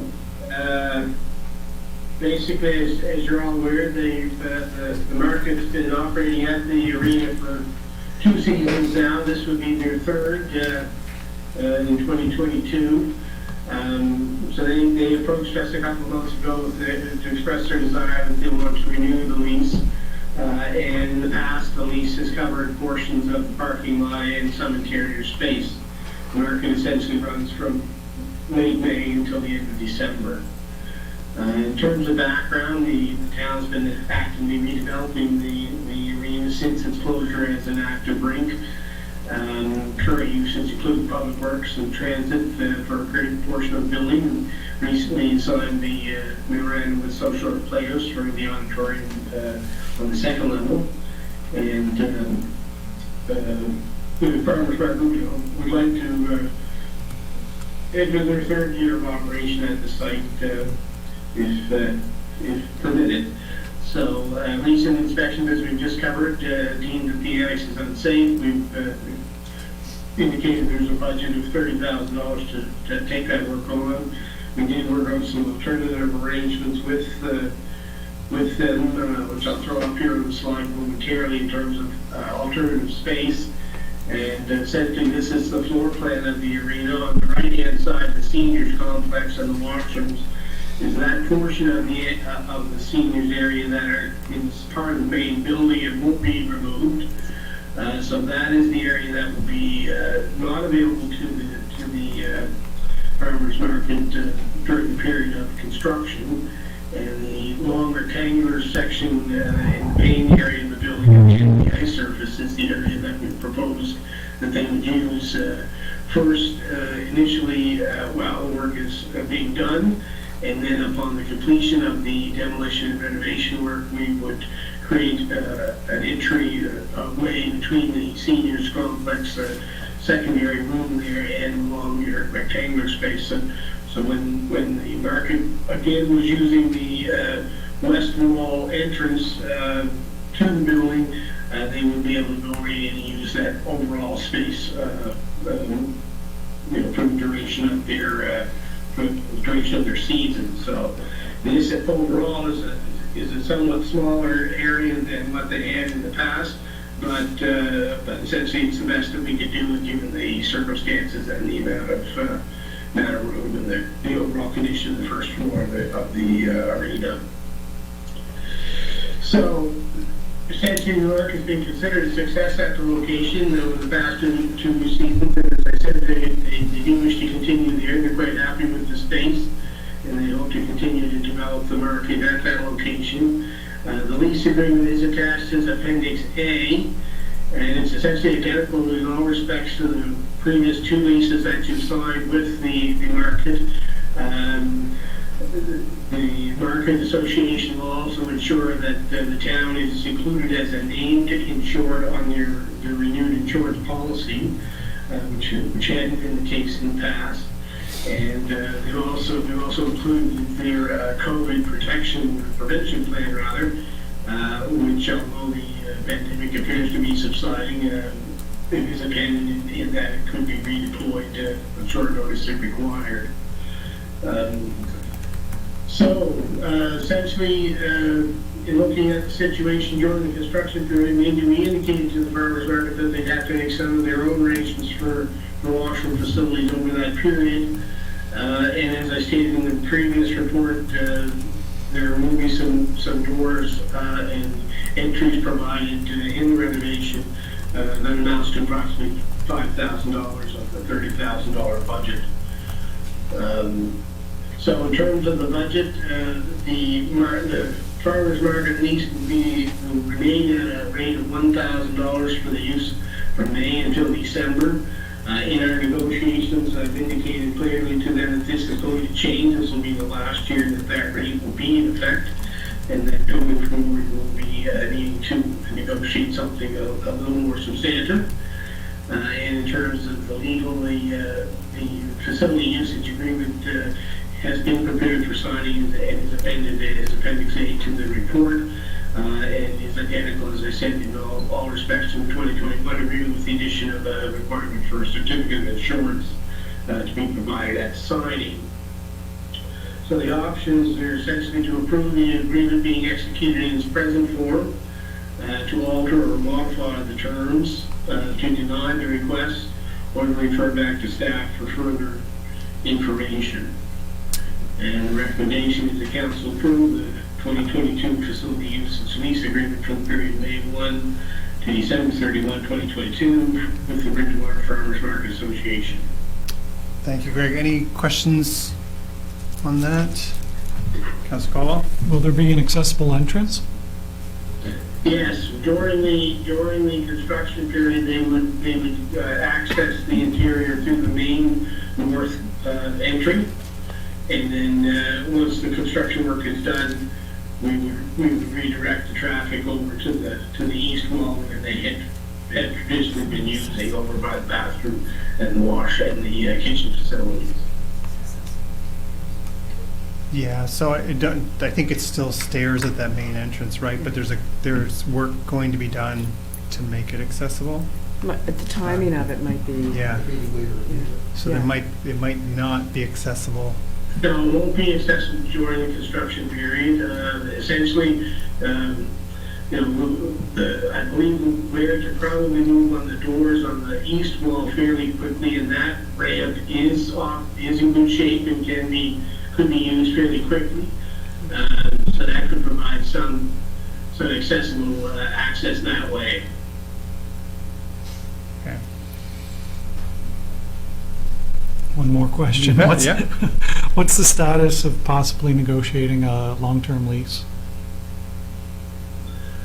Oh, I think it's probably pretty good. I think part of the thought process for me anyway is to see if they can grow into and fully utilize the space that we're talking about. Theoretically, the space could handle, I think, about 30 tables. And up until now, they've been using having a 1 weekend out of every 4 being for including crafters. So there's some opportunity there. I think we have to basically get through this period and then begin to negotiate some longer term arrangements. The rate is fairly low at the moment, extremely low in my opinion. But we've got lots of evidence we can refer to in terms of participation in farmers markets elsewhere, the type of revenue that's generated in terms of vendors' fees and those sorts of things, and we can continue the dialogue with them to come up with something that's more in line with the type of MOU that you signed with the social players, for example. Other questions? Councilor Thorburn? Oh, Yeah, that $1,000 looks good, but it's only $125 a month, so it's not a big deal. But do we pay for their power, and is there any cost for us for the insurance? They provide their own insurance. That's what I thought Yeah, of it. and the lease was originally intended to cover the additional power costs for their 1 day a week that they use it. Yeah, because it's And not... I believe they only use one outlet for one vendor as well. I don't think there's a wide usage of electricity by the other vendors, but. Well, if they're going to use the kitchen and they're going in and out of there, it's going to be lights and power. It's mainly on the Saturday. They might go in. I don't think they go in the day before, but that they were using it a little differently during COVID, where they were pre-packaging Right. things and stuff. Yeah, So now it's not very not as intense now. Yeah, it just wanted to make it clear it's not a big money I know. for the town. Patrick. Just to expand a little bit on the answer to Councillor Colwell's question, the market reached out to staff, I want to say about a month and a half ago, prior to their annual general meeting, to ask if council, over the long term, was still at least considering subsequent phase renovation on the main floor area as well. So they were informed that that is still theoretically part of the long-range plan for the redevelopment of that building, and they seemed grateful to have that response indicating that they are interested in being there for a longer term, possibly through subsequent phase renovations. Okay, that's good. Someone prepared to make a motion? Councilor Conklin. Thank you. I move that council for the town of Bridgewater approve the execution of the 2022 facility usage lease agreement for the period May 1st to December 31st, 2022, with the Bridgewater Farmers Market Association as presented in Appendix A of document 21-043B. Thank you. Seconded by Councillor Thorburn. You can tell it's getting late. It is getting All late. of the words are blurring. Any further discussion? Question. All those in favor? Those opposed? Motion is carried. We are finally down to our last item. So the NSFM Spring Conference is coming up May 4 to 6th. It's in the region of Queens at White Point. The Spring Conference is not the AGM, that's the fall conference, but there's still some value in going and attending and networking, and they're limiting it to 170 delegates this year. So Deputy Mayor Tanner's going in his capacity as Vice Chair of the town's caucus, as well as representing the town of Bridgewater. I'll be attending. I don't know, is anyone else interested in attending? If you are, registration opens on the 1st of April, so because they're limited, we'd want to get everyone